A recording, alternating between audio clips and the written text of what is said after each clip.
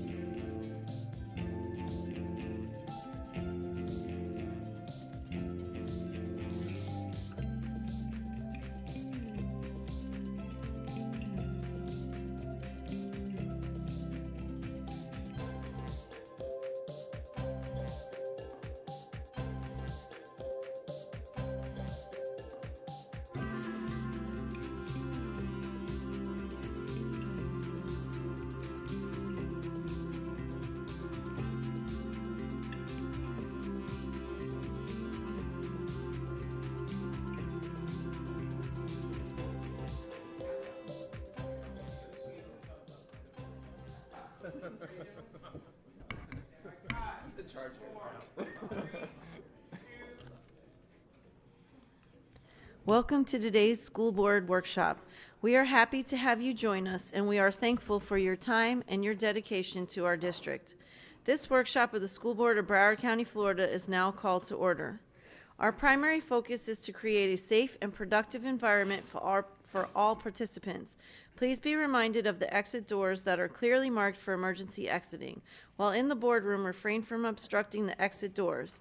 All attendees must occupy a seat with the exception of media. Once the boardroom has reached its seating capacity, attendees will be directed to a designated overflow area.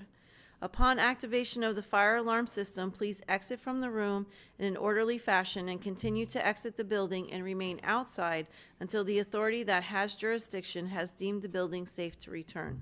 Thank you for your cooperation. Board Member Al-Hadef will now introduce her school to lead us in the Pledge of Allegiance to the flag. Mrs. Al-Hadef. Please rise and remain standing for the Pledge of Allegiance by Broadview Elementary. We want to thank the school and their team at Broadview Elementary School.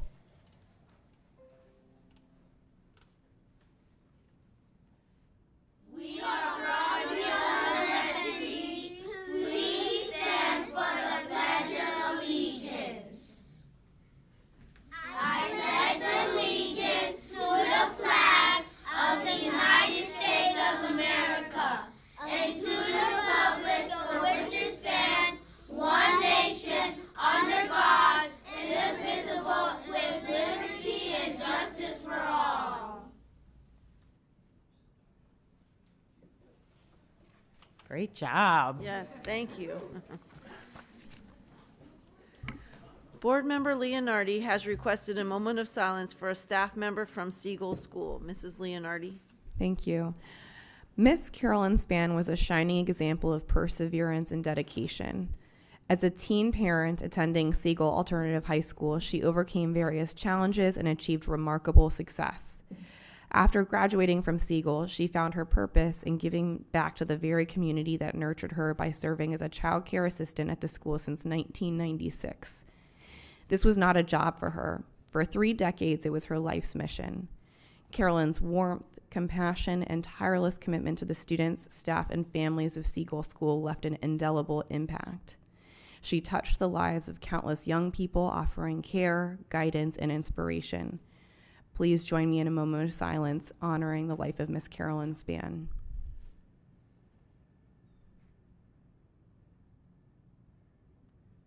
Thank you. Board Member Rupert has requested a moment of silence for a staff member from the North Regional Office. Mrs. Rupert is requesting a moment of silence for Mrs. Tasha Wilson, North Region Administrative Support, who has recently passed away. Tasha has served our district for many years, most recently supporting the Office of School Performance and Accountability and the North Region Office. Despite her battle with multiple health challenges, Tasha continued to serve our families and schools valiantly. Her dedication and hard work have made a lasting impact on our community. Please keep Tasha's family in your thoughts and prayers. Please join me for a moment of silence.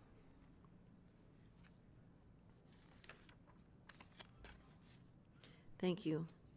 I'd also like to request a moment of silence for Alphonse Glasper, a staff member from Physical Plant Operations. Please join me in the moment of silence.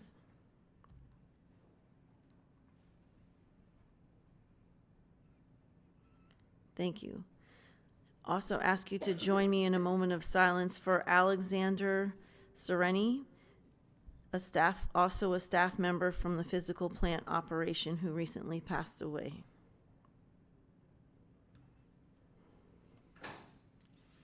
Thank you.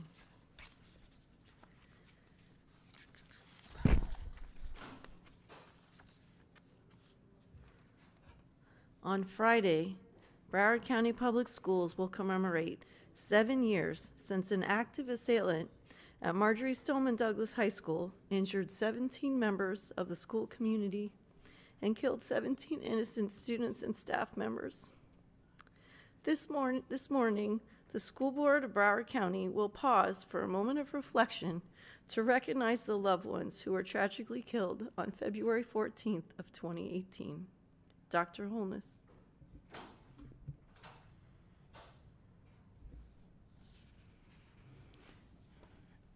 Aaron Feiss.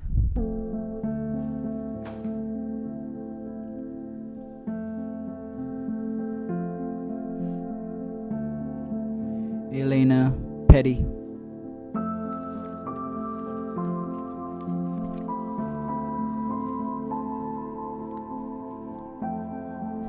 Alex Schachter. Kara Lochran. Carmen Shintrup, Gina Montalvo,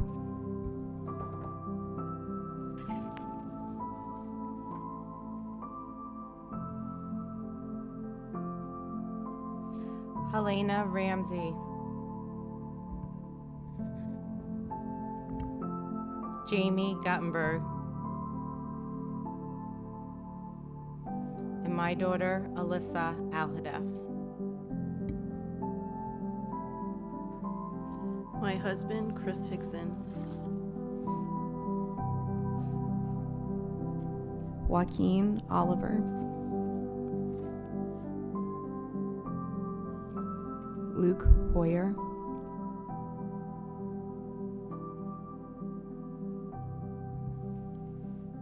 Martin Duque Anguiliano.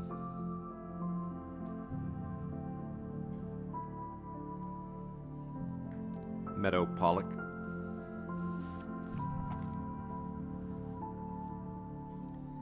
Nicholas Doret. Peter Wong.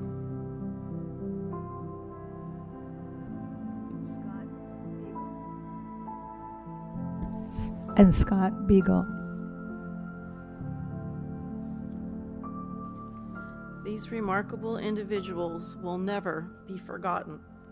Thank you to the entire Broward County Schools community for participating in the Day of Love and Service on Friday and for honoring these 17 beloved students and staff members.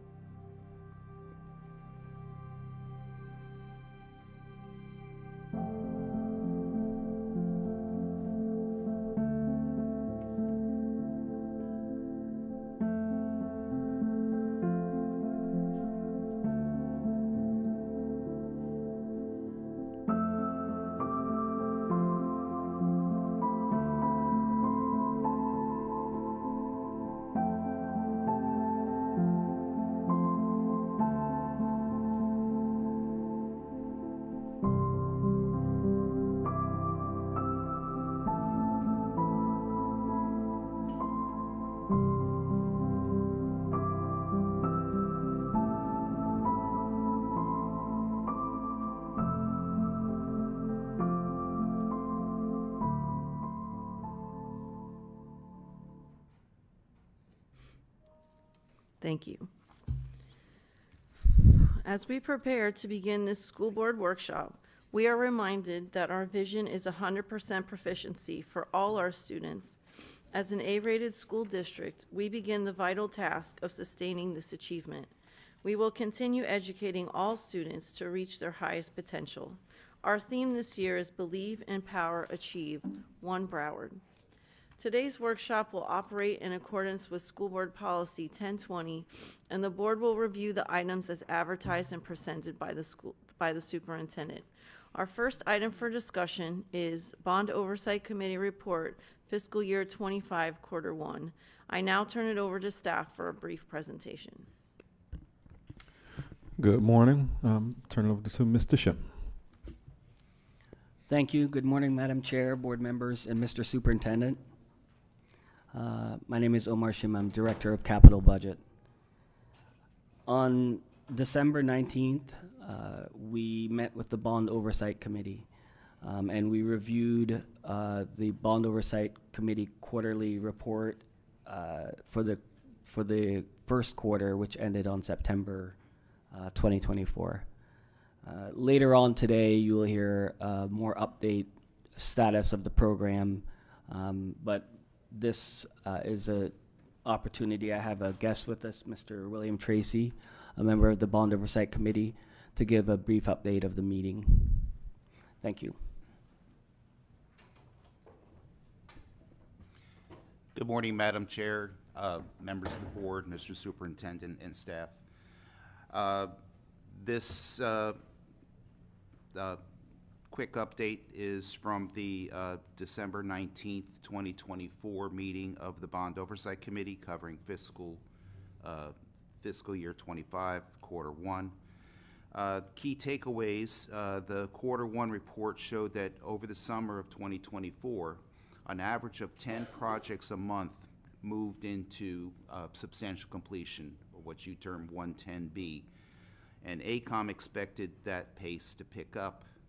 And we remarked that by the quarter two report, the number of projects that are in substantial completion or completed will exceed the number of projects that are still ongoing.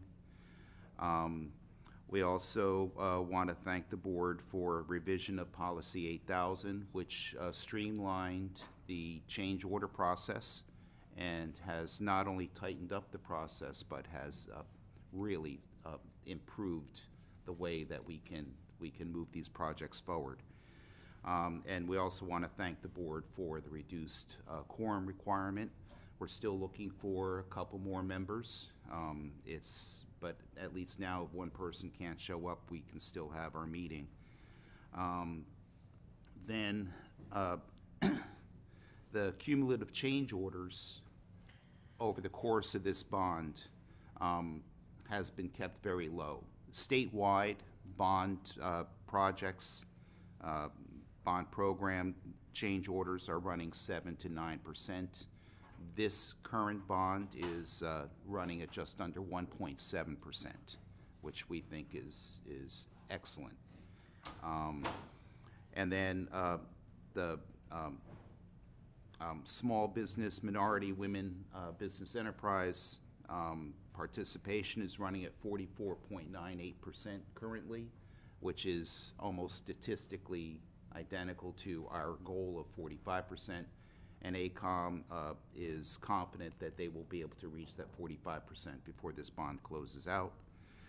And then an apparent key problem, one of the reasons why many of these projects are being delayed has to do with final fire inspections for alarms and sprinklers. Apparently, in the review process, projects are approved, and then when it comes to the final inspection and the walkthrough, the inspectors are finding instances where they need to, say, change a detector from smoke to a heat, or add an annunciator or a pull station.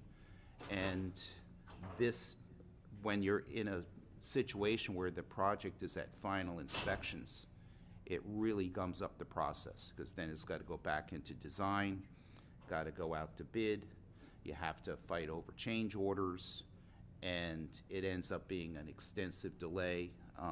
One of the other board members is also a fire marshal, and I'm a building official, and our process is we have our plan examiners also go out and perform inspections. It makes them better plan examiners and also improves the entire process. Apparently, due to changeover and staffing shortages, many times, and I've seen this happen in other situations where the plan examiners, they just don't go out in the field anymore.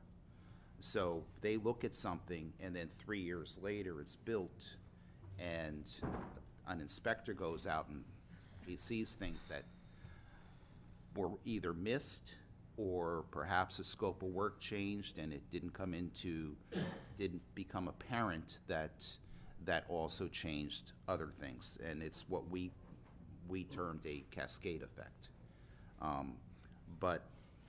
And of the projects that are fighting to reach substantial completion, the number one thing is updating the fire alarm system, fire sprinkler system. And that's my report. Go ahead. I also wanted to recognize that the chair stopped by for a little bit, and thank her for that. Thank you. We'll take questions from the board. Okay, are there any public speakers on this item? No, ma'am. Okay, thank you. Board members? Mrs. Al-Haddad? Question on page 19. In regards to the 25 projects that will not be completed by October 2025, and then specifically it speaks to 4 projects for further discussion.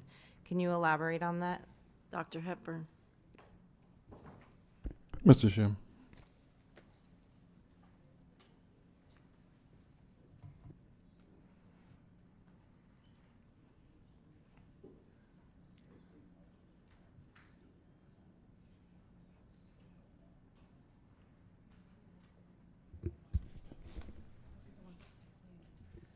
Dr. Hepburn, if I may. Go ahead, Ms. Paul. Mike McIntyre, can you speak to that? One of the projects of the 4, this is dated information, is no longer on the list, so it's actually 3 projects. So Mike McIntyre, can you speak to that?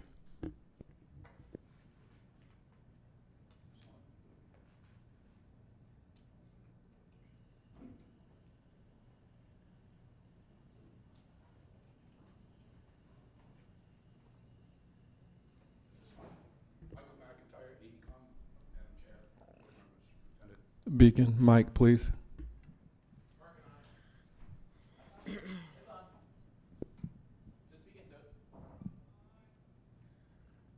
No?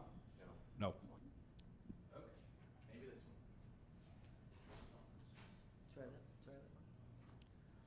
Hello.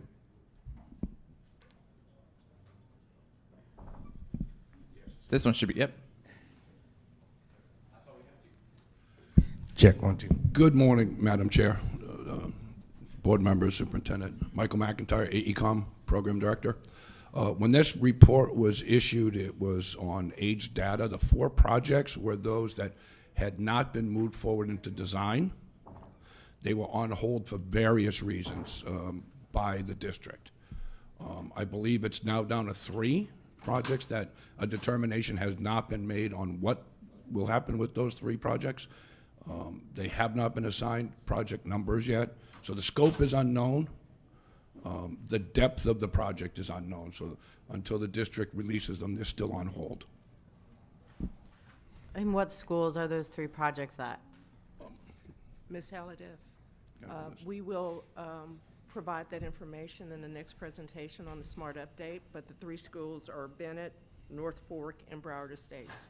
Broward Estates is part of the Redefining initiative, but we will also brief again later on this afternoon on the SMART update. Okay, and then can someone speak to in regards to the 25 projects not being completed by October of 2025? There are a number of projects that will not be completed, will not obtain substantial completion, 110B by October, end of October. That number is constantly in flux. It is fluid. It's based on issues that arise during a project, such as you heard about fire alarms. We have a number of projects that have been extended out because additional fire alarm devices have been added. That does require us to, in essence, go into design, argue with a contractor or an engineer at the time regarding a change order. Once approved, obtain the equipment and install the equipment. So we have a number of projects that are extended out due to fire alarm. And we also have a number of projects, I believe it's 26 now, that are in, I don't want to say they've stopped, but they're in limbo due to legal issues. Claims or litigation that have been filed where work has slowed down, or architects have stopped working because of litigation, so that just drives the end date, so they now slip past the October date.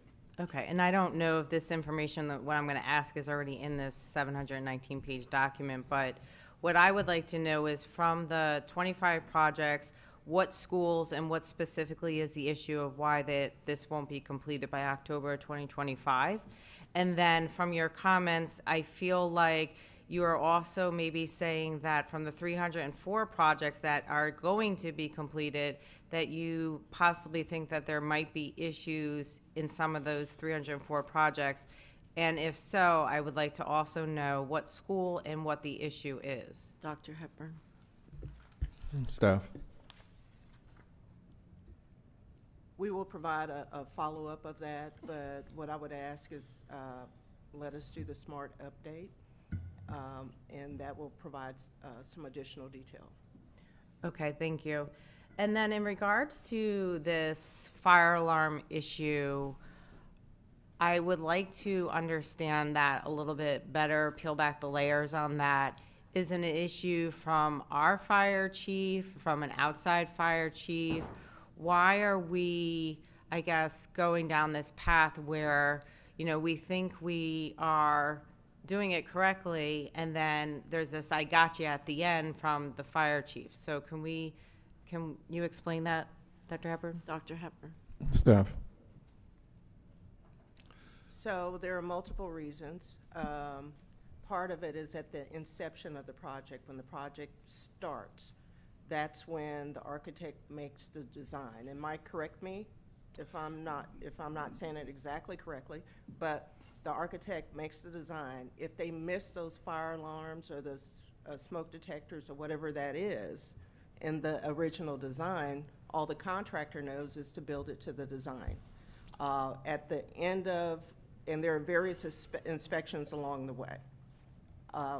At the end of the project, if it's not code compliant, the fire official cannot sign off on it. We have to go back and put those detectors in there based on code. So it really starts at the beginning of the project, and many of these projects, as you know, spanned over years. And so that's what I have seen in my time here.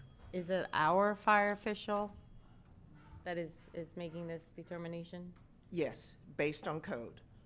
Okay, so Based on code, because if the fire official were to approve the building and something happened later on, the district would be liable. So the fire official, similar to the building official, is required to approve based on the code at the time of design. okay, so I guess, how do we prevent further delays? Do we need to get our fire official into the school sooner to try to figure out where these gaps of fire alarm systems are?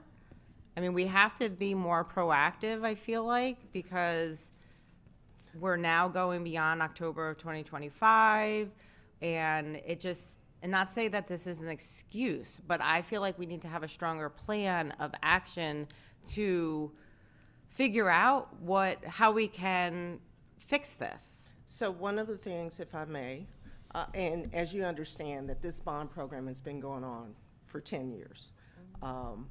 And we have had a change in a fire official. But one of the improvements we've made since my tenure is that the fire official is at our weekly meeting, and we talk through some of these things. So the number of required has gone down, but still, in all good conscience, you know, we have to follow code, and we have to make sure that before the fire official approves the project, that it's done by code to law for the safety of our kids. So we have drilled down quite a bit on the number of fire devices that are required.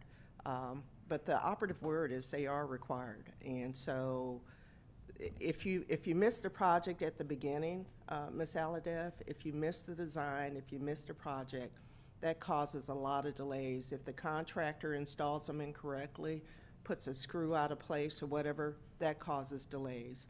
And oftentimes what I've experienced in my 7 months here is that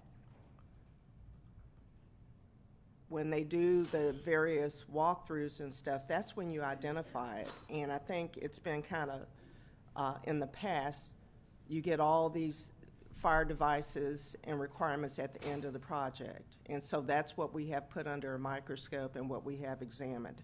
And, you know, some of it is due to contractor error, some of it is due to design error. So there are various excuses, but the reality is that some of these projects are 4 and 5 years old, you know, and there's really no excuse for this. But what I wanted to say is basically each project is different. Some requires 3 devices, which may not trigger a whole new design. Some require, I've had some as much as 80 devices, which is concerning. And so our objective is to get the projects closed out as quickly as possible. But when you have a 4-year delay on a project and then say, you know, 3 years later, I want to close out in October, sometimes that's not realistic, just based on the various issues that have kind of plagued this program throughout. Yep. No, I hear you, and obviously, yes, we're absolutely going to be in compliance with the Florida, the fire code. However, I guess what I'm trying to say is I would like to see a more aggressive approach to figure out how we can make this more efficient. Maybe it means we need to have a consultant of an additional fire chief person to be able to analyze, to go into school to analyze it. Because at the end of the day, if we could put more manpower on the job, we're going to save more time and money. Because remember, the longer we keep extending this, the longer the Smart Bond project just expands. So I would love, Dr. Hepburn, for you to come up with a more aggressive plan of action to figure out how we can figure out the fire alarms, and if it means coming back to the board and asking us for, you know, to implement something additional with the fire chief or some type of consultant. That's my ask. Thank you. Thank you. Dr. Zeman? Thanks, Chair. I wonder, to preface my comments that will be repeated over and over today, could you look at the resolution that we passed? I think it's on page 2 or 3 of the original, page 3. Chair, if you go down to the 9th whereas, would you mind sharing that with the rest of the board? Hold on a second.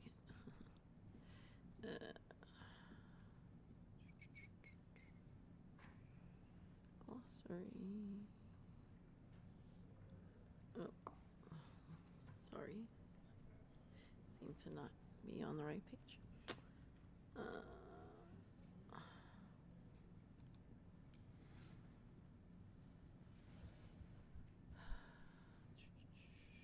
Here it is. Sorry. The 9th whereas? 9th whereas. The last one. Okay. Whereas all Smart Bond projects will be completed and being utilized for the intended purpose as designed. Terrific. And I'd be curious if what we're seeing on slide 19 is consistent with the resolution of the Broward County School Board. Dr. Hepburn.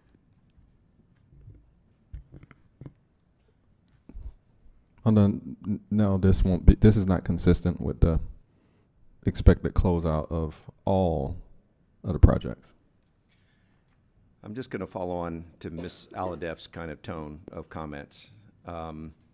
This board has been repeatedly, not while we were on it, but in the past, formally investigated and come up wanting in our supervision of the construction project. And we do things like pass resolutions in 2023 that say we want to get through financial closeout, not substantial completion, not intended use, not 110B, but through, and even with the lower standard, we continue to say we're going to get fewer and fewer projects done.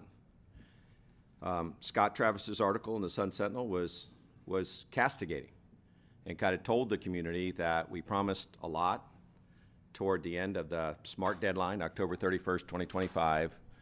But again, we're over-promising and under-delivering on construction in Broward County schools. This report has more news that's disappointing. Chair, do you know how many fire inspections there are in the length of a general renovation project? Dr. Hepburn. Staff. I will refer to AECOM, Mike McIntyre.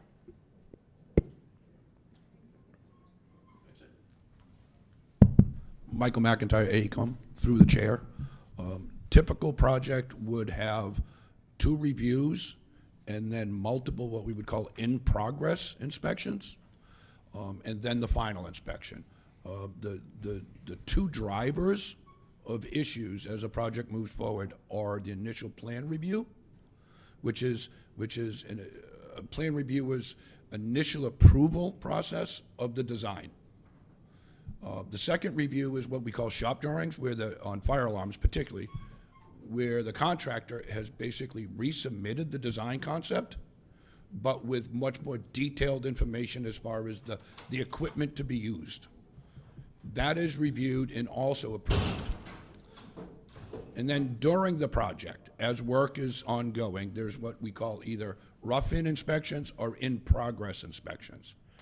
And during those inspections, it's eyes on from the inspectors, meaning they're walking the building and they're looking at the work that fits into their scope, and they're checking it for code compliance and does it meet the requirements of the design. We may have multiples of those in-progress inspections. Then the final inspection is when the work is done, and that's where approval is received. We have to receive approval on all scopes of work before we can get a building permit, which moves into a 110B. And 110B is a substantial completion, beneficial use. And then there are, theoretically in this district, there are 2 final completions. There's a completion where the contractor gets paid out, the contractor financial close. Then the project close takes 1 year from the date of substantial completion. That's the warranty period. So that's the process across all scopes when it comes to inspections and permit reviews. Thank you very much. And Chair, I think I heard our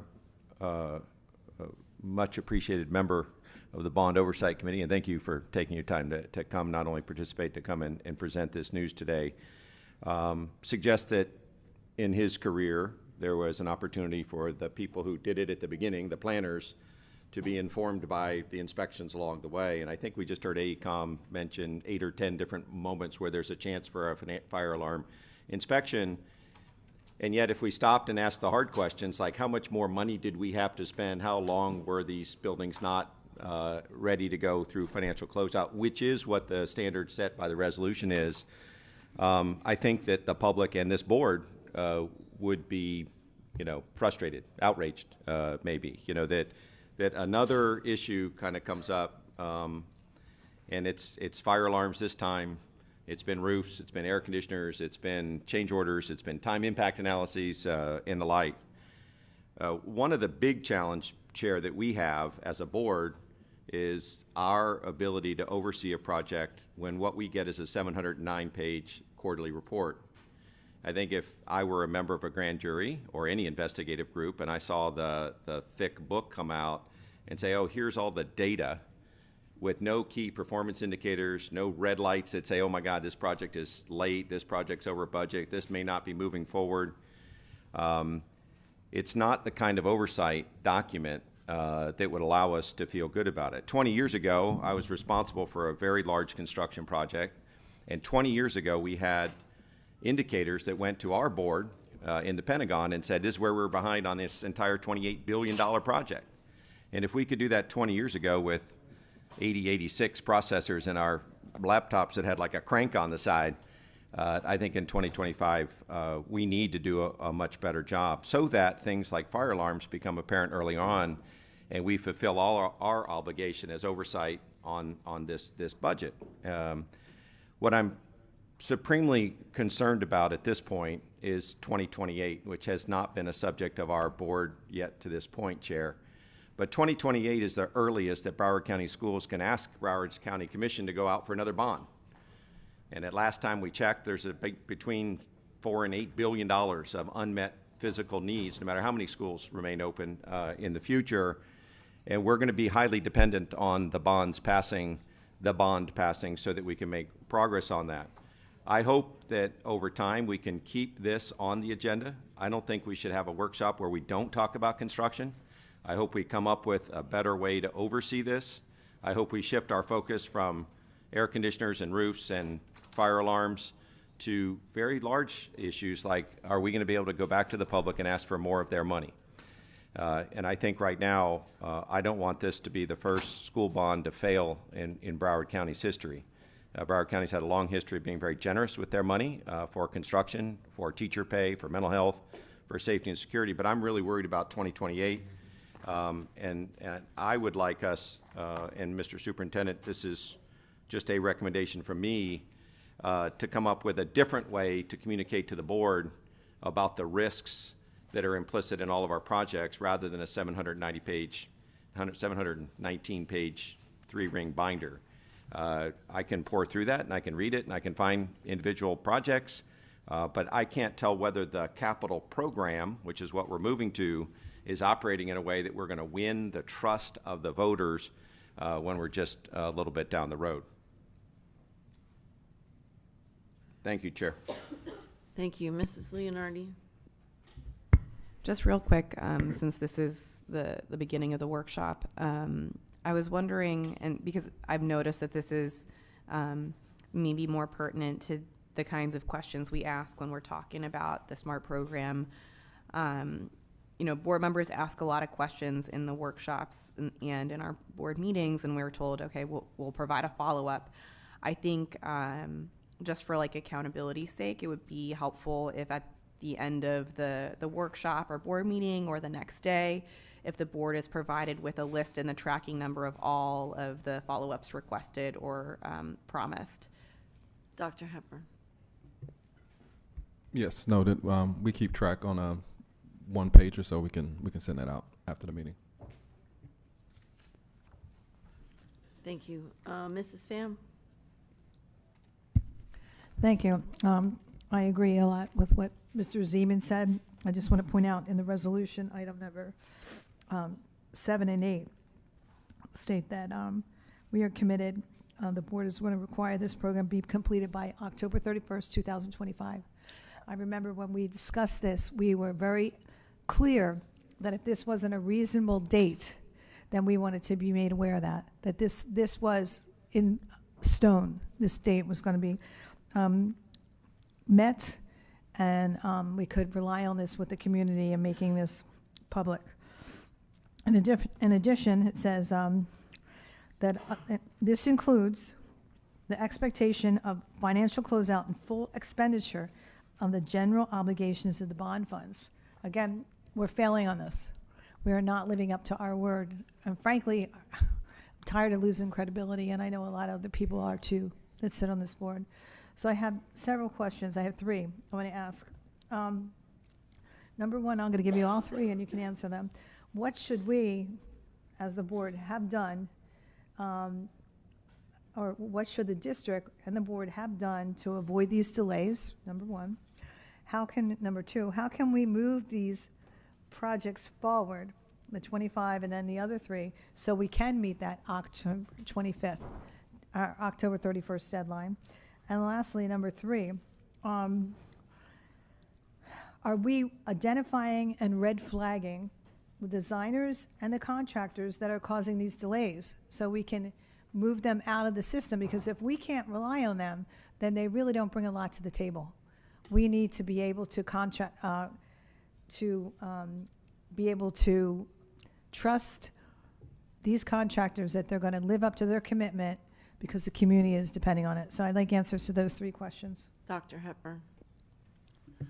Ms. Pham, if we can go one by one, I tried to write them down. But Yep. let me, if you ask the first, and then I can have Sure. staff respond to the first and then so forth. What should the district and the board have done to avoid these delays? What could we have done to make certain that these delays didn't happen? Is there nothing we can do? No, it's an excellent question.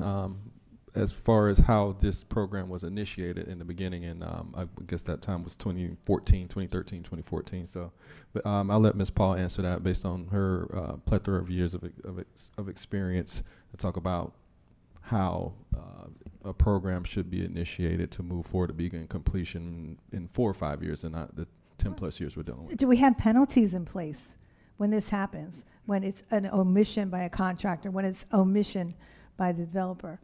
So I'm gonna have her answer the first question, then we can go to the rest. Go ahead, Ms. Paul. So part of the, and I'm gonna just be extremely honest on this. Part of it is, I think the district was caught flat-footed at the very beginning of the bond. They weren't prepared for a bond. A bond is more than just going out and engaging the community and getting that support. That is extremely important.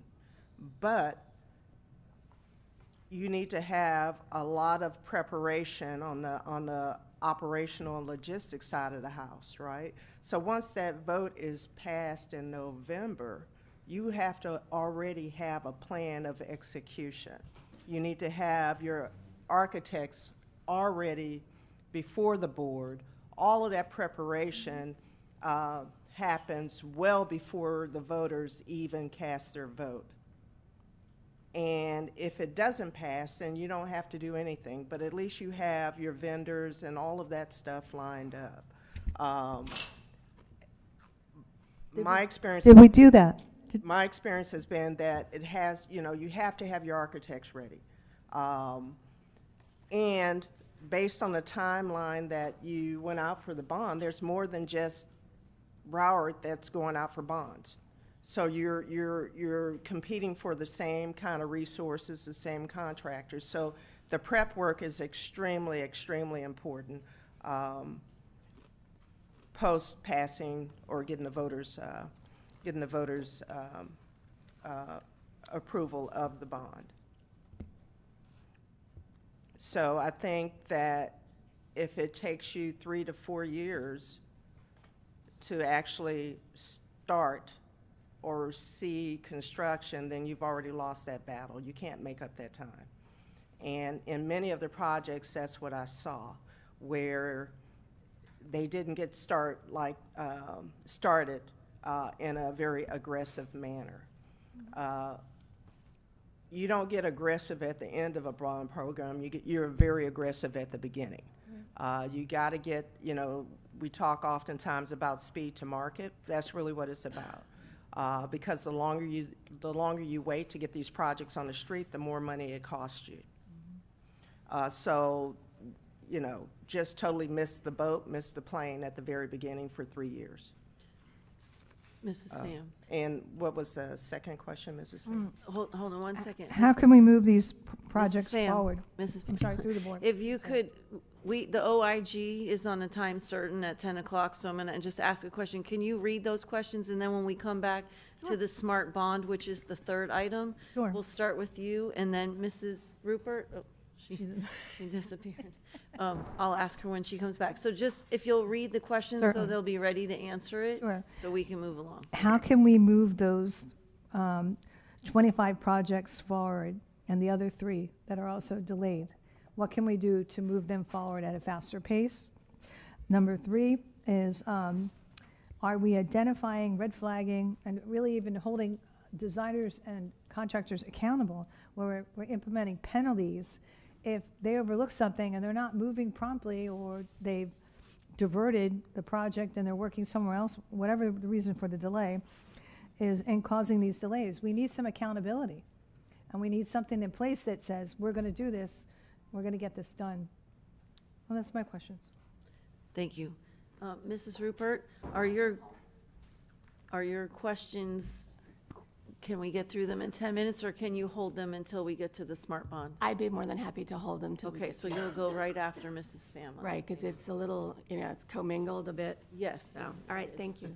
Okay. Yes, sir. Thank you, Madam Chair. I just for the record, I know that it says here on one of the whereas, as was pointed out, about financial closeout and full expenditure of the general obligation bond. And now, although we won't fully financially close out some of these projects by the time in October 2026, I just wanted the board to know that we have fully expended the bond funds, and let you know that that part of it's done. Thank you. I was going to point that out, and I'll end this so we can move on to the OIG. So I have a question for Mr. Tracy. You did mention that in your job, plan examiners do inspections to improve the process. So hearing what you heard from AECom, do you feel like we're doing that, or what's the difference between, because if we have them involved in all these steps that they mentioned, it doesn't make sense to me how we're failing inspections at the end.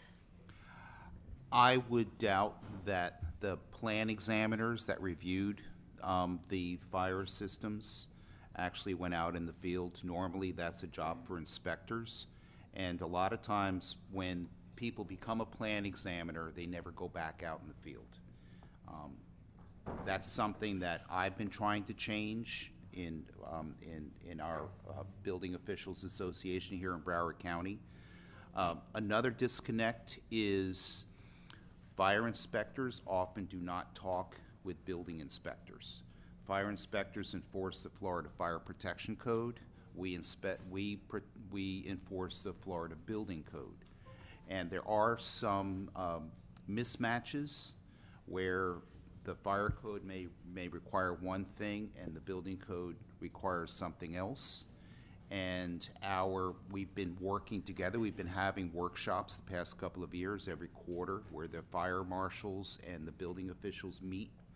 And the standard is if you have two competing requirements, the most restrictive is the one that applies. So something may pass building inspection, but fire inspection does not.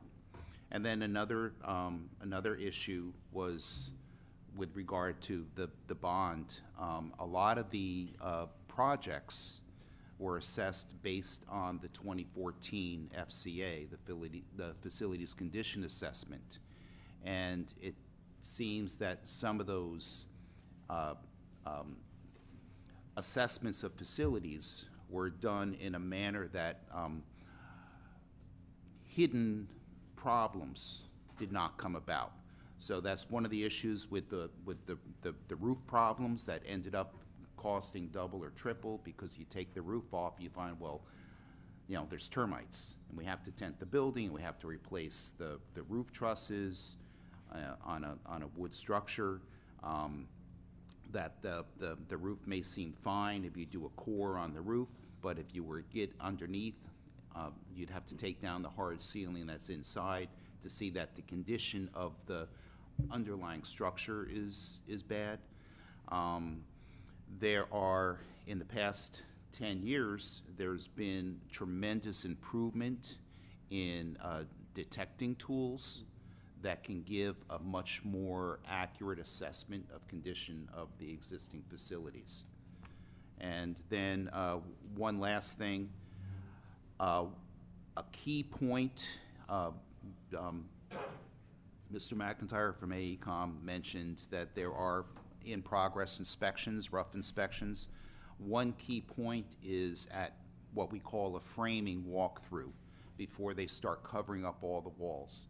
If a building inspector and fire inspector walked through together and did an in-depth assessment, I think there would be a better opportunity to catch issues like, oh, look at the size of that header.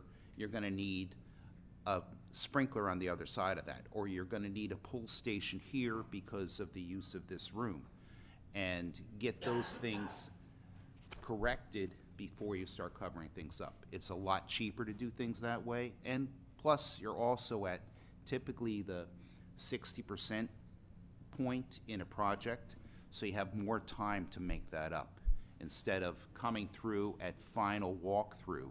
Usually the fire final inspection is when everything is done. Some fire marshals even want all the furnishings in place to make sure that it doesn't impede exit paths in case of a fire emergency. Great. Thank you. So Dr. Hepburn, considering the fire inspector and the building inspector work for us, I think we can make it work out that they could do that together. To all my colleagues' points that have spoken, it seems like everyone's working in a silo, and the suggestion is that we should be working in tandem to make sure that we're getting these things done. So I would like to suggest that we take the recommendation and make sure that that's what's happening moving forward. And if I may, Chair, to that point, Ms. Paul has made some updates to how many of these things play out. Of course, we can't change what's happened in the past 4 or 5 years ago, but many of the things that Mr. Tracy is talking about have been implemented as we close out, and get Ms. Paul to quickly speak about that, because I know we're on time certain. So, Ms. Hickson, your description is exactly right. That's what I found when I first got here. Part of the changes we've made is to have the weekly meeting with both the fire official as well as the building official who reports to me at the meeting. And we do iron out those situations where there is a question on the number of devices and that sort of thing. But this is where we find ourselves right now with many projects that are coming to the close, and we sit and we work through what can we do by code to resolve these issues. One of the things that I want to say is that with Ms. Perler and Nathan, Ms. Perler is the building official and Nathan is the fire official, they work very well together. Part of the challenge, too, is just the number of inspectors, building code inspectors, as well as fire officials. As you'll see in the later presentation from the building department, we outsource about 75% of personnel, and it's very difficult to hire these people in-house. If I had to do it again, I think I probably would have been a fire official or a building official, because they are in high demand. I've checked with my other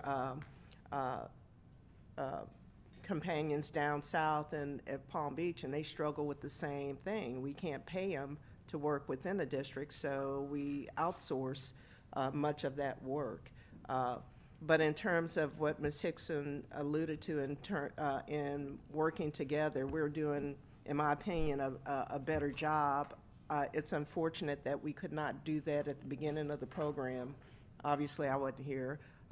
And the people that we have in positions weren't in a position to do this, and so now we are. The objective right now to close out, I'm very aggressive about closing out these projects, as AECOM and my staff can attest to.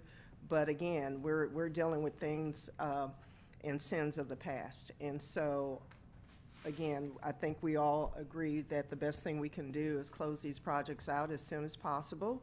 And prepare and build a steady foundation for the future.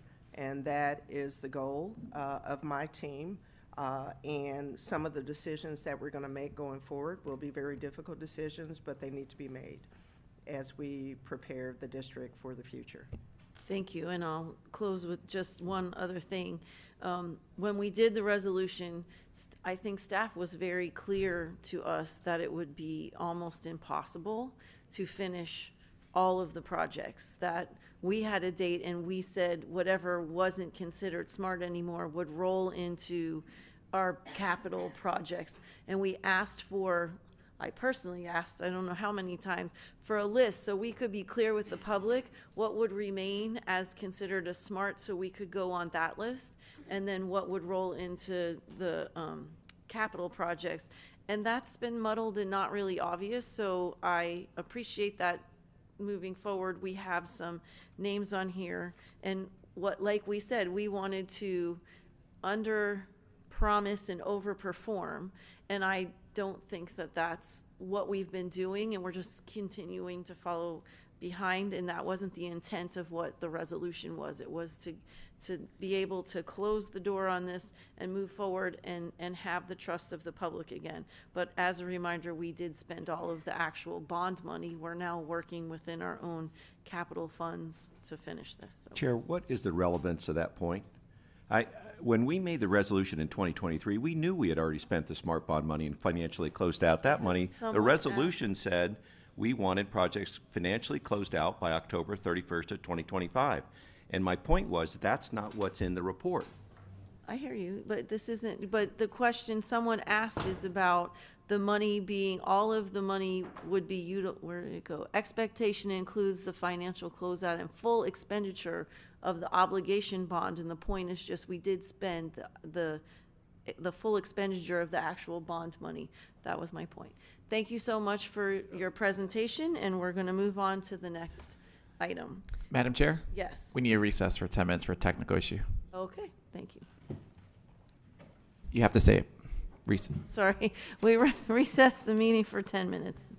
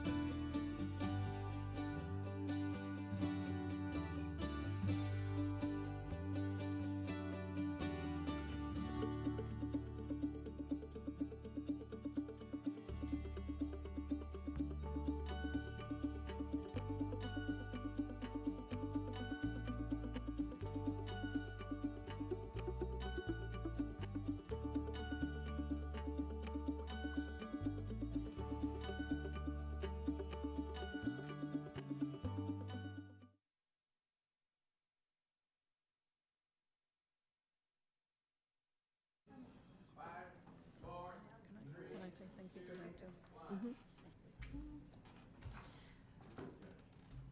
I already say the next item? Oh, no. Okay.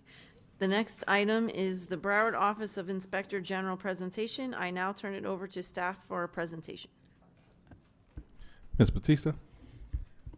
Thank you, Madam Chair and Dr. Hepburn. Just want to be able to introduce today the Inspector General, Jody Breeze, and her General Counsel, Kathy McIntyre. And they're here to make a presentation to the board related to the relationship that now will be commencing with the interlocal agreement that we have entered into. I want to take a point of privilege to thank both Ms. Breeze and Ms. McIntyre for their professionalism, their cooperation throughout the 8 months that it took to negotiate the ILA with the county as well, and just very glad that you guys are here.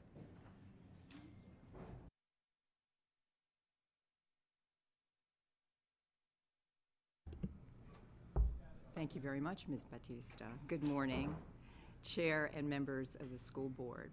I want to first thank you and express my appreciation for your confidence in my agency's ability to take on the work that you have asked us to do.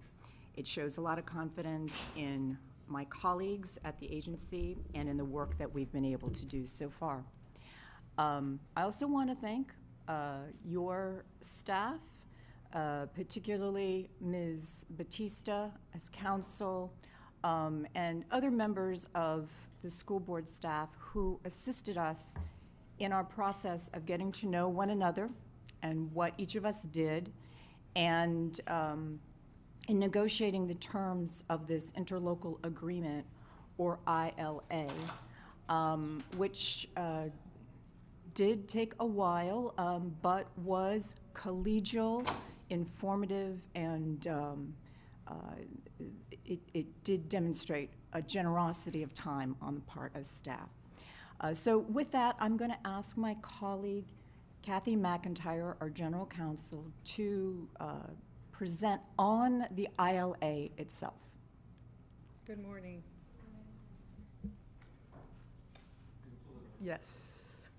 Good morning. Thank you again for having us.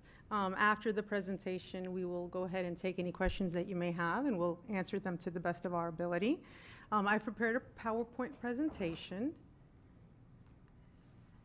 and I'm going to start the PowerPoint presentation with a little brief overview of what we did historically, and then I will go ahead and transition to what we will be doing with regard to the ILA and our new relationship with the school board.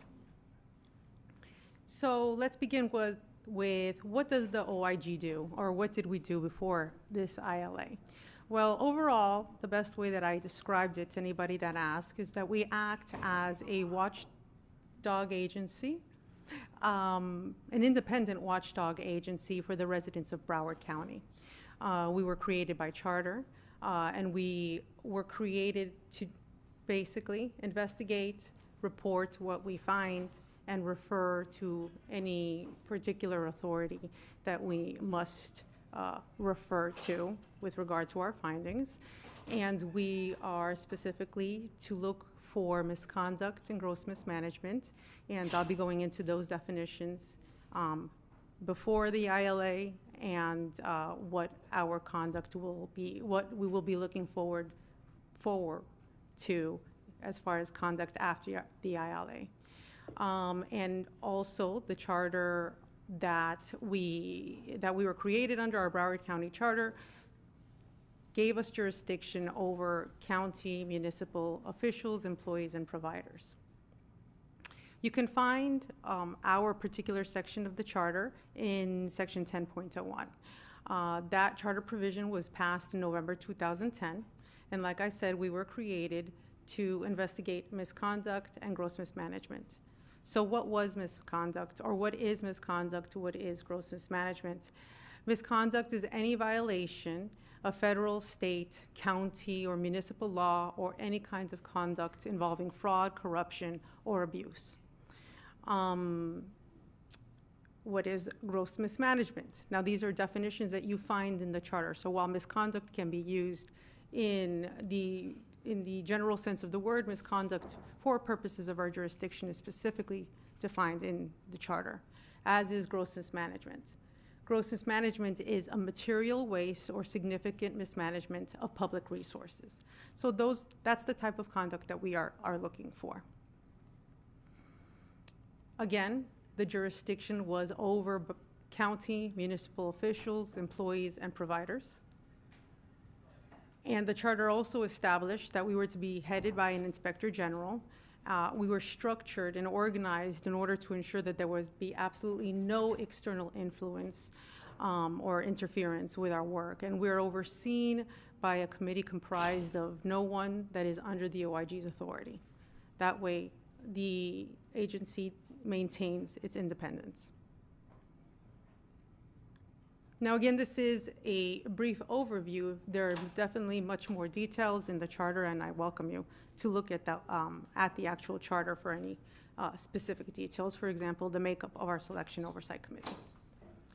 Now, because our agency fits the definition of the applicable agencies under Section 112.3188, we have certain obligations with regard to our information. By law, the OIG cannot disclose the name of any complainant or any individual who, in good faith, discloses to us any kind of information that alleges that an employee or an agency or independent contractor has violated or suspected of violating any particular laws, or has committed or has engaged in gross mismanagement. So again, with regard to the name, the identity of those individuals, they are forever protected by us unless there are certain provisions in which we must disclose a name or can disclose a name. Now, likewise, the statute also indicates that we have to keep confidential any information that we receive during our investigation while the investigation is active. Again, these obligations are statutorily statutory obligations for us. The charter directs that we are to write reports under certain circumstances. One, when we are concluding a gross mismanagement investigation, and two, when we are concluding a misconduct investigation, if the report will be helpful in preventing similar misconduct in the future. The only exception is if we are working on a criminal investigation and the criminal authority has asked us to hold off on a report because it would be interfering with their pending investigation. The way that it works is first we issue a preliminary report. This preliminary report is issued for 30 days. That 30 days is for the purpose of giving the opportunity to respond to any entity, to the entity involved, as well as to any implicated party. All responses are considered for purposes of the final report, and we go ahead and append the responses to the final report so that the readers, the public, can see all relevant information. Now, our investigation continues to be confidential until the report becomes final. Thus, the preliminary report is also kept confidential. The issuance of our final report is the signaling of the investigation concluding. And the charter also empowers the IG to go ahead and follow up on any recommendations that we may make during any report, through any report. With regard to our obligation to refer and to and in some cases prosecute. If there is probable cause following an investigation that there is certain conduct that is covered by another entity, we must notify the appropriate agency charged with the enforcement.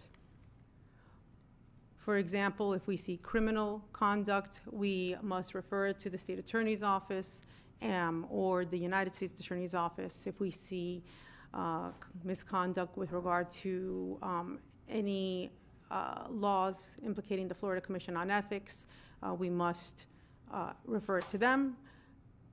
Again, with the Florida Elections Commission, they get Florida ethics violations, and basically to any jurisdiction that may have enforcement over the particular conduct that we've observed, and we have probable cause.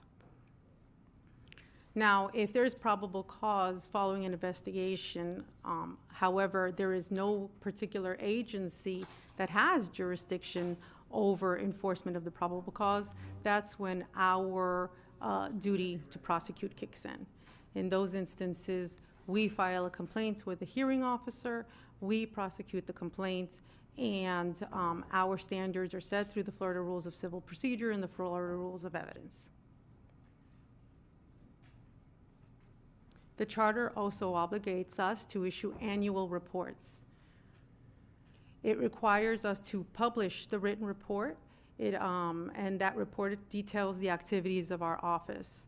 Once the annual report is issued, the Selection Oversight Committee convenes within 60 days.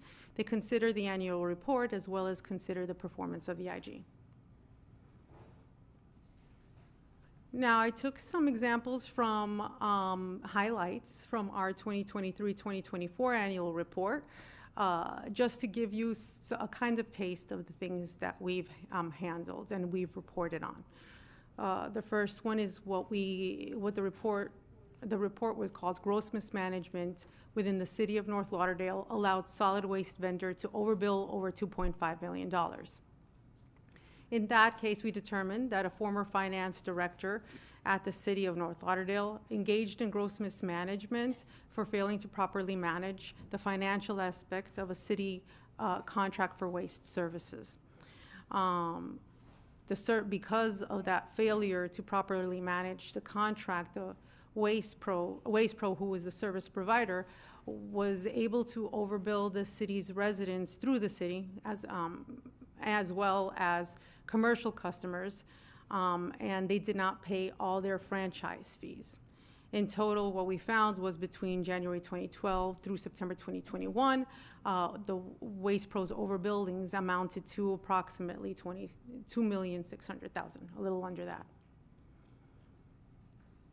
We found other gross mismanagement as well in the city of Wilton Manors with regard to their parking management services contract. In that report, after that investigation, we found that 2 former city finance directors engaged in gross mismanagement in their handling of the parking management services. In short, nobody was overseeing or vetting the invoices, and because of that failure to vet the invoices, we were able to determine that they did not engage in certain activities, for example, ensuring that the monies that the parking management services provider, in this case Lanier, was collecting matched the deposits that were going into the bank altogether.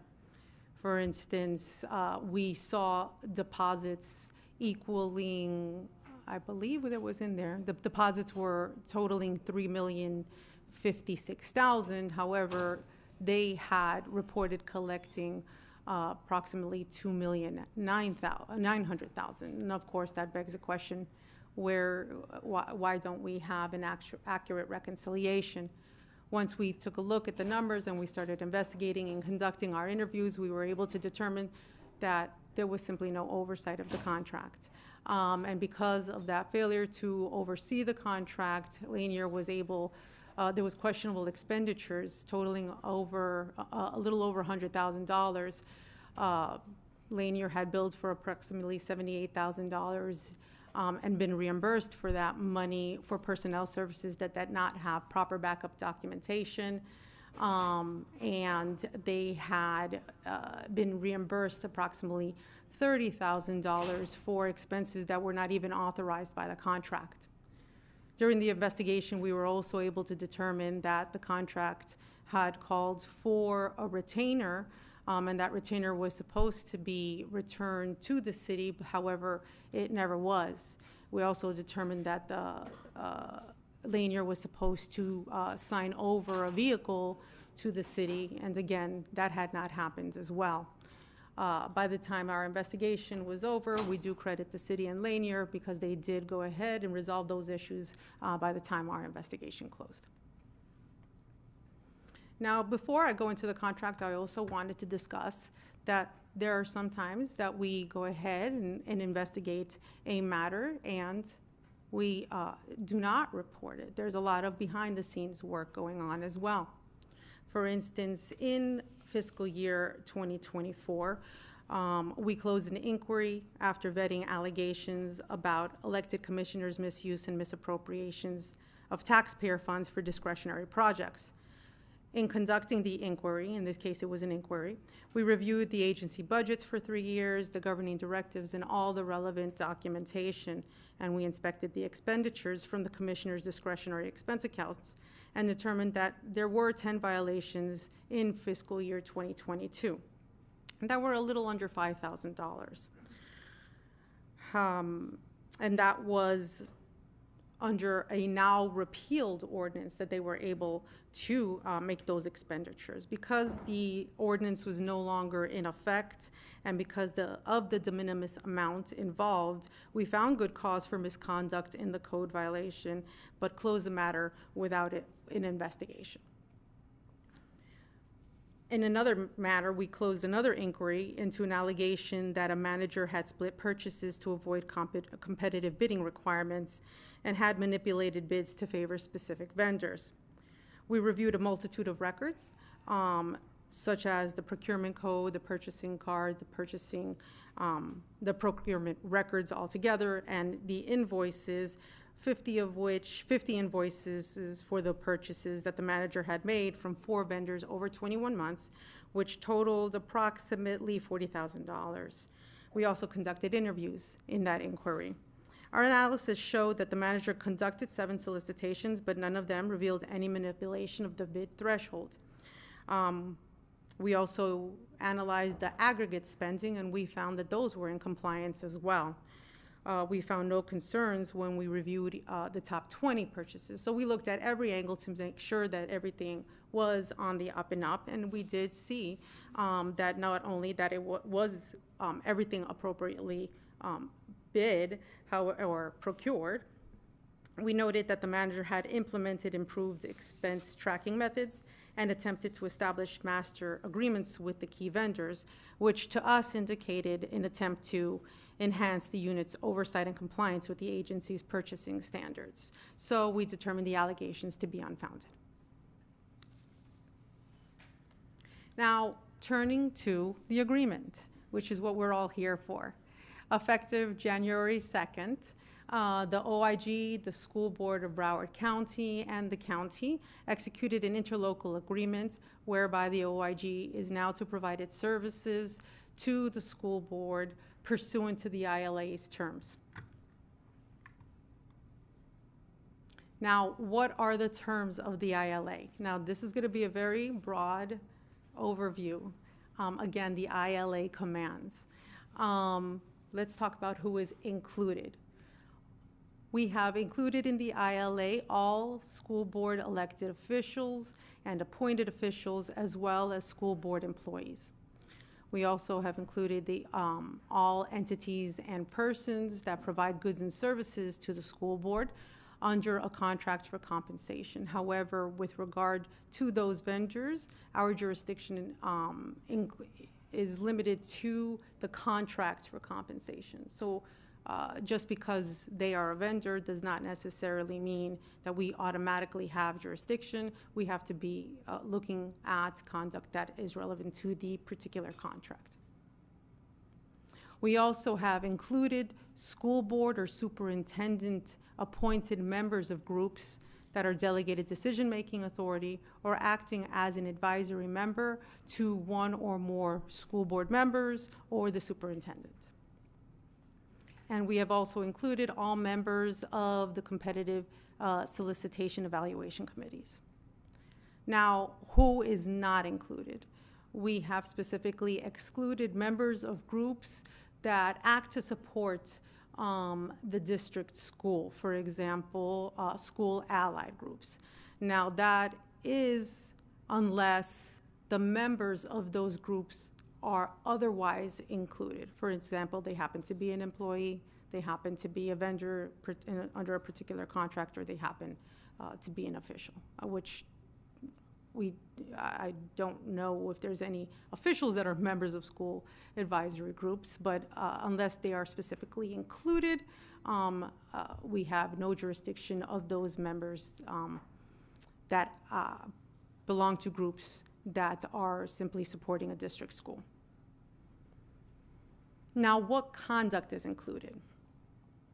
We are, through the terms of the ILA, we have included alleged violations of state and federal constitution, state and federal statutes or codes, county municipal codes and ordinances, and we have also included applicable school board rules and regulations, which I see that you guys have a lot of, so we will be learning them. And we have limited it as far as the particular subject where we have jurisdiction over specific subjects such as administrative operations and procedures, construction management, equipment maintenance, things of that sort. And again, you can find it in the ILA as far as the list. We also have jurisdiction over conduct involving fraud, corruption, or abuse, as well as any alleged material waste or significant mismanagement of public resources. Now, what are the financial obligations pursuant to the ILA? Again, these are the highlights. The school board is responsible for all the costs that the OIG will be incurring in the provision of its services to the school board. The method of funding will be using the county through the county's normal budgeting process. The school board, the fee of $659,000 is to be used for the cost of OIG services through the rest of fiscal year 2025. That was the initial fee, and it's my understanding that it's already been paid. And it will cover us through fiscal year 2025. The OIG will provide its anticipated budget to the school board in time for the school board's future fiscal years, and will maintain specific documentation to back up these costs that we're asking for. We have also included in the ILA a termination process. Now, any of the parties can terminate the agreement with 30 days notice of the effective date. Now, once the OIG receives or provides notice, a wind down period is to begin, by which the OIG may not undertake any new services unless based on existing information that they received before receiving the notice or providing the notice.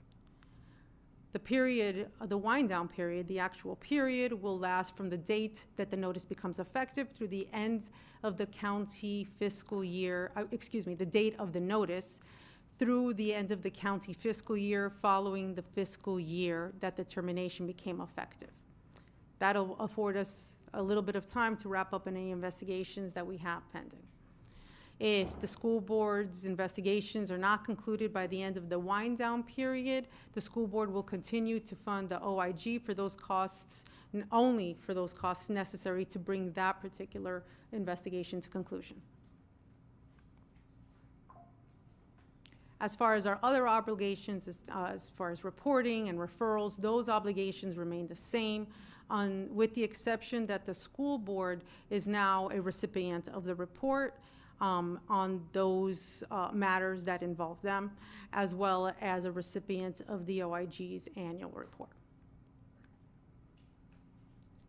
Now, this is the time for questions. Well, I do have some comments I would like to speak. Let me turn the mic on. I don't do this very often, you can tell. I would like to speak to my office and how we envision providing these services to you, and a little bit about our experience so far, after which time we'd be happy, obviously, to answer any of your questions. We were happy to agree to provide you with these services when we were approached a couple of years ago, but only on these two conditions. There are just 2 conditions. They were, of course, adequate funding, but also we had a condition that was not negotiable, which was ultimately that we remain independent and be able to function properly as an inspector general. Independence is the hallmark of an inspector general or any oversight agency. And without it, or without the appearance of independence, we don't have the trust of the public to do the job that we're engaged to do. We don't expect our relationship with you to be any different than our relationship with the other entities that are under our authority, or that appearance of independence may be affected. We were pleased, I was very pleased, that the ILA suitably addressed these 2 conditions. Now, in terms of how we treat agencies within our authority, we have certain values and principles that all of us in the OIG have agreed to uphold.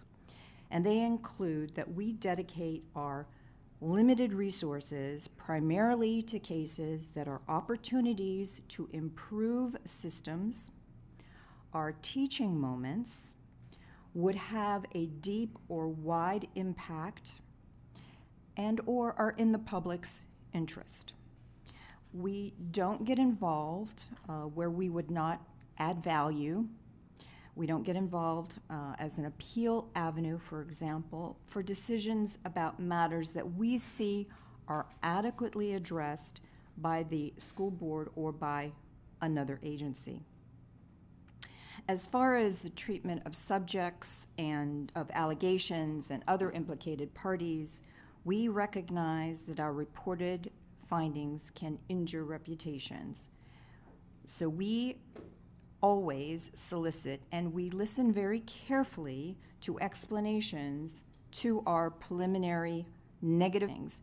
And then we consider those explanations, and we also consider and mitigate unwarranted negative impacts to individuals and agencies. For example, in a published report, we might omit the name of an individual who was an integral part of the investigation in terms of being a primary witness, but was not implicated. And for that reason, we might indicate that individual by their role or by their initials because it's not necessary to accomplish what we're trying to accomplish through our services. But at the end of the day, without fear or favor, we are going to report and refer for enforcement, as appropriate, the misconduct and the gross mismanagement that we find. I want to emphasize, as Ms. McIntyre has described to you, that our authority is very, very limited. By following the charter and the ILA, which we are bound to do, our authority is only over school board officials, employees, and providers, period. We do not have authority, nor will we engage in investigations of any other individuals or entities. If they happen to have engaged in some kind of misconduct, whatever, as a part of an existing investigation, that might be reported if it's pertinent and relevant to what we were investigating in the first place. We're not going to be investigating anything outside of the school board's officials, employees, and providers.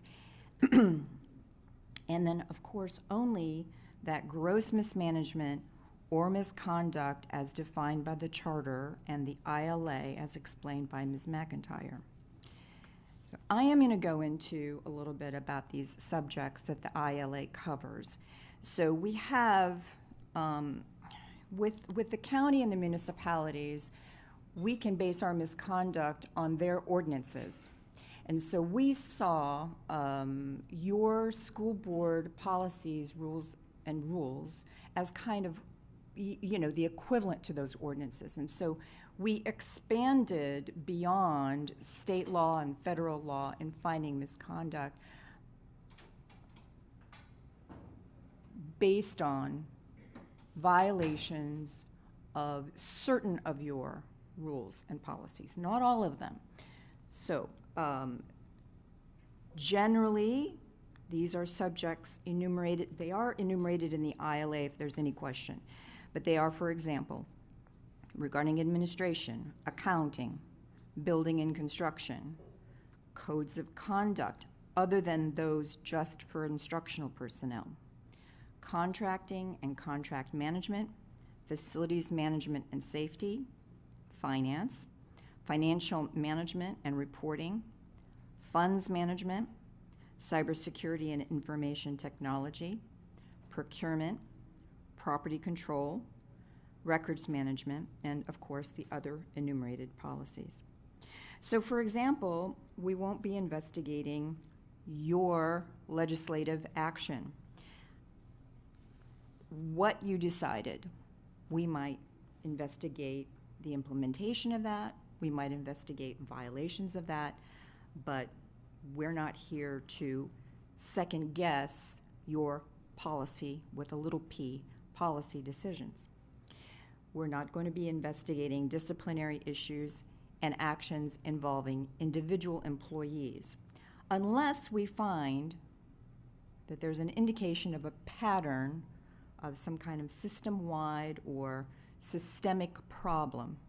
And we're very good at tracking these individual tips and complaints over time to see if there does appear to be some kind of repeat allegation, which, in an isolated case may not be something we would want to take on, but if it involves systemic mismanagement or a fundamental problem, we will.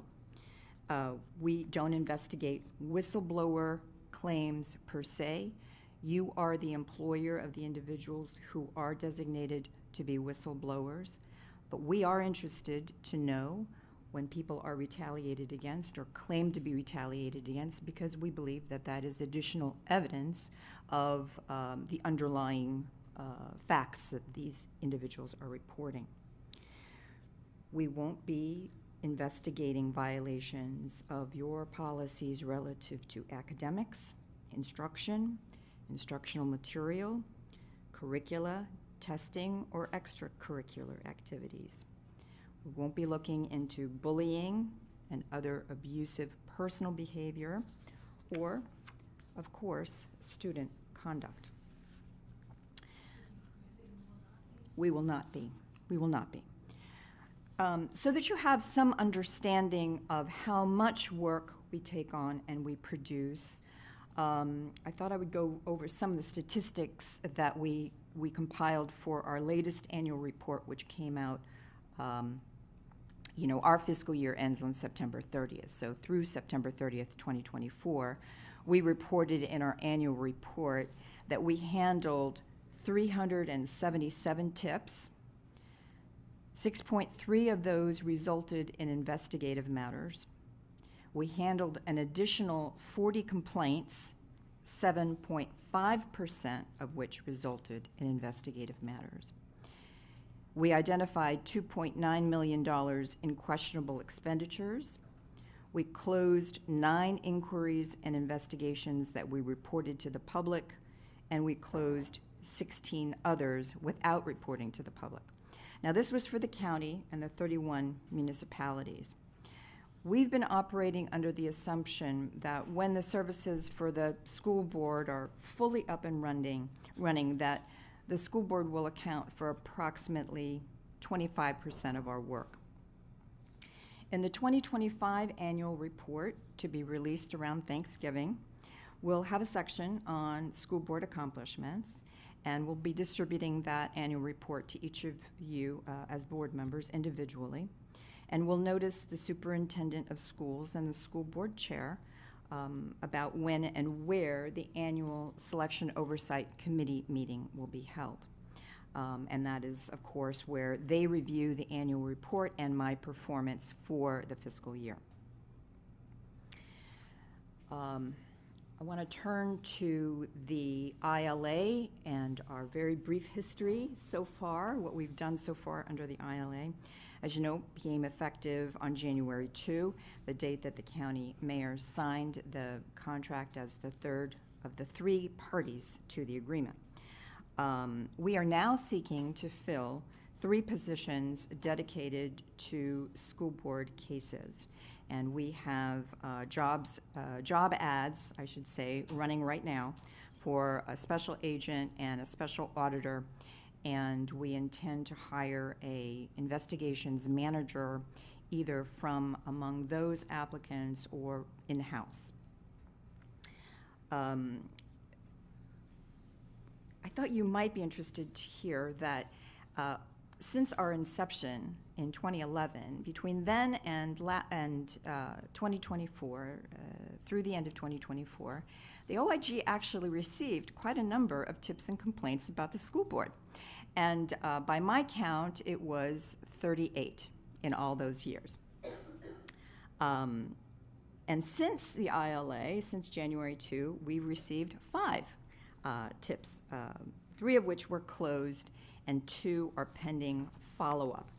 And I wanted to very briefly go over with you those tips that we closed, or rather why we closed them, so that you have your eyes open in terms of how we're going to be moving forward.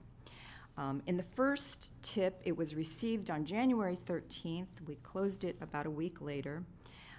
It alleged discrimination, harassment, denial of accommodations, and false claims by your nursing department that resulted in harm to children, certain children. And the allegation was essentially that there was no implementation of a 504, I guess an ADA 504 plan since 2023. We no action in this matter because there is a 504 plan. It's just not one that the tipster was felt was appropriate, and thus, and because the facts that were presented did not rise to the level of illegal harassment or threats. For example, a threat to sue is not an illegal threat. It might not be, very civil behavior. But if warranted, or even if not warranted, it's not a violation of law, and so it's not misconduct. And so without misconduct, we don't have the jurisdiction to proceed, and we did not. The second tip we received was on January 23rd.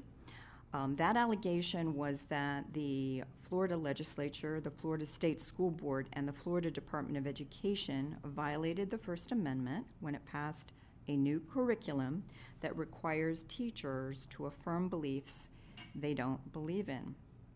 We no action this because the OIG only has jurisdiction over school board officials, employees, and providers. These allegations are really against state actors, right?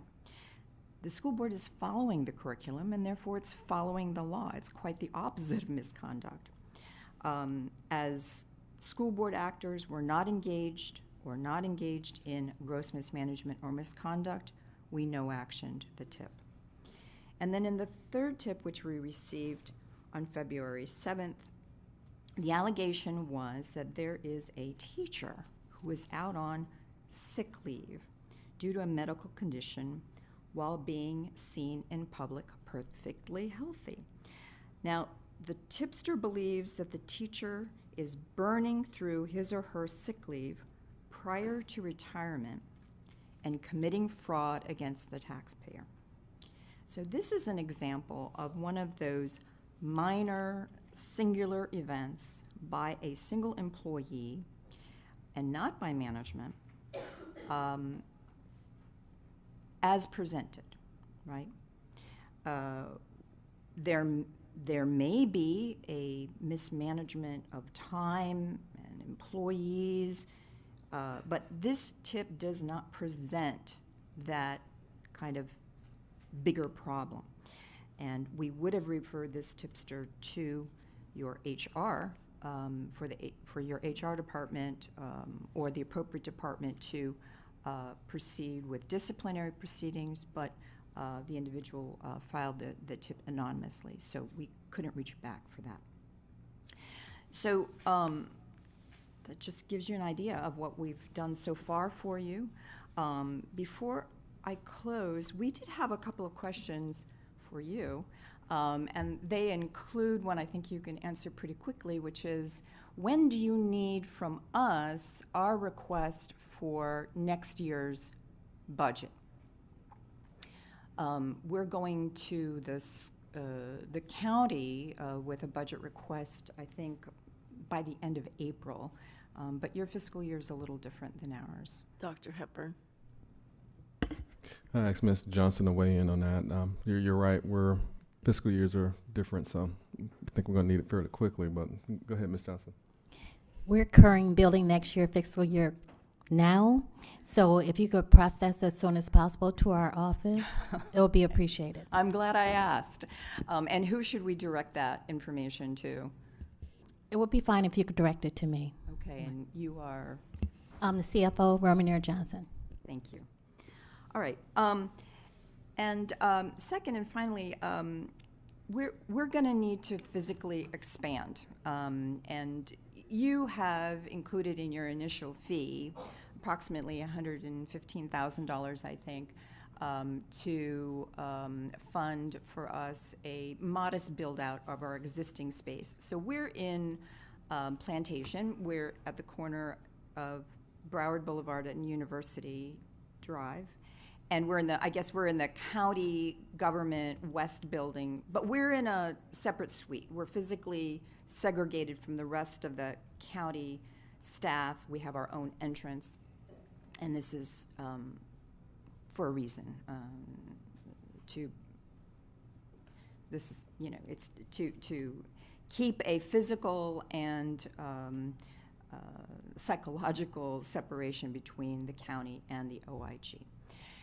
And to help people or encourage people that it's okay to come and you won't be seen, right, by county administrators or managers. So we're pretty tight as it is. What we're going to do, what the plan is to reduce the size of our individual cubicles, stuff some additional cubicles in our file room, remove all of our hard files out of our file room, and that kind of thing. And we're staffed we're budgeted for 20. We have 20 of our own staff now. We're adding 3, with the idea that we're going to dedicate 3 to the school board matters. And then I think we're going to be expanding some more because of the displacement of work that we're able to provide the county and the municipalities by taking on this job. So we would like to plan for accommodating approximately 30 staff. And we have this plan that was developed last year, and we're ready to implement it.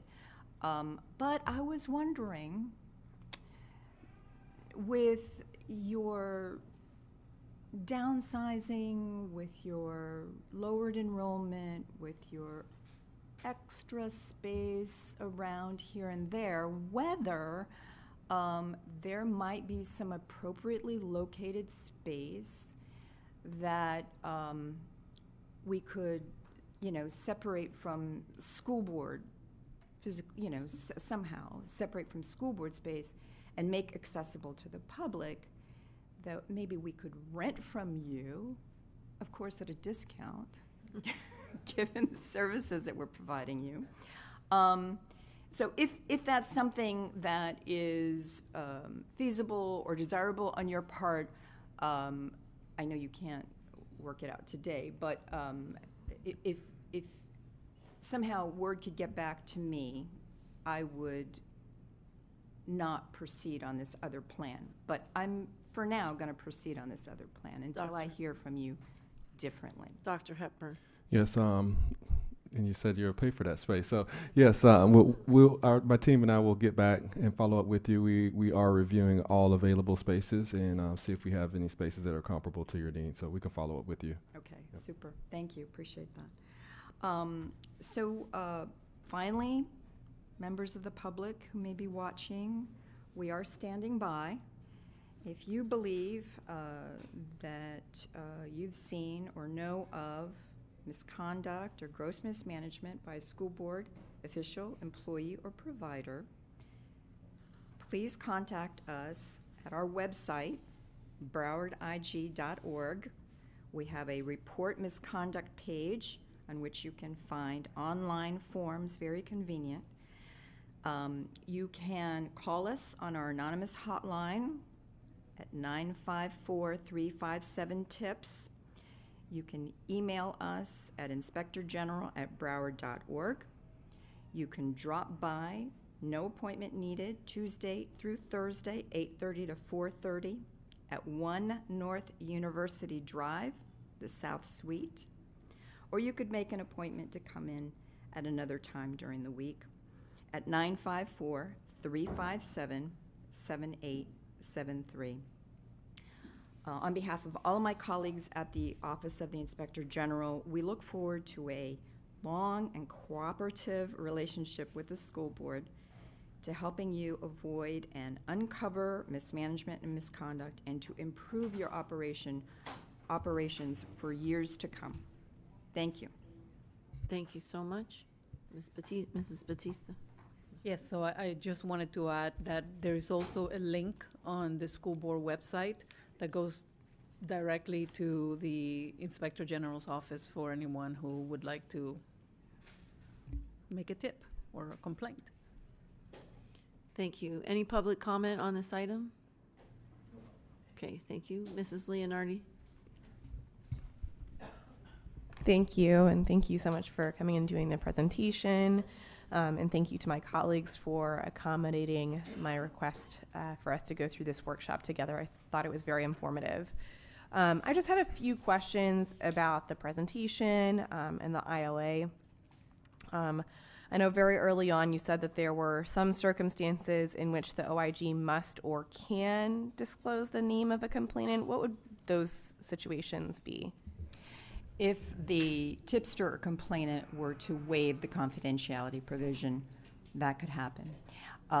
If it was absolutely necessary in the course of the investigation, for example, if the tip had to do with the tipster himself or herself and there's only one person that could possibly relate to, and we need to investigate the facts, underlying facts, it could happen there. We haven't had to trigger that exception. Got it.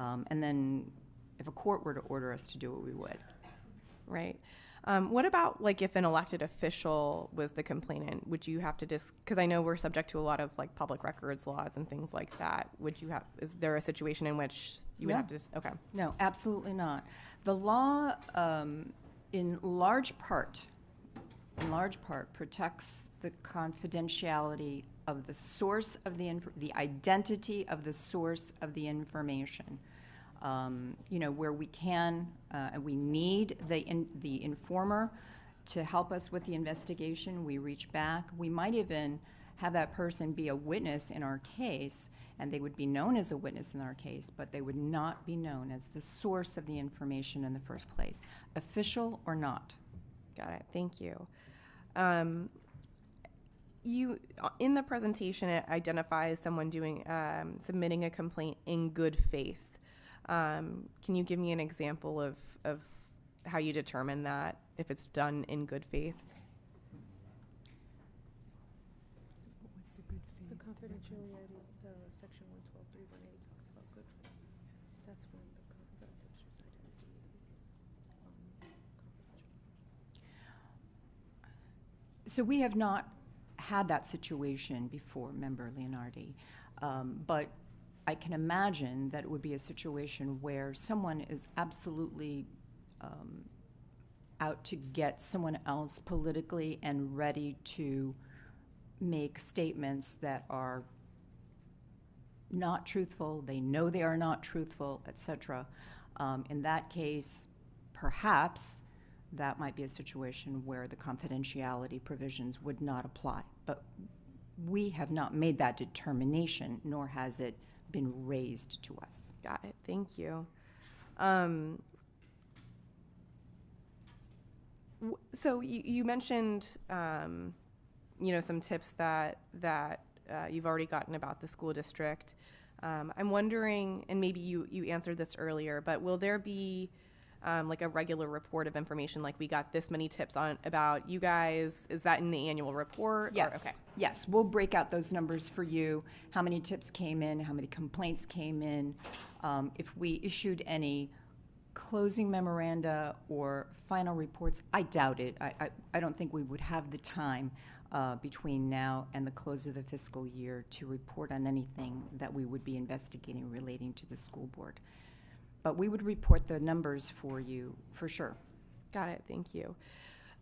If someone calls in and files a complaint and it's not something that the office chooses to investigate, is that person communicated to at all? Yes. Okay. So one thing we did not reference is that we are accredited by the Commission for Florida Law Enforcement Accreditation. This is a group that is set up by Florida statute that accredits law enforcement agencies and inspector general offices throughout the state.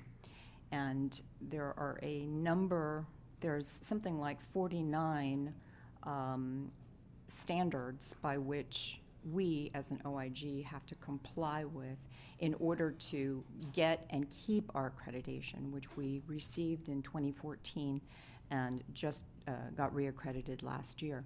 One of those standards is that we must communicate with the tipster or complainant within 10 days of their having filed their information, assuming they are reachable, and if there's not an exception to that requirement. Got it. Thank you. I had a question, just I suppose generally about some of your findings, and the City of Wilton Manor situation I thought was interesting. I believe I heard that from you all that the parking services vendor and the city came to an agreement that the money was recouped and all of that. Is that a correct understanding of what happened? In City of Wilton Manors, as far as the resolution that they were able to reach, were the two resolutions that were indisputable in the contract. One resolution was that there was a deposit that City of Wilton Manors had paid Lanier, and the agreement was that Lanier was going to be applying it to the first invoice in the contract.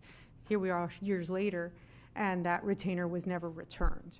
So when we started looking through the records, looking at the contract, and saw that retainer was maintained by Lanier and brought it to their attention, Lanier immediately issued the City of Wilton Manors a credit to the invoice, mind you, years later, but they credited their account.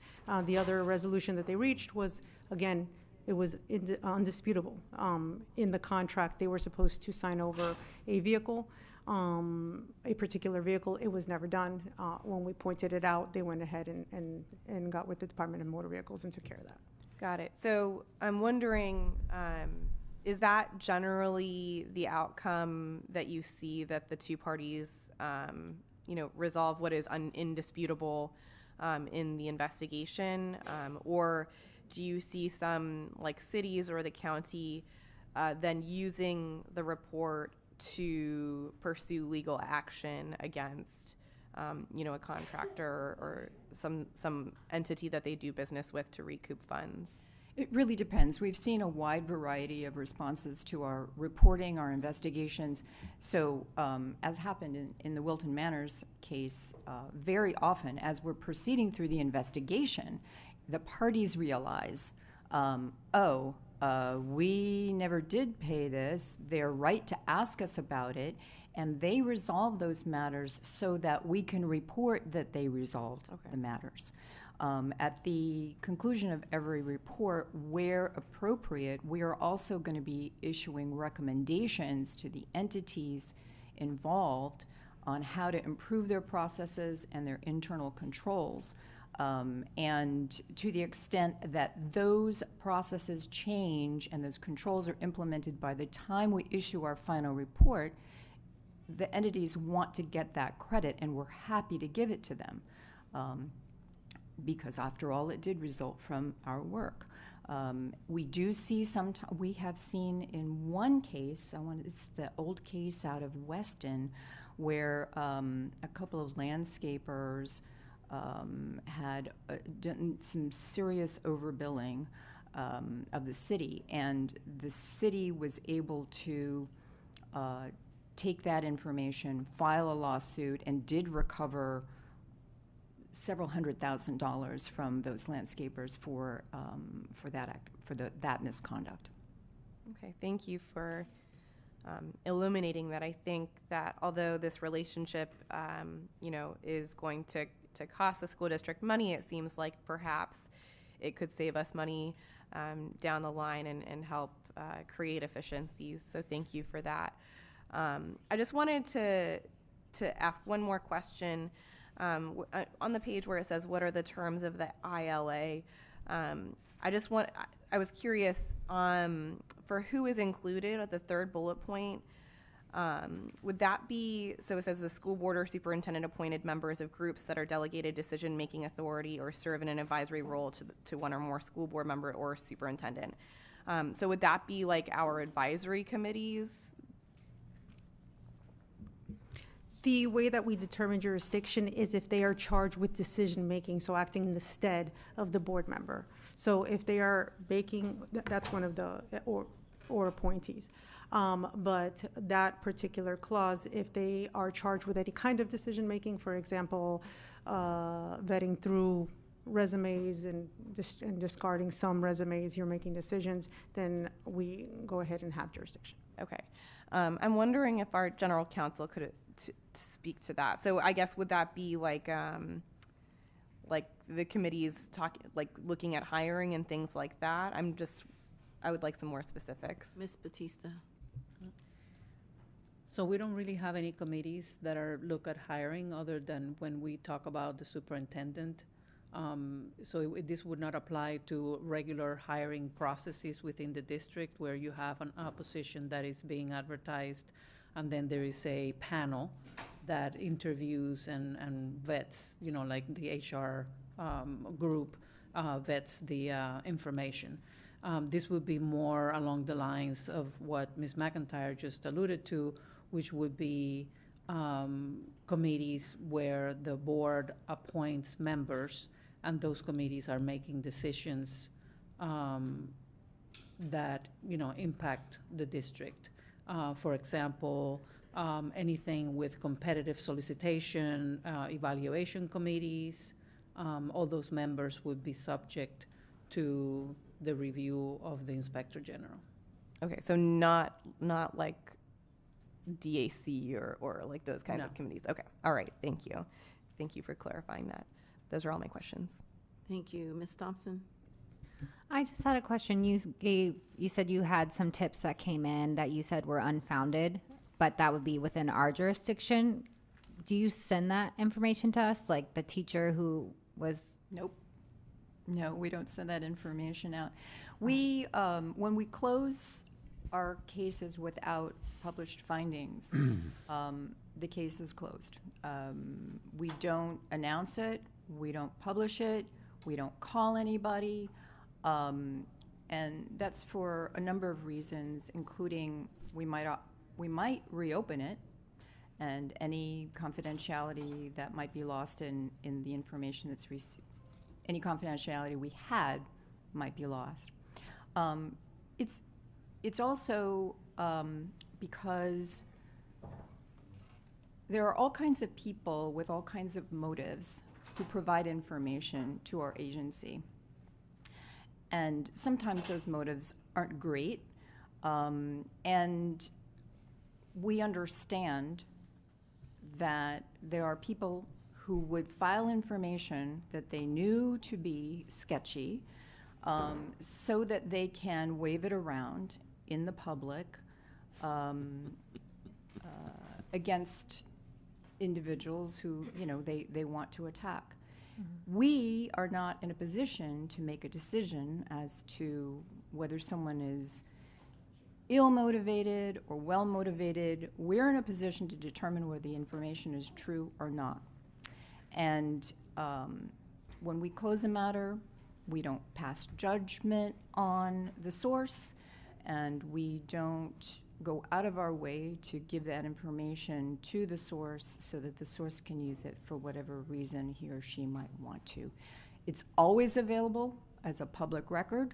If someone were to want to follow up on the information that they have provided, and they do, they can get that information, or anybody, a subject, if you become aware that you're a subject of an OIG investigation that you believe to be closed, you could make a public records request, and we would provide all of those records to you, except for that which remains confidential, which is the identity of the source of the information. So I just want to clarify why I asked. So you talked about a parent who was concerned about their 504 plan. So do you tell the tipsters that, like, actually that's not in our jurisdiction, I would recommend you tell the school board so we can make sure that our students are receiving the services they need? So we do inform individuals that we closed a matter, or we followed up with it when it comes to tips and complaints. Sometimes we're in a position where we can provide the reason why, but I don't think that is given as a matter of course. But Ms. McIntyre is the one who receives all the calls and explains over the telephone the reason why something was no action, if it was no action. Is that something you could start doing if it's a matter of like student services? Just direct it back to the school board? No. That is not something that we would do for you or for any of the other entities within our jurisdiction. Okay. Okay, Mrs. Bowman. Morning. Good morning. I just wanted to follow up. Ms. Leonardi kind of covered some of the things that I wanted to ask about, but just in general, and this has been very comprehensive, so thank you. I'm getting a much better idea of what we're looking at here. In your experience dealing with other agencies, do you find that there's an abuse of this service? So anybody can make a complaint. There's a good faith requirement that protects the identity of people that are making complaints, but in general, is there a good faith component to making the complaints, not to disclosing identity, but just to the complaints themselves? Could I file infinite complaints without any real substance, and you have to investigate every single one of those? It's an excellent question, because we do look at the motive of the informer, the tipster or the complainant, as part of assessing the credibility of the information. But even a person with an ill motive could be providing, and does provide, good information, which results in an investigation and findings of misconduct or gross mismanagement.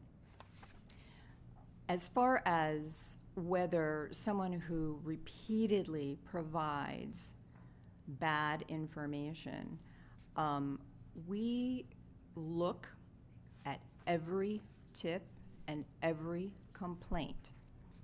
However, if it's from the same individual and it turns to be 50 or 60 or 70 times or more, and it does happen, we have a number of them, then we take their information with a grain of salt. But we do look at every one of them. We don't close anything automatically because of where it's coming from.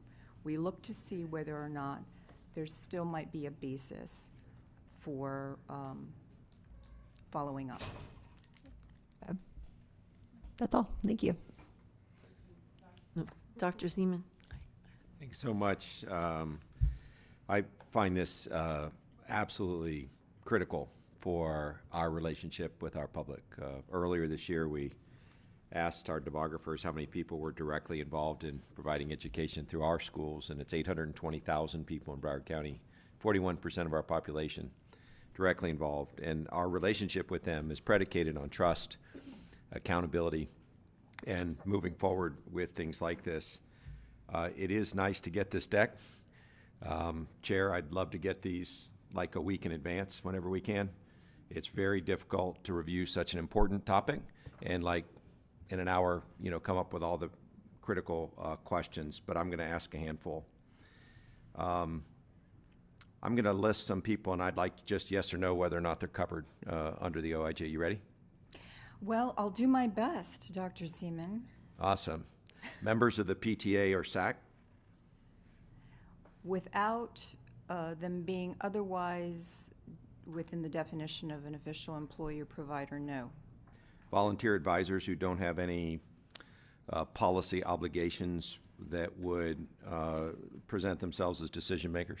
Now you see, you're starting to get into school board vernacular, with which I'm not familiar yet.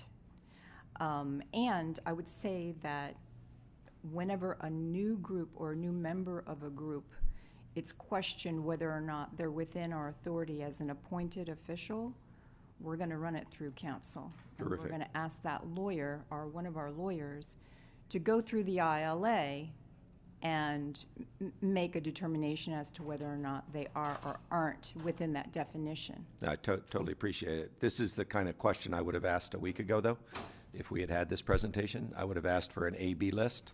Who's in, who's out, and kind of what the conditions are, because it's critical for us to know that. How about vendors that do before school or after school? Ms. Batista.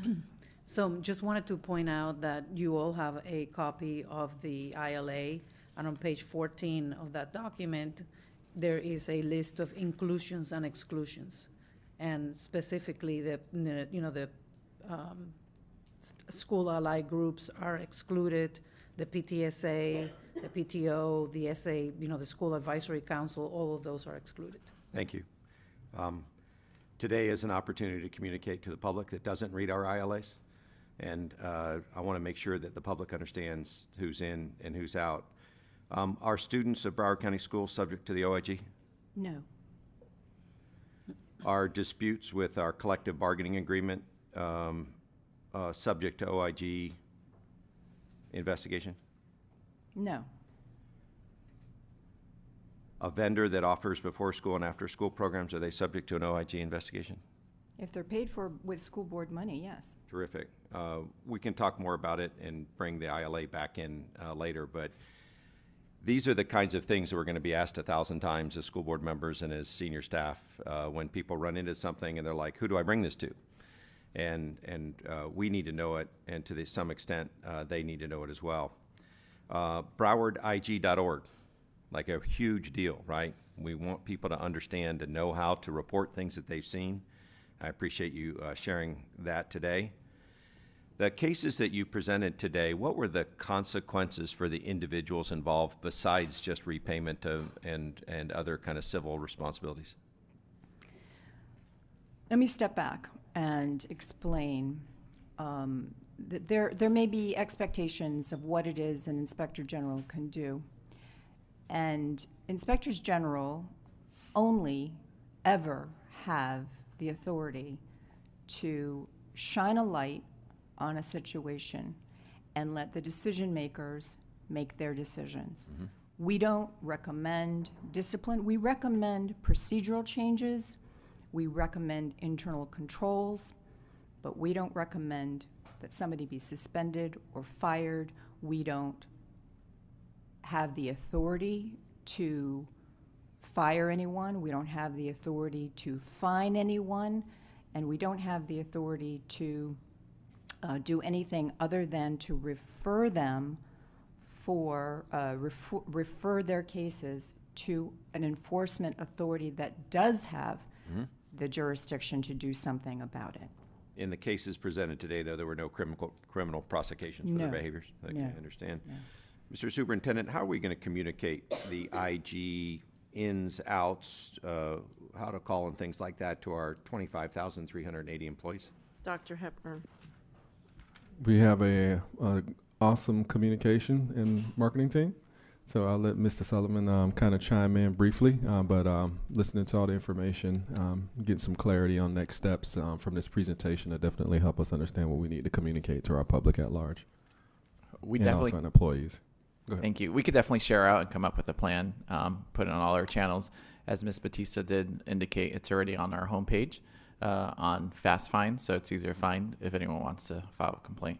I appreciate that. I thought Ms. Thompson had a really interesting question, which opened up an interesting opportunity on our website anyway, which would be where it says report to an IG.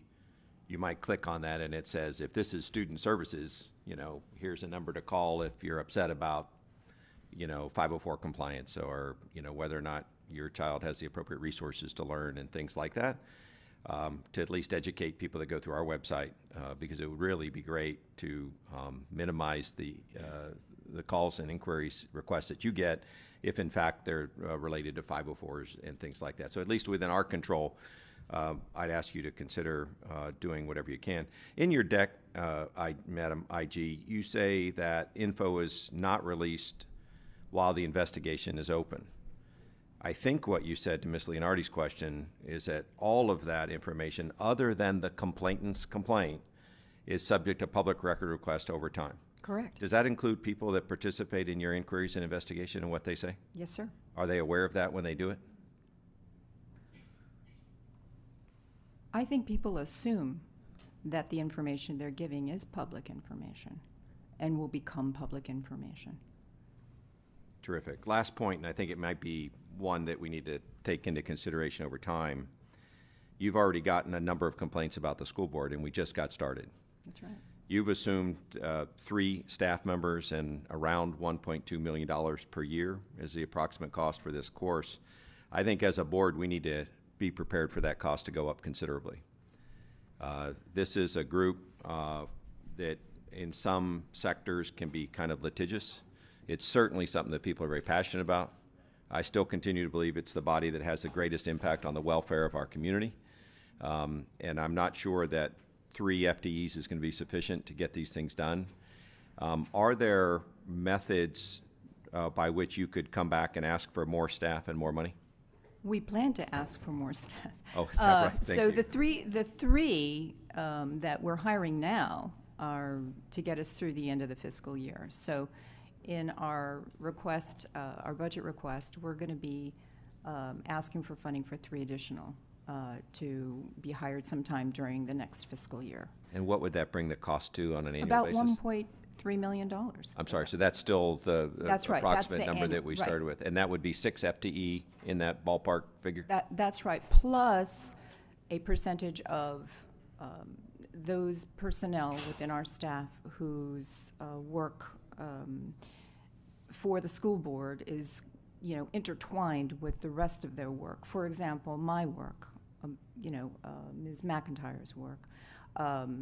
We're working on policies, et cetera, that affect all the work that we do, including the school boards, and you'll be apportioned a part of our services as well. Terrific. And I want to caution the board about one thing. We love data, and we love accountability, and we love the IG, and we're tickled that it passed, and we have you on board. The greatest impact of an IG will never be measured, because it's people not doing the wrong thing. It's people who say, let me double check and make sure. And not that people always do wrong things with malintent. Sometimes they just do wrong things because that's, they took over a job and someone always did it that way and they just keep doing it that way. But to the extent that an IG has kind of the greatest impact, in my experience with federal IGs, is because they exist.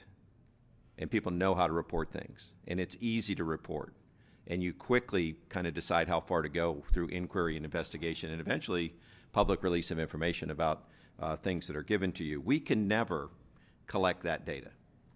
right? You can never find out about the good behavior that went on because there was accountability in a system. But this is fundamental to us building or rebuilding trust with our constituents and with our community.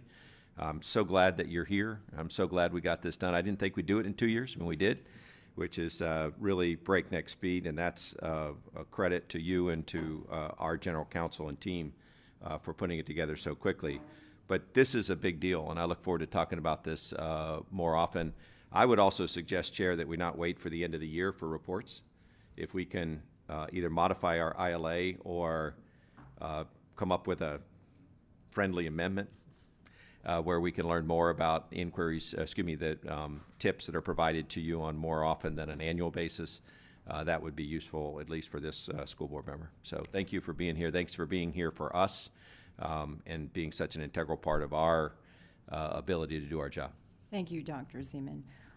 I just wanted to address something which I failed to do in answering Ms. Thompson's question, and that was that we do refer tipsters and complainants to other agencies as appropriate and as observed on a timely basis, meaning we will refer individuals who have a concern which we think is better handled by another agency.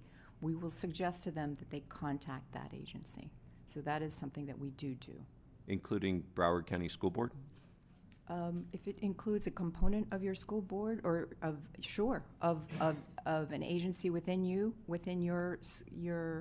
human resources, for example, right? The general counsel, whoever would be responsible for handling that given situation.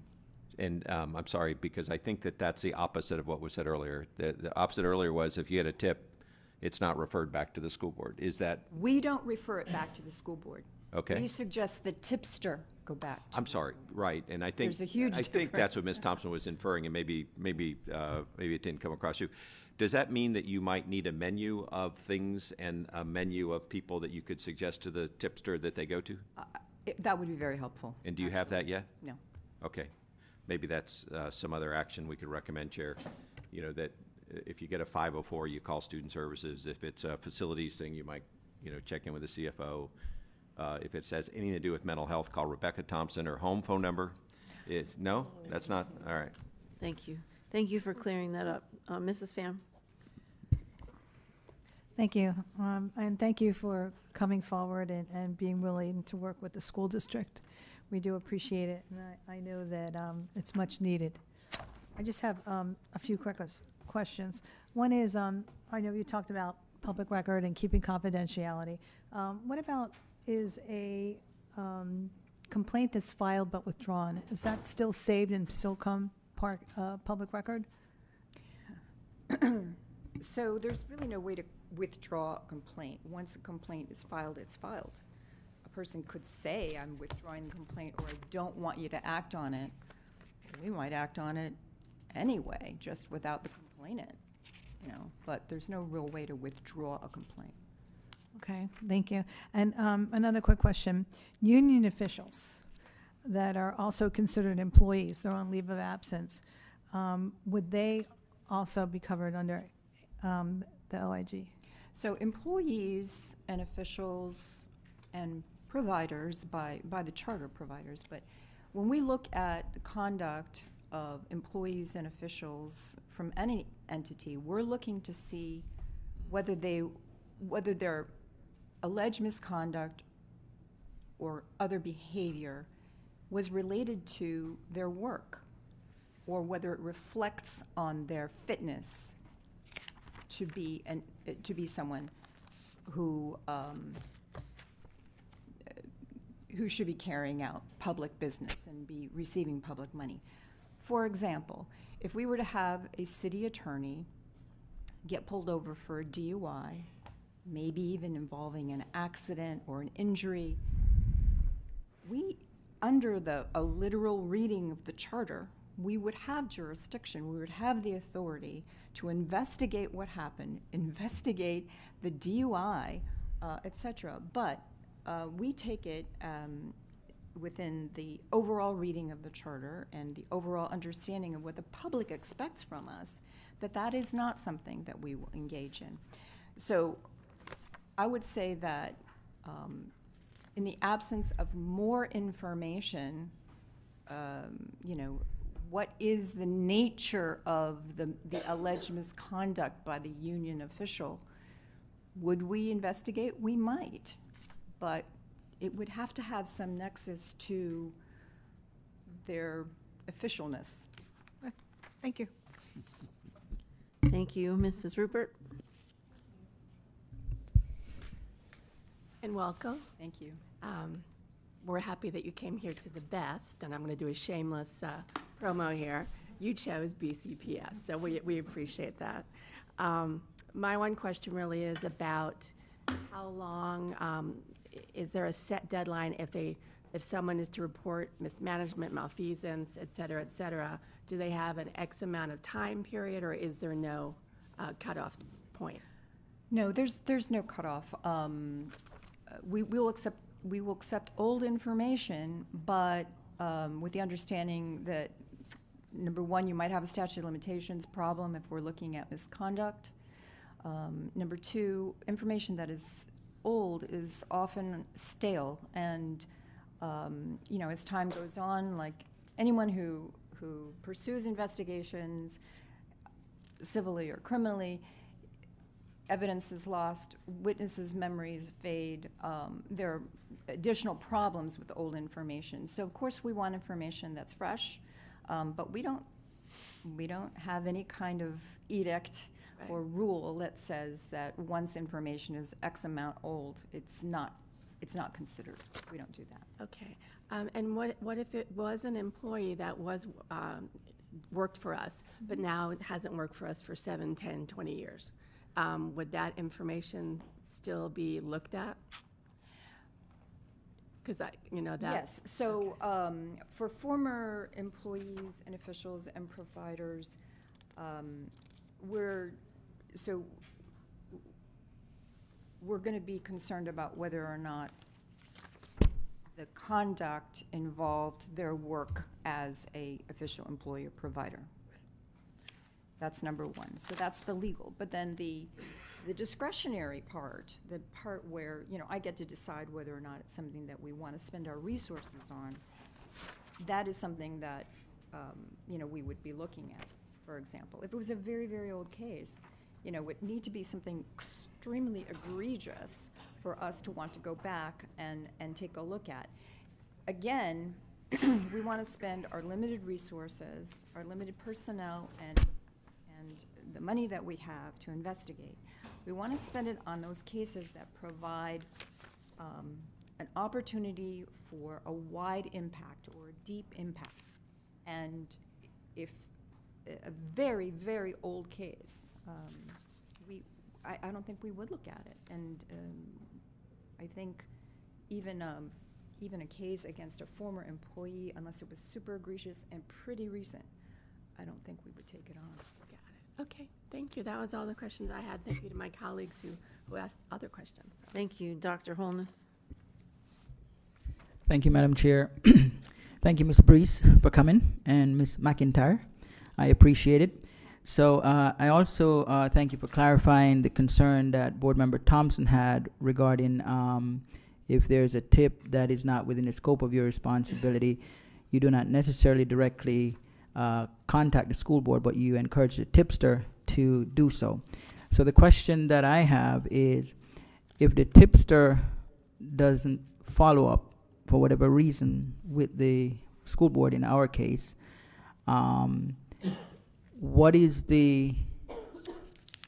how do we, well, let me phrase it another way. Can we get access to the information through records request? You could, yes, but the case would have to be over. And then we would have had to have, well, I suppose you're interested in tips, just the information itself. I mean, correct. You could periodically request a report of the report, but you could periodically request the records involved. Understand. So the reason I'm bringing this up because of the mere fact that you don't necessarily directly inform us of any tip that you receive, but I think it would be within the district's interest to know what those tips are. And if the tipster does not inform us, then as a board, and I guess through the superintendent, or actually maybe Ms. Batista, can respond to this, can the board periodically do a records request from the OIG on any uninvestigated issues that relates to the school board? So at least we can have that information to determine if it's relevant for us and our departments to look into it. Ms. Batista. Thank you, Madam Chair. So the answer is yes, we can. If that's the will of the board, if the board would like me to proceed in that manner, I can periodically make requests from the IG's office as to closed files that they can share with us. Okay, so I'd like to see if the board would give consensus on Ms. Batista periodically, and whatever periodically means, I don't know if that's quarterly or biannually. If I may be heard on this issue. I'm sorry? May I be heard on this issue, Chair? Let Ms. Batista and then. Yes, so a couple of things. So one is, of course, we would have to allow enough time for the IG's office to complete the investigation because those items would not be available until their files are closed. That's number one. And number two, rarely do we see someone that goes to the IG's office as their first path to a remedy. So normally by the time that they are file something with the IG, Right. is because they have come to the school board, they have gone to their school, they have gone to all kinds of different places, they're unhappy with how things are proceeding, and then they go to the IG. That's, I don't know if that's normally what you see as well. It definitely is what we see. Okay, so I guess my other question, that's something we can do. Did you want to? Yes, I did. Before you make this decision, I would caution you to appreciate that this could have a chilling effect on people coming to the IG in the first place to provide their tips and complaints. If you would like for the IG to be fully functioning, you wouldn't want to make it known that you were watching what information is coming in to the Inspector General's office. While we are not going to be disclosing the identity of the sources of this information, very often, maybe more often than not, you or someone else within the school board is going to be able to identify who the individual is by the circumstances that they're presenting, by the nature of the information, etc. It's certainly a public record. It's certainly available to you, but I would caution you to consider the fact that it might be chilling to someone who is, you know, in good faith, seeking to remedy a situation that they see within the school board. Okay, and I respect. Dr. Hepburn Great. wanted to chime in. No problem. Yeah, so I wanted to chime in because I'm, in this instance, I do agree with the OIG, where we don't want to dissuade anybody from providing information to the OIG that would be pertinent for something that we need to address. That's like some drastic issues that we need to update, revise, or make sure they're addressed. All the cases she referenced earlier that were submitted, we are familiar with. As Ms. Batista said, that usually they're sending us information to the OIG as a last ditch resort to get a different decision for the regular nuances that we deal with, 504, ESC, student discipline, things like that. But I would caution the board as the public is listening, not to say we're going to pull public records from the OIG, because it's the larger issues that we don't want to dissuade people from submitting that may be of concern, that we really need to dive in and correct that course of action moving forward. So I know it's a delicate balance, Dr. Holness, of wanting to get that information, but many of the cases that she's just referenced earlier, we are all familiar with those cases. Understand. Because they're emailing the school board too. They're copying the superintendent. In some cases, they're also copying the governor, the OIG's office, and everybody. Right. But many of those cases we are familiar with. So it's a delicate balance, but I would not want to create an environment where, for some of the larger issues that we need to know about and have this independent arm to help us investigate and figure out what's going on so we can address them accordingly. But I don't want to dissuade people from doing that. And we have the same issue as staff, where we're trying to figure out a mechanism to get anonymous information so we can address our needs and concerns better, because we are a people business, and some people aren't being ethical and doing what's right for kids or for other adults, and we're trying to figure out a better way of getting anonymous information, because folks feel like, you know, there may be some retaliation or concerns like that if they step forward and provide their name. So we're in the same type of issue ourselves, so I would caution the board on that also. Understand, and Madam Chair, I'll just finish up.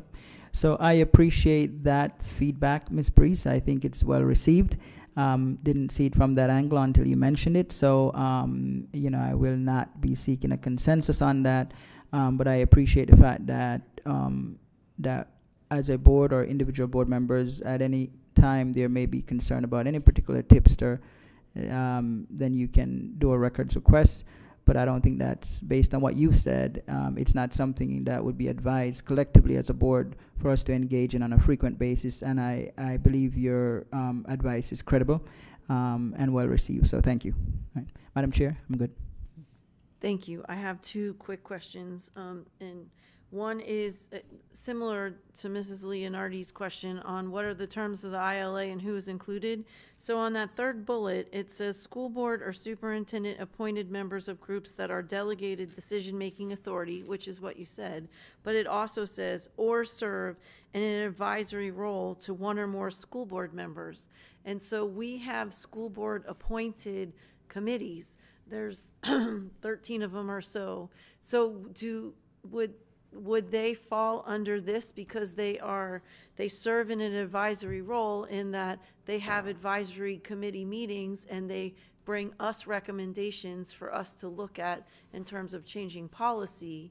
So I read this as they would be included in who is included, but that's not really what you said when we asked the question. So I just want to be really clear, because I'm pretty sure the reason it was put in there is because the expectation was they were included, but it's sounding to me like you're saying they're not.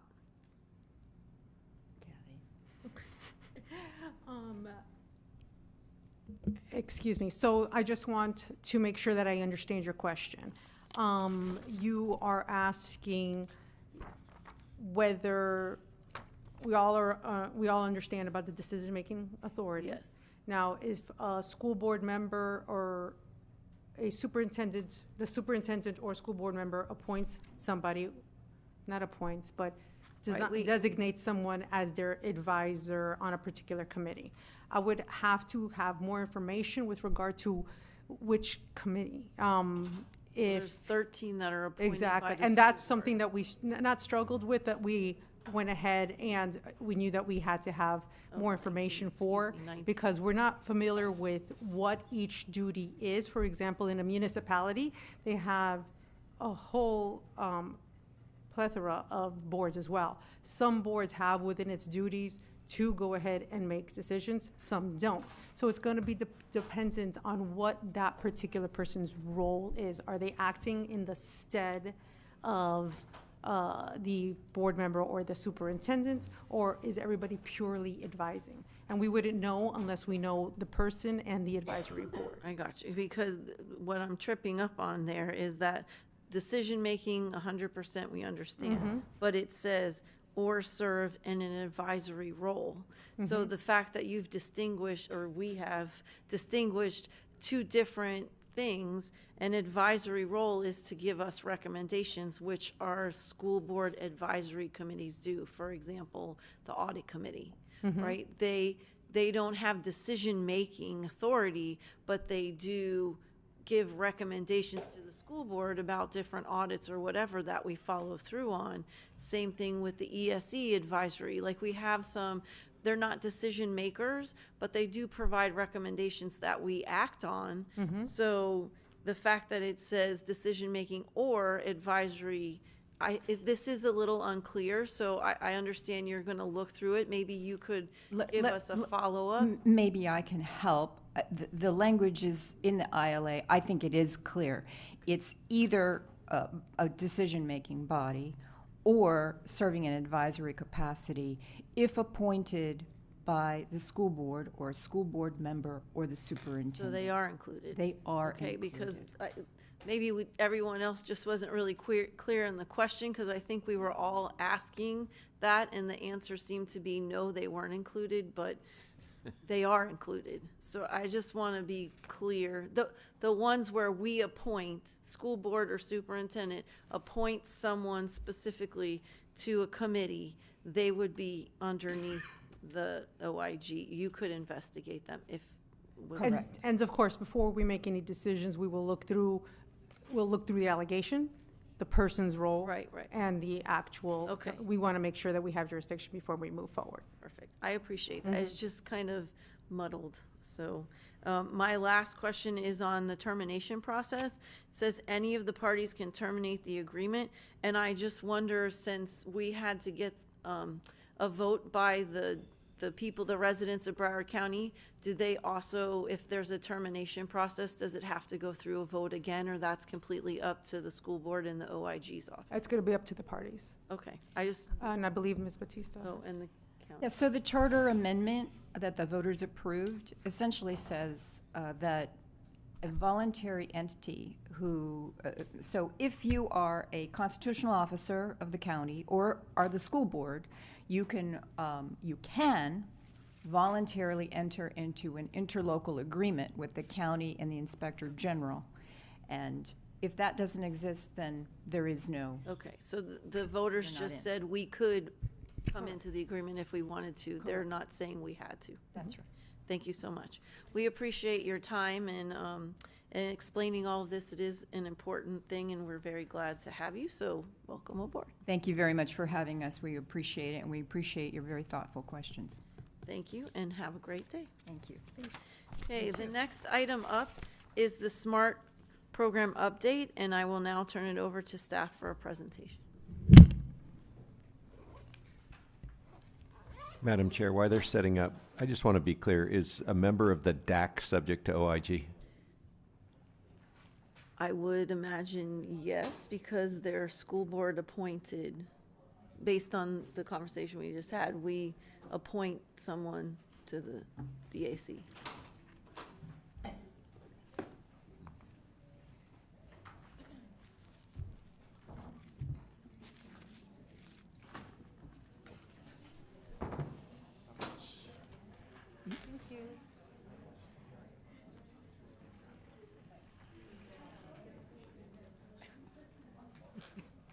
Chair, you just want to recess for 2 minutes? We're going to recess the meeting for a few minutes to set up for the next presentation.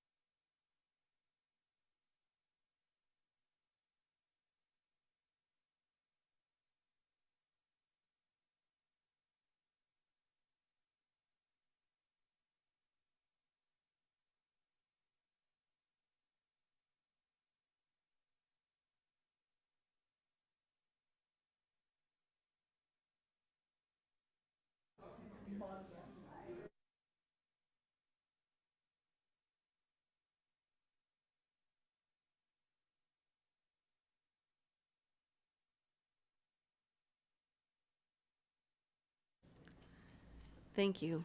As we mentioned, the next item is the SMART program update. I now turn it over to staff for a presentation. Good morning. Turn it over to Ms. Paul and her team. Thank you. Good morning again.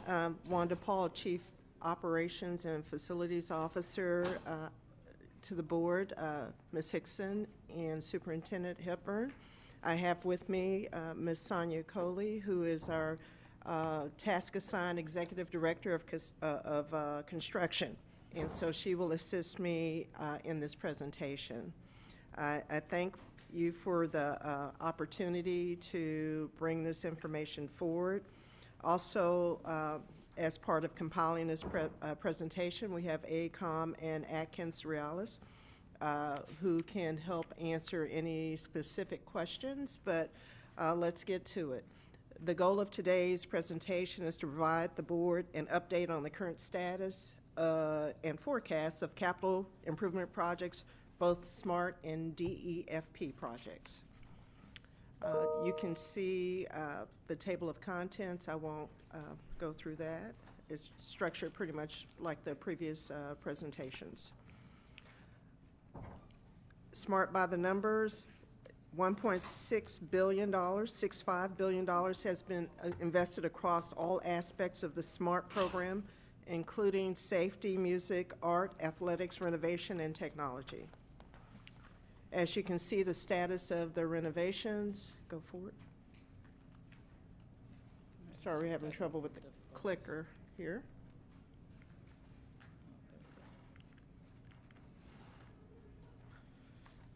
Let's see.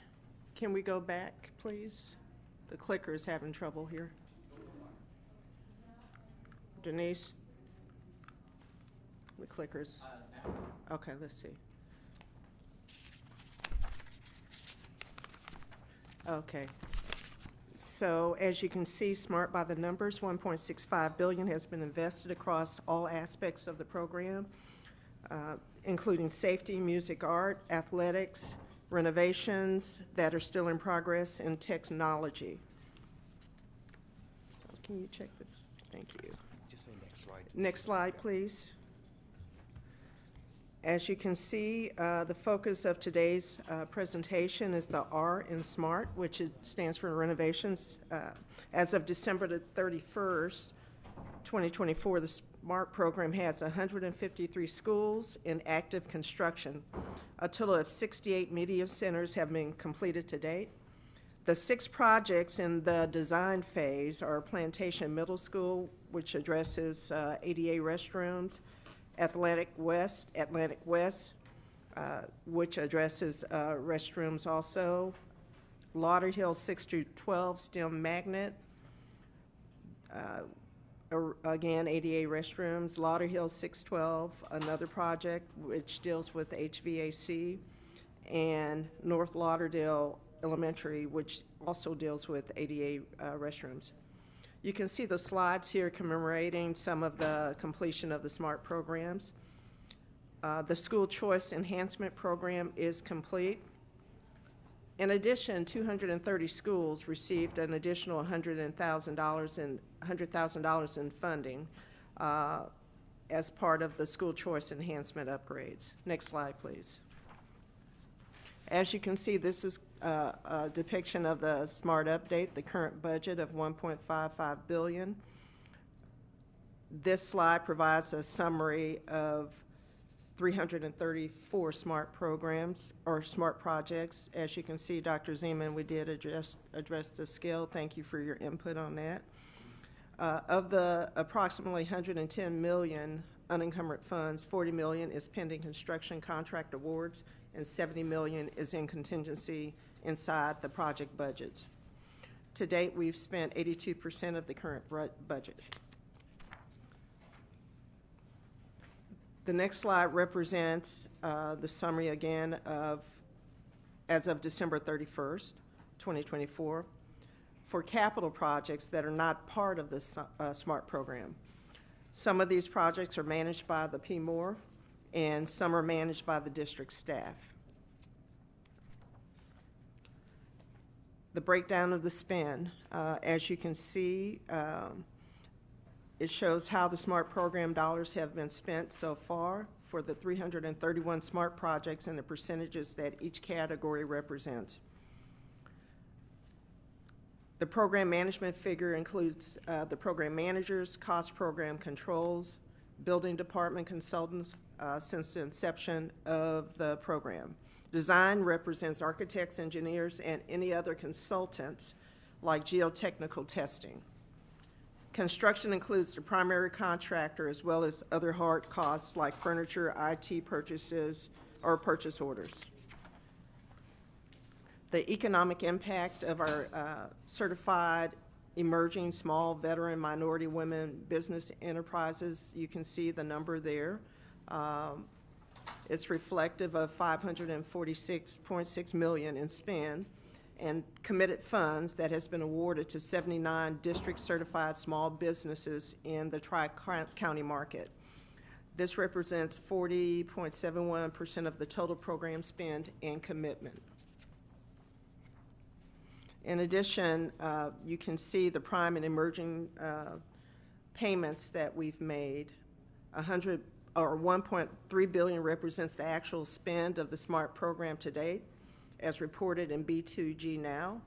447 million represents the total amount spent with the certified firms as reported in B2G Now as of December 2024. That represents 43.39 participation. B2G, just to remind you, is the self-reporting system for monitoring data. It was implemented while the SMART program was already underway and may be missing some historical completed POs, for example, the previous PMOR, which is HERE. The data is inclusive of all activities in the SMART program, program management, design, and construction. So you can see the status of the renovations. These projects, a lot of discussion has been on 3 projects. Originally it was 4. We were able to move 1 off the list. But these projects are Bennett, North Fork, and Broward Estates. And you can see in Bennett we have a remaining budget of $860K. North Fork is $1.5 million. And Broward is $5.9 million. I think this was brought up at the previous discussion.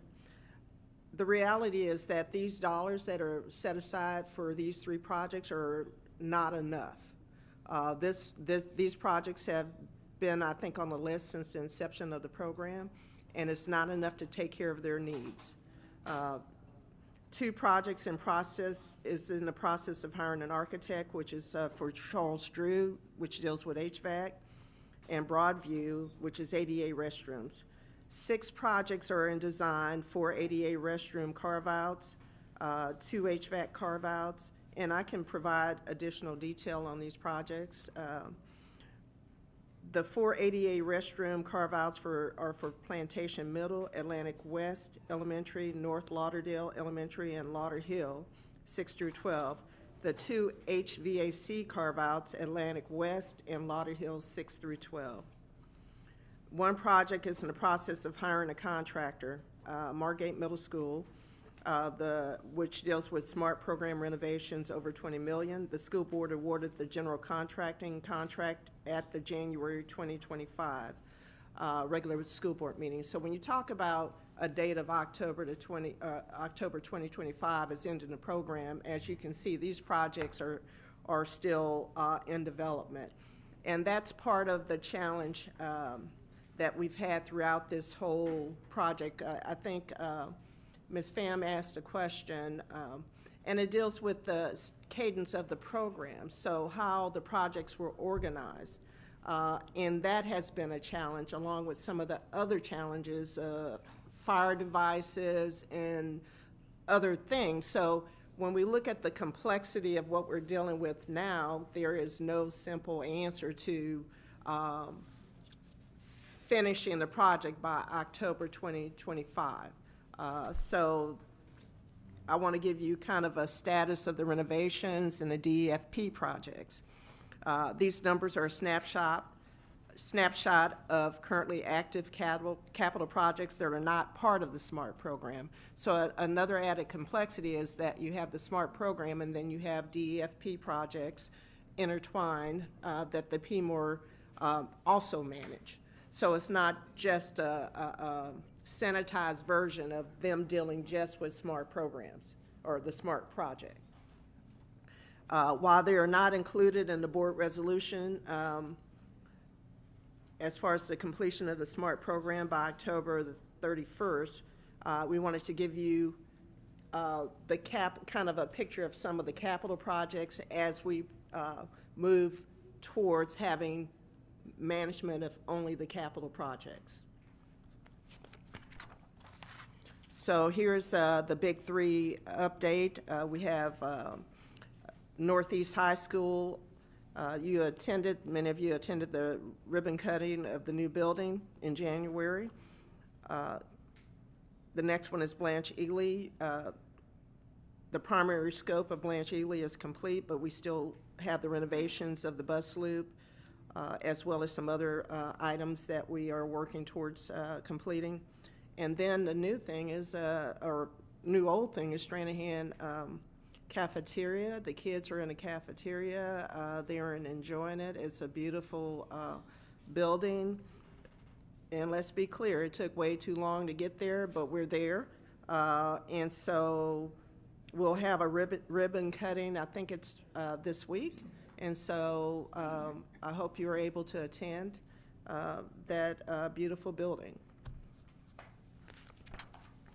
Major projects, we wanted to share two of the major projects that we have in motion. Parkway Middle School, we're in negotiation with the design firm, and that began the first week of February. It's going to the board in March. Where's Dr. Holness? Okay, there you are.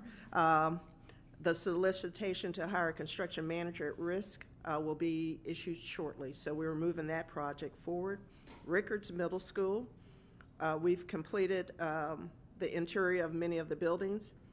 It's still an active project for roofing.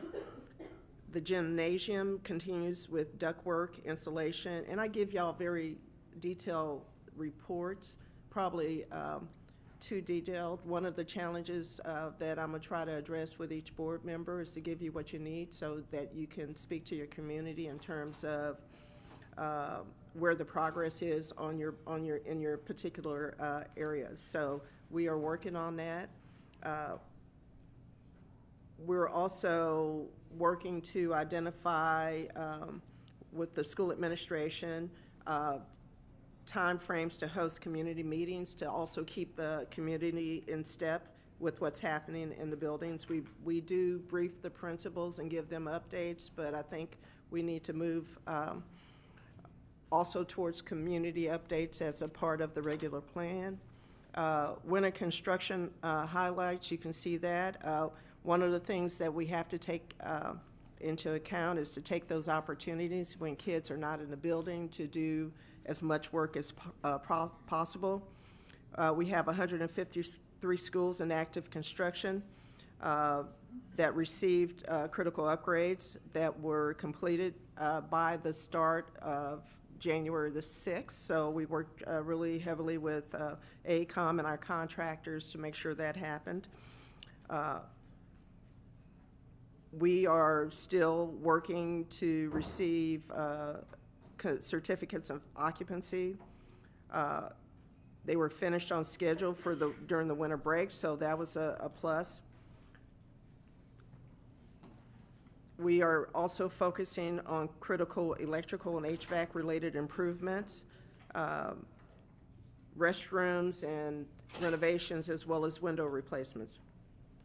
Overall, this highlights the management of construction and taking advantage of those critical times, as I said before, when kids are not in the building. That's when we really need to do the lion's share of the work during the school year. And then we have a video that we want to show you, which is a highlight of some of the winter construction that took place. So if you could click that.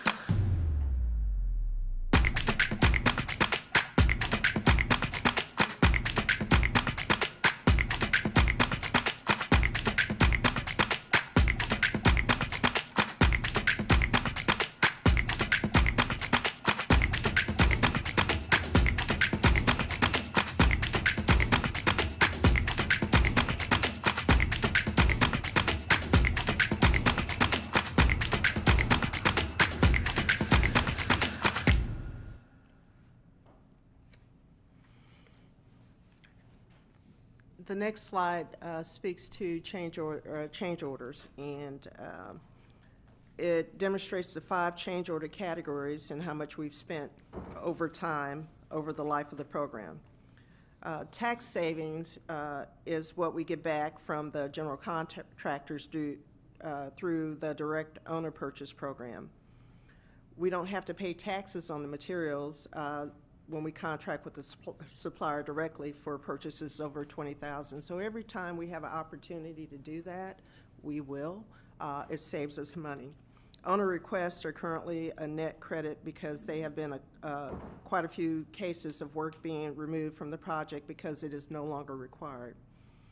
A lot of the efficiency for the program is working hand in hand with our PPO department to actually try to speed up some of the projects, some of the minor projects if possible, and that has helped quite a bit in the 7 months that I've been here, 7 or 8 months. Consultant error and consultant omission are mistakes that the architect and engineer made on the plans, which is common, that happens. It's impossible to have a perfect set of plans as much as you work towards that. And the added cost is the premium for these change orders because the plans were not in the original bid to the GC. So a lot of this is, and this is kind of how, you know, the complexities of the program and kind of how the sausage is made has created some delays in the program. But again, you know, this is where we are right now. This is where we find ourselves right now.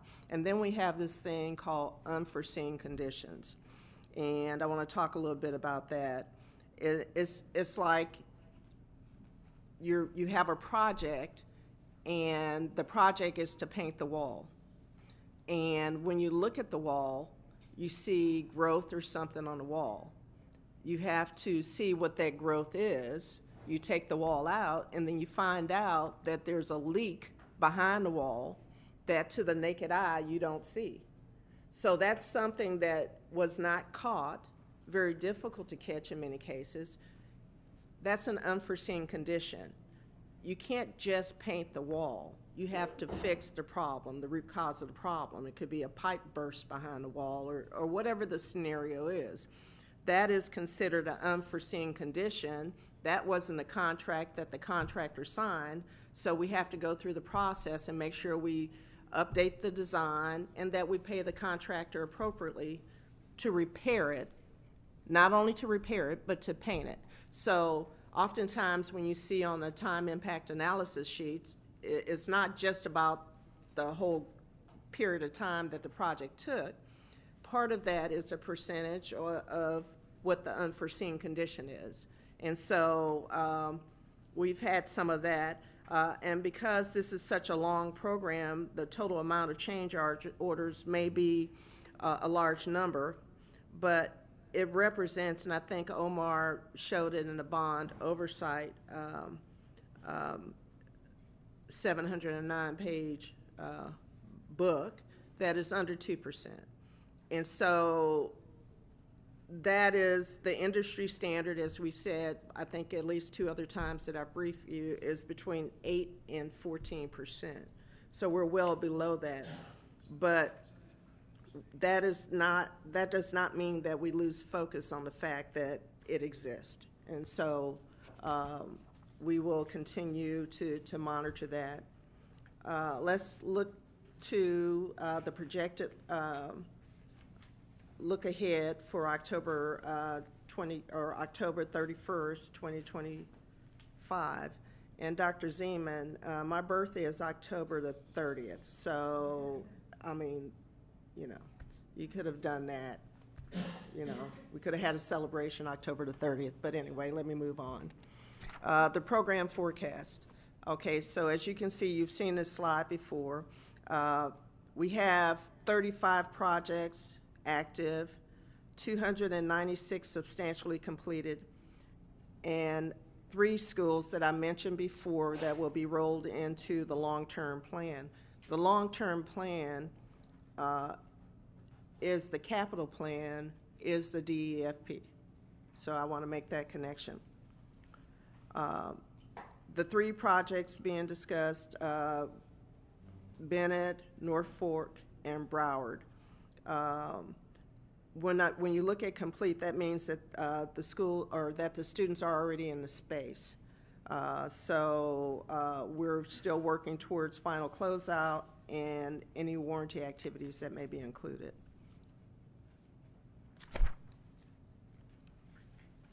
Projects pending further discussion. Many of you, the board members, have asked about these 3 projects. We removed Glades Middle School because, as I said previously, our PPO department was able to take care of those minor activities there. So we removed that from the list, and that project is being closed out. Bennett, North Fork, and Broward Estates. These buildings require a lot more. They're older buildings. They require a lot more that was scoped out. And so the FCA will help us understand those 3 schools better and in terms of what their needs are. The next slide represents projects that we project to be rolled into the DEFP. Currently, the list contains 35 projects. But again, this is a moving target because our intent is to close out as many as possible and to be aggressive in those closeouts. And so this number, the expectation I have is that this number will go down. And I explained to you previously some of the complexities that we are dealing at the end of these projects. Part of that that was talked about was the need for additional fire devices.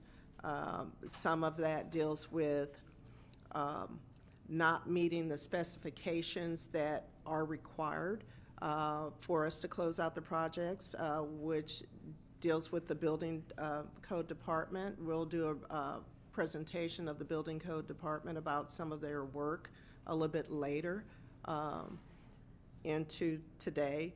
But my expectation is that that number will continue to go down of the 35 projects, but this is where we are right now at this moment in time.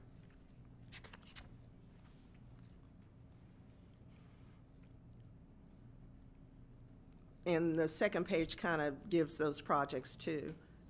And I will do an additional I will continue to talk to the board at board workshops and provide information to you on a regular basis. So to tell you kind of where we are in the SMART program and definitely as we move towards the capital program. To continue to have that conversation with you as well as with the community. This, the next slide shows the capital projects, DEFP projects. We are projecting to have 10 active projects by October the 31st. That these projects were managed by AECOM. And then on the next page, you can see those 10 projects. Of note, Building 1 at James Rickards Middle School and Coral Glades High School Auditorium and the new addition at Parkway Middle School. So these are projects that were paid by capital dollars that will still be ongoing. Next slide, the path forward.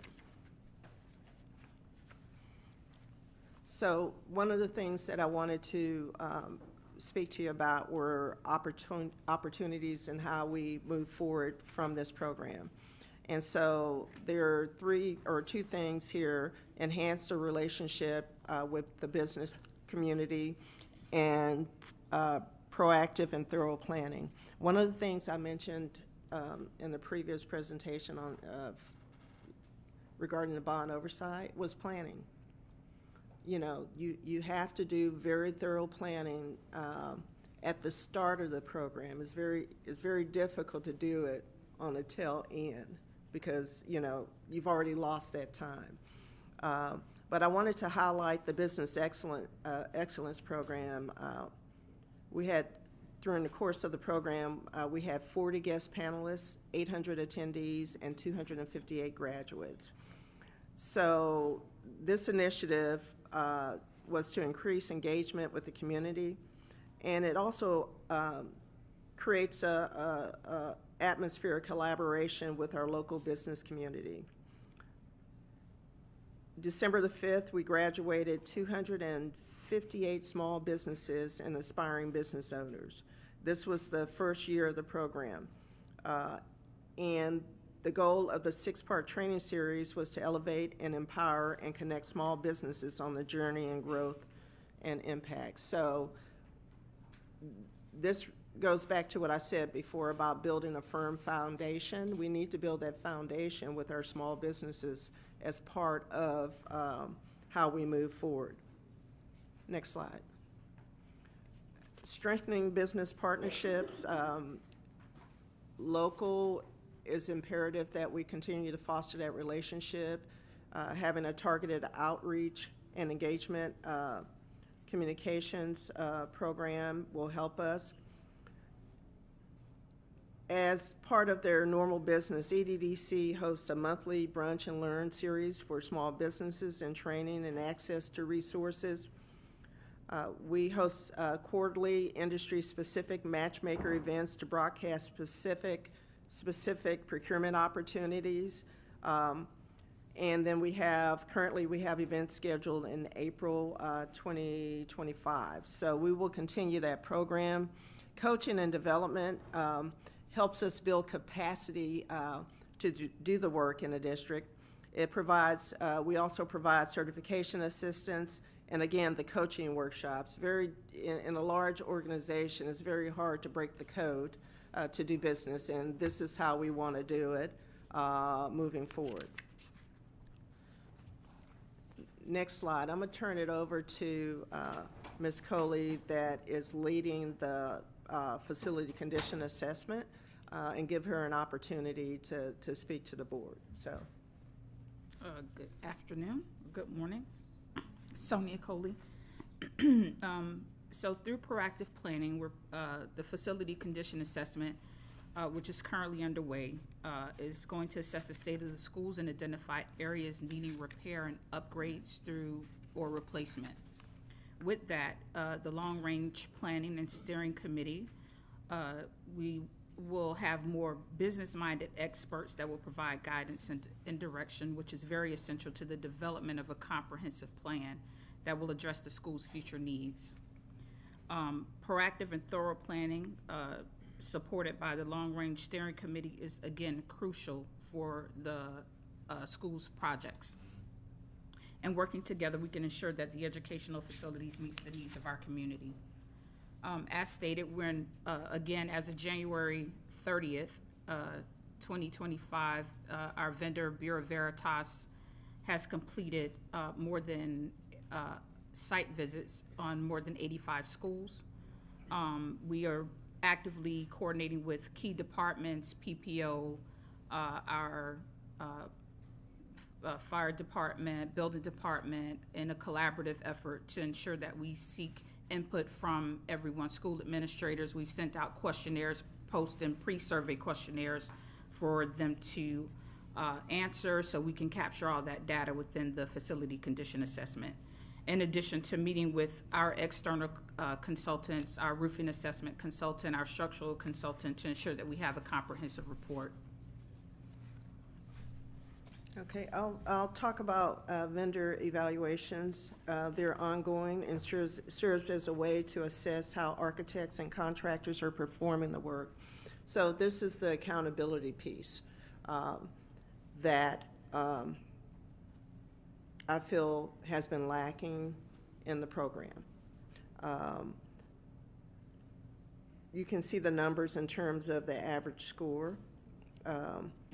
The scores are shared with the Quality Selection Evaluation Committee to provide insight on the firm's quality and capacity to take on new projects. So the next slide deals with the management of remaining projects. So many of you asked me, how do we move forward? Once our program management team leaves. So I've showed this slide before. So we have 3 approaches: internal, hybrid, external. You can see the strengths and weaknesses of each one. One of the things that is acutely aware to me from reading grand jury reports and other documents during the time I've been here is I think the district gave up too much control of the program. At the end of the day, the district is responsible for the success of the program.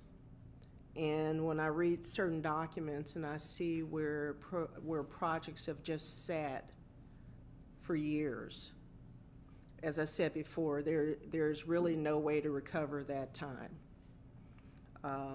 So that'll be a lesson learned, and I'll dive into that with the board members in future meetings. So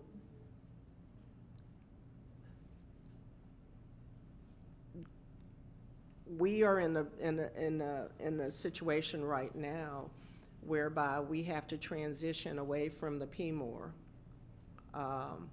and I'll come back to you with recommendations next month. The contract with our PMOR with AECOM ends July of this year, and so I'll come back to you next month with recommendations in terms of our next step.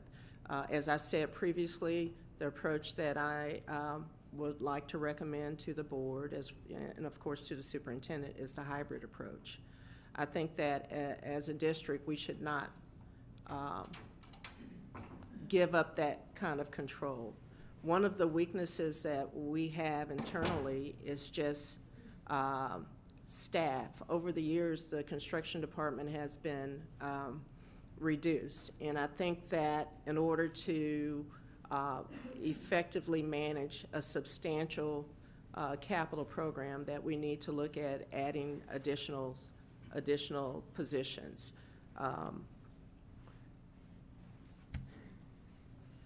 So again, my recommendation is the hybrid approach. I will come back to you next month at a workshop and tell you kind of what that looks like. I want to make sure that as we go forward and move away from the SMART program and move into the capital program, that we are not caught flat-footed again. The FCA is a great tool, but it's about the execution of what you see in the FCA and how you manage the program. And so in my experience, it is unprecedented to move from one PMOR to another PMOR within a bond program. So as we learn, and I'll bring lessons learned back to you, and I'm sure many of you have experiences that you've seen from your perspective with this bond program, I'll bring back lessons learned and how we can get better. I assure you we will get better, we will improve, but this program, just from its onset, has been complicated throughout. And so one of the things that I want to do moving forward with my team is simplify it to make it understandable to our community. There were countless missed opportunities here from the very beginning. I want to make sure that we don't make those same mistakes going forward. So that's pretty much the presentation, and definitely open for questions and input as we go forward. Thank you. Thank you so much. Any public speakers on the item? Thank you. Before we go to board member questions, I just want to remind everybody, I know this is a very hot topic, but we, by policy and an agreement by the board, are limited to 10 minutes for board asking questions. Does not include staff answering, so Mr. Hill's going to make sure he stops the clock. But we do have a time certain at 4 o'clock today, so we want to make sure we're cognizant of the time that we're spending. And don't get upset when it beeps because we've agreed to the 10 minutes. So with that, we'll start with Mrs. Rupert. Thank you, and I will have it done in 10 minutes. Ms. Paul correctly voiced common sense statement about the bond program needing a heavy lift in the beginning. Absolutely. Unfortunately, the information that would have been helpful for us was not available. And my one question in the very beginning when conversations began was, the number one question is, how are we going to implement this? And what I was told, don't worry about that. We need to push back and make sure that it gets passed first. I said, well, we're going to take 8 months doing that, and it will get passed, and then what? Then what happened? And thank God for the Broward voters. But when staff was asked by me, what is that information plan, they just kept saying over and over. Add to that the ever-revolving door of chiefs, especially facility chiefs, and putting the roof projects during hurricane season. That would not have happened with Ms. Paul. I appreciate the intent to have our students and staff not being affected by the very loud and messy projects, but I also wanted to highlight page 22 and 23 in the PowerPoint for item 3. And when you add up those items, I want you to look not with the eyes of somebody who has rose-colored glasses, but the eyes of somebody, staff, community members, children, sitting in buildings, dripping, moldy. Those are things that happened, and there were many points along the way that it could have stopped, but it was not. And from my perspective, and I was here, I was there, I felt, and this page will show, that time after time, it is very striking to see that the 35 projects rolled into the DEFP. District 1 had 3 of 35. District 2, 0. District 3, 5 of 35. District 4, 5 of 35. District 5, 8 of 35. District 6, 1 of 35. And who was the most vocal person at the time, who has a lot of the eastern communities? District 7, 13 out of 35. So if I did my math right, it's about 37%. That's what happens when you speak up. That was before. That is not now. I have full confidence in the superintendent and my colleagues and our new staff to be able to right this ship. What I believe the failing program was for was to silence people and employees. And honestly, it was very chilling, and it did happen. What I can say is it was not, and it makes my hands shake even talking about this, it was not pleasant to go through because we were letting our kids down, we were letting our employees down, we were letting our community down again. And there's no way that these projects don't get done on these new dates. And I am sure that Ms. Paul is going to be able to grab the reins and be able to do things right, because I'm impressed with so far of what she's been doing with her staff. And Dr. Hepburn, kudos to you. Upfront, accountable, transparent, and honest. I'll end with that. Thank you. I told you. Thank you. Dr. Holness?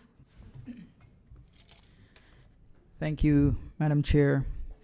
And Ms. Paul, thank you for that wonderful comment on Parkway Middle. I'm looking forward to March 11th to be able to happily vote yes and moving forward with it. So some of my concerns here has to do overall with obviously the unfinished work now and after contract ends, the accuracy of the information, and any transition plan that's in place and what that looks like.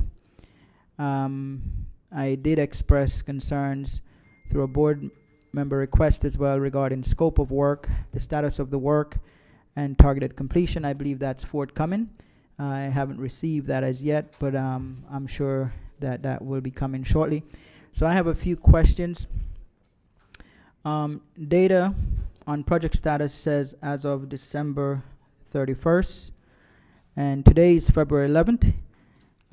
Has the projection changes regarding how many projects will remain unfinished?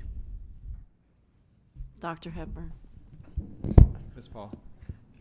Through the chair, so I get a list of projects at the beginning of the month, middle of the month, well, actually every meeting, every week.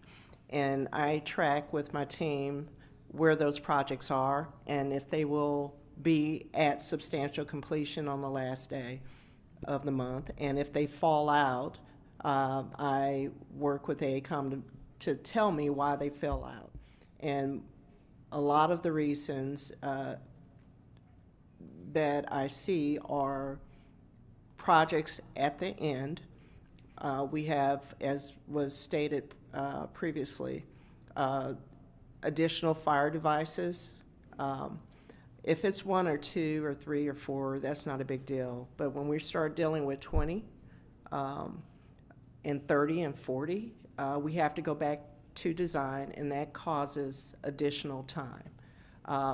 That's one example. Another example could be that the contractor put in the wrong type door. Even though the plans, and these are real examples, even though the plan calls for a certain door, they order the wrong door, and so that adds time. And so we have these little one-offs that occur in our projects. Another challenge has been some of our subcontractors that are not doing what they say they are supposed to do. We went through, when I first got here, we had challenges with pay and paying contractors on time. And so we've improved on that, but we do have some things that are in litigation. I meet with Mr. Cooney every week. He's part of our meetings every week to talk about litigation and those things that we are calling for the bond or the security on some of these contractors because they're not doing what they said they were going to do and what they are contractually obligated to do. And that is a change that has not been exercised in this program over the 10 years. We bring them to the table, we tell them we're serious about this, and in many cases the contractors go back to work and do the work. In some cases it is going to be a legal issue. So we work through these things, these challenges every single week. And we look for the best path forward to complete the project. So that's, again, things that happen behind the scenes that are not in the public view. But, you know, this is, as I said before, our intent is to be very aggressive in closing out these projects and reducing the number that will carry over into the capital plan. So that's our focus at this point. Okay. Ms. Paul, I appreciate that response. And how do you normally receive project updates, and do you believe the project data is accurate in your professional judgment? And have you or your team independently verified these projections? So I doubt everything, quite honestly. We work with AECOM. I think my staff has a better perspective because obviously some of them have been here a lot longer in the district. The AECOM that we have today is not the AECOM that we had previously, so I work with Mike McIntyre to you know, I feel like it's like forensic study if you watch CSI sometimes, because, you know, just trying to get to the root cause of why the project isn't moving forward. We do that every week. So in terms of trying to give you a percentage of what I think is accurate, I think the majority of the information is accurate, but we have those moments where questions lead to why did this, and then, you know, I go into the forensic mentality, and Sonia, in many cases, goes out on site. Her team goes out on site. If there's a disagreement between us and AECOM, the team shows up at the building, example, Stranahan Cafeteria, to make sure that we don't accept something as a district that is below standard. Okay, so would you say then that oftentimes your team independently verify the projections? If we have questions about something, and the team typically looks at this during closeout. So the team consists of Nathan Sade, who's behind me, the fire code official, Perla, who I think is here somewhere. Not yet, but she'll be here in a minute. Building code, they go out. So one of the things I think that has changed with this is that we are a lot more aggressive in questioning things and making sure that the district, that the community gets what we paid for. The delay in Stranahan Cafeteria was because we would not, this lady right here, as well as myself, would not accept that cafeteria floor the way it was. And sometimes you have to draw that line in the sand and put the stick in the mud and say, we're not doing this. And so we've had some cases where that just didn't happen. We work with Tom Cooney, we work with Mike McIntyre and his staff to make sure that we're all on the same sheet of music, we're going in the same direction. It doesn't do us well for us to say one thing as district and for PMOR to say one thing and for our inspectors to say another thing. So I have a weekly meeting that includes literally everybody that can influence a project. Okay, so Ms. Paul, can you expound on what the role of Atkins is in this whole process in terms of budget and scheduling? I think, well, so Atkins does not control the master schedule. When I bring their contract back in March or April, but I think it's March, I want them to control the master schedule. Part of my concern with this program is I don't do squishy, and squishy sometimes are the dates that keep changing. And so that's why I want to put that in the control of Atkins. Atkins, in my opinion, since I've been here, and then based on my staff, has done an outstanding job on the financial side of the house. I want them to control the master schedule. Okay, so what is their current role in the whole process? They do the financials, and Ashley, if you want to speak to that, you may. Not to put you on the spot, but.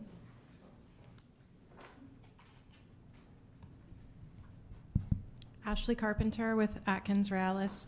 The role, as I see it, that my company is performing here for the district and the way that we serve the program is in the cost and program control. So as Ms. Paul said, related to budgeting, forecasting, and risk assessment related to the financials of the program overall, and as well as the capital program.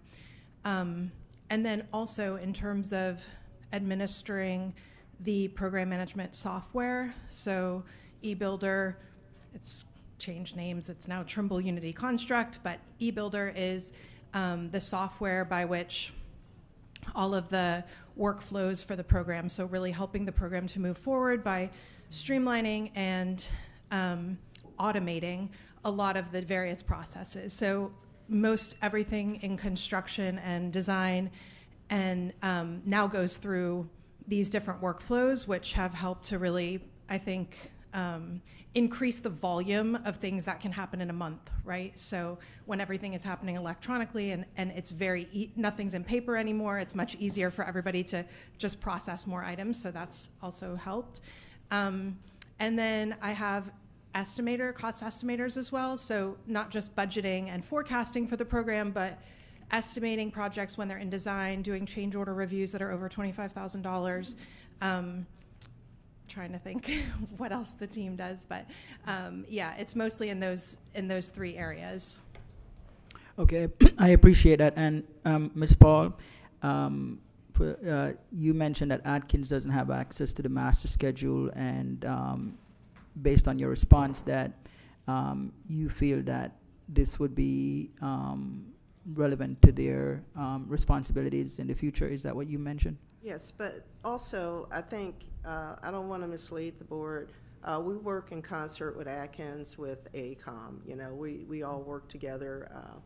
But one of the things that I think going forward that would improve the program is to put the master schedule under Atkins. Okay, and I have some more questions.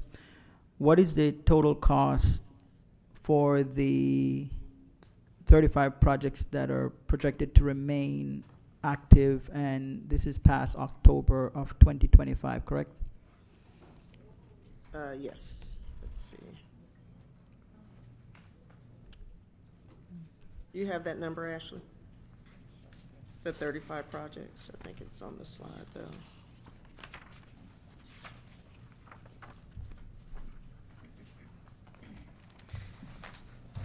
Yes. Give us just a moment. Sorry, a lot of slides. Okay, so on slide 24, the project budgets is the first column with the cost. So those 35 projects add up to a total project budget of $255 million. But that's why we added the second column, just to kind of say it's most of that money, well, about 80% of that money will be spent. We're projecting that about 80% of that money will already be spent.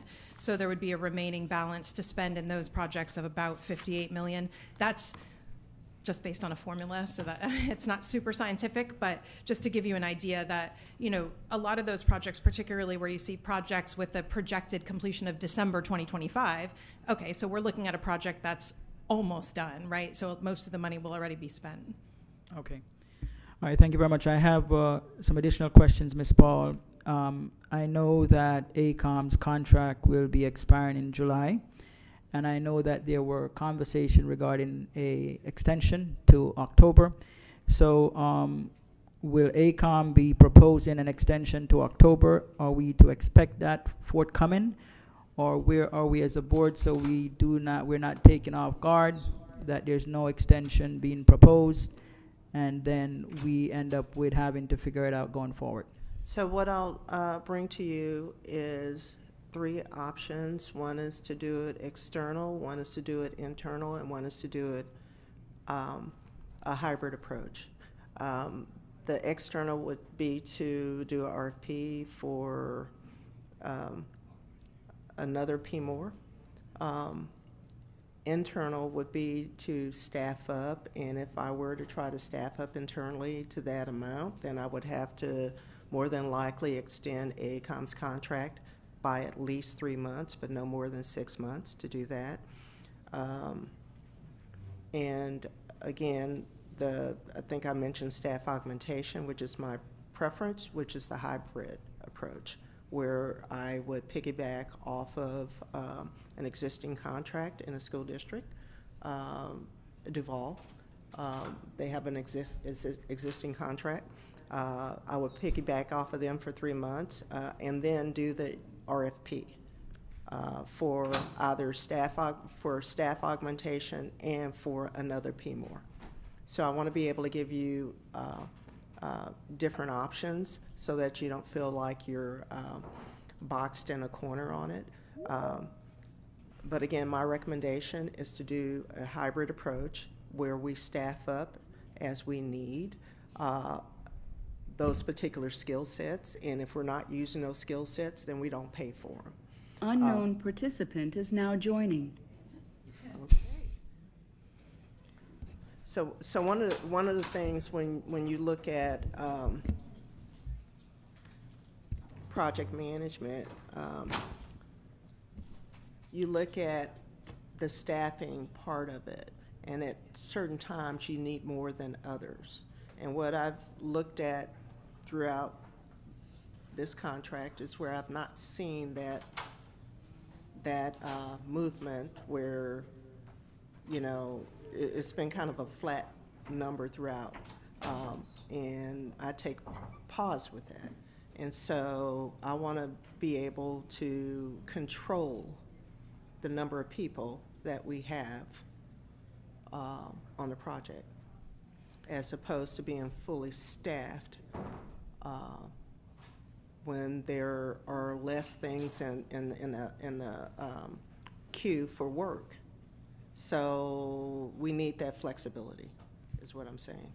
Okay, so Ms. Paul, you mentioned those three options, and my impression was those three options would be upon ACOM leaving, correct? Yes. And well, yes. Right, and my impression on that was that should ACOM request an extension to October, as we had originally talked about, then the three options that you are proposing and being in favor of the hybrid option, that would come subsequent to ACOM leaving, whether it's July or October. So my question is regarding, does ACOM intend to provide a proposal for extension to October, or they're not? And if so, if they've made a decision, I think it would be important for the board to know in time, because July is around the corner. So I guess my real question, first of all, and I appreciate the information you shared, but are they intending on having a proposal? And if they're not, then that's when your suggestion of the three options and choosing the hybrid would come into effect. So we don't know if that's July or October. So I think that they are interested in an extension based on a meeting. And let me tell you what the process is, and I'm sorry I haven't done that yet, but we have started transition meetings with ACOM. And so basically detailing the process of ACOM transitioning out. Right. Okay, so that has already started. I think we're into the third meeting on that. Part of that transition out, if they were to transition out, is whether there would be an extension for 3 months or an extension for 6 months, right? That's part of that plan. I think it's important that we look at doing an RFP that addresses whether we have staff augmentation and another PMAR. The piggybacking off of the Duval contract would allow us a transition time too. So we can use that contract to continue the work. One of the issues that I'm concerned about is the summer is the best time to do a lot of the work. So I don't want us to jeopardize the summer. And so that is why we started the talks already and the conversations and the meetings for transition. Okay, and I appreciate that, but as a board member, one of my major concern, and I appreciate the conversation taking place, we're in February. At some point, I believe we would need definitive information that ACOM is going to extend or not extend. And well, that is really up to us as a board, or you as a board, in terms of if you would be receptive to ACOM extending. And I need to bring that to you so you can have that conversation. Okay, so I know we had the conversation, Ms. Paul, before. I remember, don't remember how long ago, but we know the contract expires in July. We had a conversation, I believe Dr. Zeman had mentioned, by October 2025. We talk about it as a board. And so I think the expectation would be there would be some proposal for extension that would be forthcoming by ACOM. And if not, then we need to have a plan of action in place that would take us to our October completion deadline. And I'm a bit confused because I am not, it seems very gray where we are at this time, because we don't know if ACOM is going to present a proposal for extension. And if they're not, I am not sure I'm clear of a transition plan.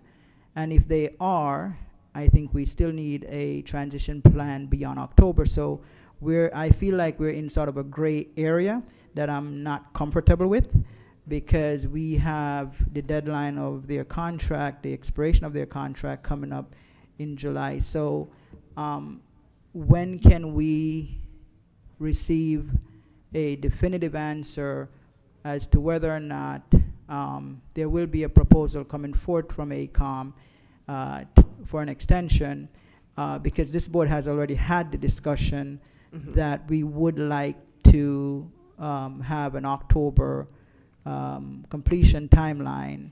And I know you mentioned 35 projects might be beyond that. It could be less, as you mentioned. So we had the discussion as a board. And now my concern is ACOM coming forth with a proposal? And if they intend to, when can that be worked out so we can have it? I believe we have Mike McIntyre here, so if you can address that, Mike. Madam Chair, board members, Superintendent Mike McIntyre, AECOM. We are in discussions with our partners presently on what the options and opportunities are. As soon as the partners in AECOM make a determination, we will let the board know. Hopefully we'll be finalizing something in the next couple weeks, but we do have ongoing discussions. Okay, so I am hoping that that information will come forth soon, because we're looking at a July contract expiration, and I think as a board it's responsible on us to really have a plan of action in place should there not be a proposal for extension, and should there be, then that would be great. Then we have more time to determine a plan of action beyond October. But we don't have a lot of time if ACOM should decide not to present a proposal for extension. And so I am hoping, Mr. McIntyre, that that information will be forthcoming very soon, because I think it would enable the board to move forward in a responsible way. Understood. As I said, we are working through it, AECOM and its partners. It will be a group decision on what we believe is in the best interest of everybody. Hopefully, within the next couple of weeks, we will have a proposal put forward.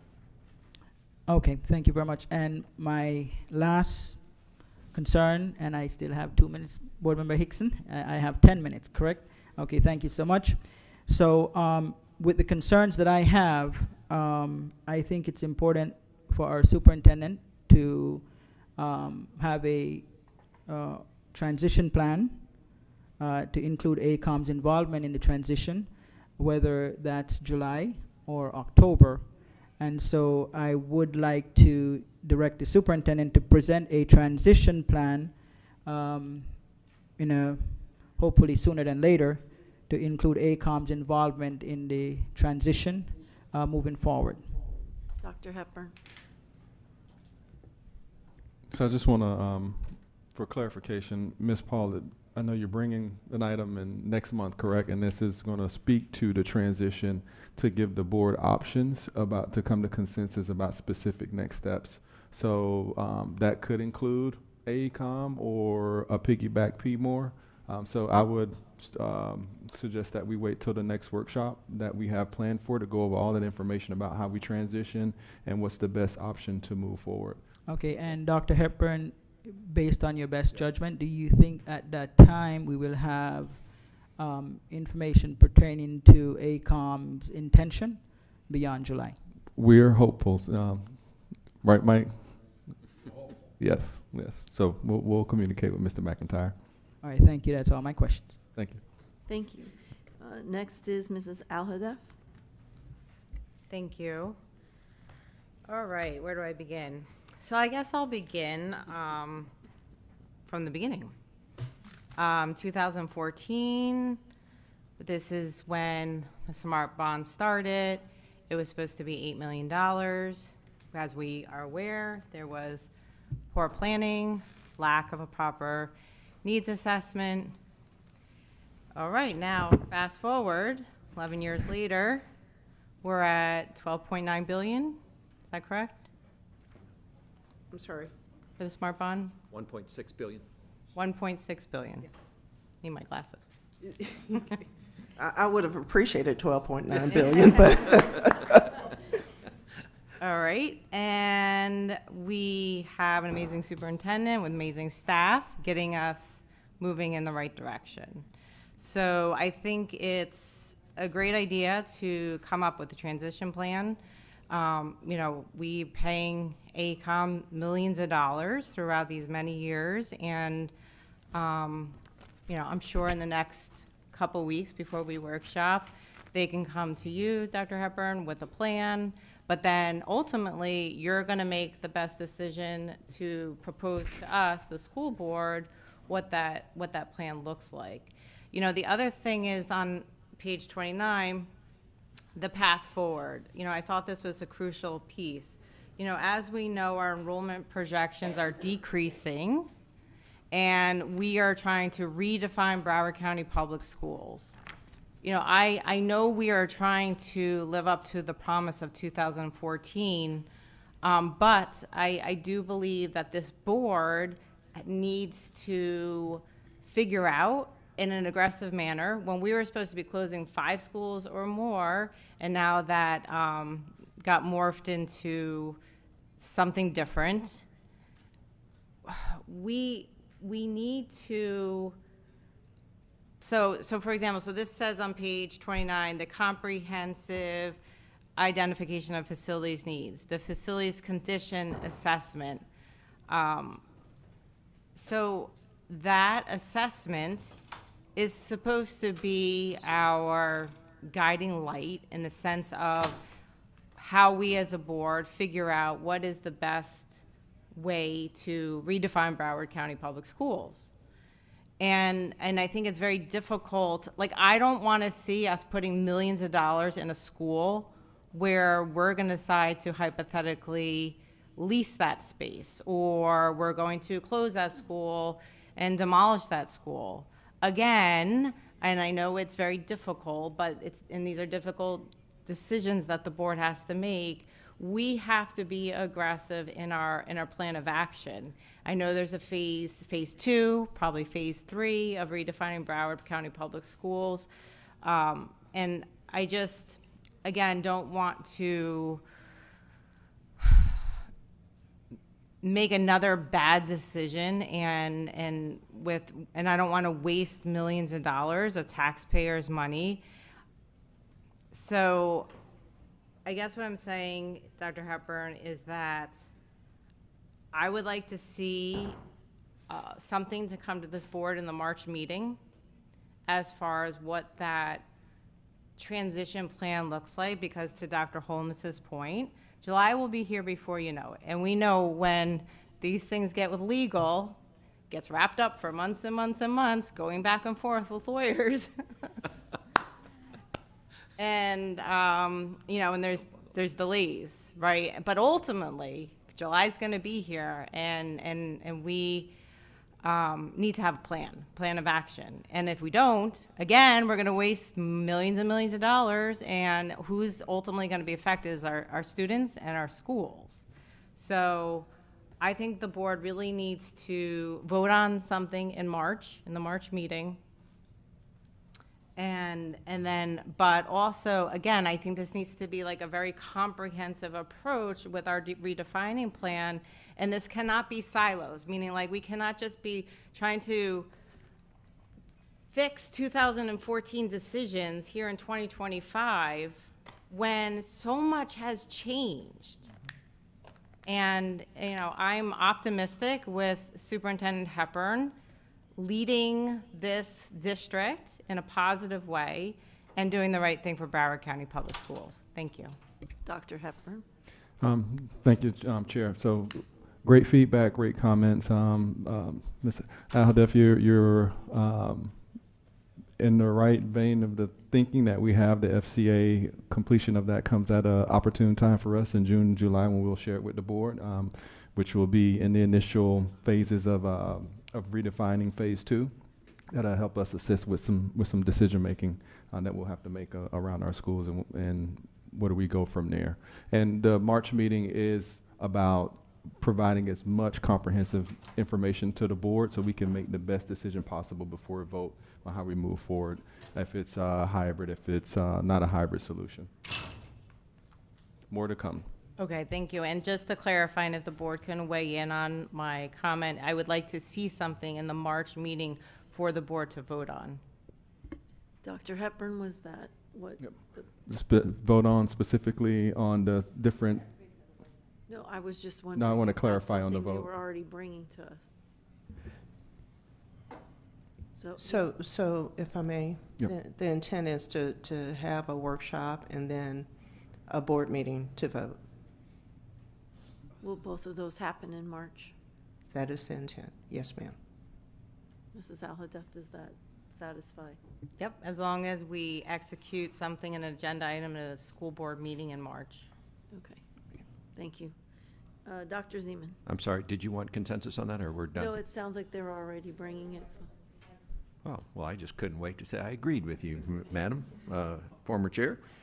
But I want to come back to your comment that you made, because it kind of gets back to, I think, is like a massive issue that we as a board need to think about. Can anybody on this board provide me any evidence right now that we do a better job in construction and facility management that we did in 2014? No, evidence. Evidence that we have. It's critical that we know that. It's critical we're able to talk to people about that. What we get in presentations is incredibly useful. It's far better organized than we've seen in a long time. But I keep asking about this critical board presentation that we get that gives us the evidence and the facts that we can go back to our community and our constituents and our county commissioners who have to approve a bond eventually and everyone else we want to talk to and say, look, we're getting better. Here's the project's getting done. I mean, going to a ribbon company, we always have gone to ribbon cuttings, whether a project takes 3 years or 6 years, there's a ribbon cutting eventually. But the issue is on critical construction metrics. Can we get a board format that comes back to us that says, there's the evidence. Now I can talk to my neighbor, I can talk to the mayor, I can talk to people on the county commission and leaders in our community and say, give us some time, but we've already turned the tide and we're getting better. That's what I'm looking for. We had it 20 years ago when I ran a construction project. I know we can do it. It's just something that I think we need those facts as school board members so that we can fulfill our obligations. Wanted to thank Dr. Holness for asking for the data that you asked for. I'm going to ask an extension of that question, though. How many active projects will there be between July 1st and the end of the SMART project on October 30th, maybe, or 31st of 2025? Dr. Hepburn? Ms. Paul. So what we have now is 35. That's the number as we stand right now.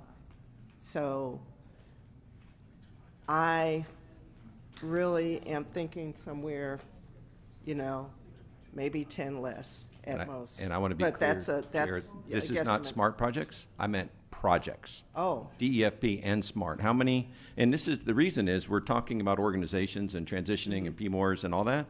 How many active projects will we have between July 1st and the end of October 2025? Dr. Hepburn? I don't have a number because we're going to have a lot because we have PPO that are doing projects. We have the 10 that are in the DFP, plus we have the predicted anywhere from 25 to 35. So we're going to have a large number of projects that will be ongoing throughout the DEFP. Terrific. On slide 13, speaking of DEFP and capital projects, how many of these projects are under PMOR management? I believe the number was 10 that came over from the DEFP. And to help my colleagues think a little bit about PMOR, how are these projects assigned to the PMOR? So my understanding is that it's the enormity of the project that is too much for our PPO to handle. So the large dollar projects that could be more efficiently handled under PMOR. So PMOR, in essence, if I could characterize your answer, gets the bigger projects and Yes. the more complicated projects Yes. that go beyond. Parkway and Rickards, two middle schools we care about a lot. Who's responsible for managing those? Those are under the PMOR. Thank you. And just to clarify what I think you said, Ms. Paul, you think that even though there's 25 on the list that will extend beyond the SMART deadline, you think that some of those might come back in before the deadline and that number go down? So it's 35 projects that, as we stand today, that are on the list. Of those 35, some have moved in and out. So it's a constant flow based on what's required, based on inspections, based on just the complexity of the project. So it's 35 now. I, in concert with AECOM and my staff, think it will be a few less, but it won't be zero. Terrific. And just so that my colleagues know this as well, what percentage of the overall PMOR contract is awarded to AECOM for their services? I'm going to go to Ashley.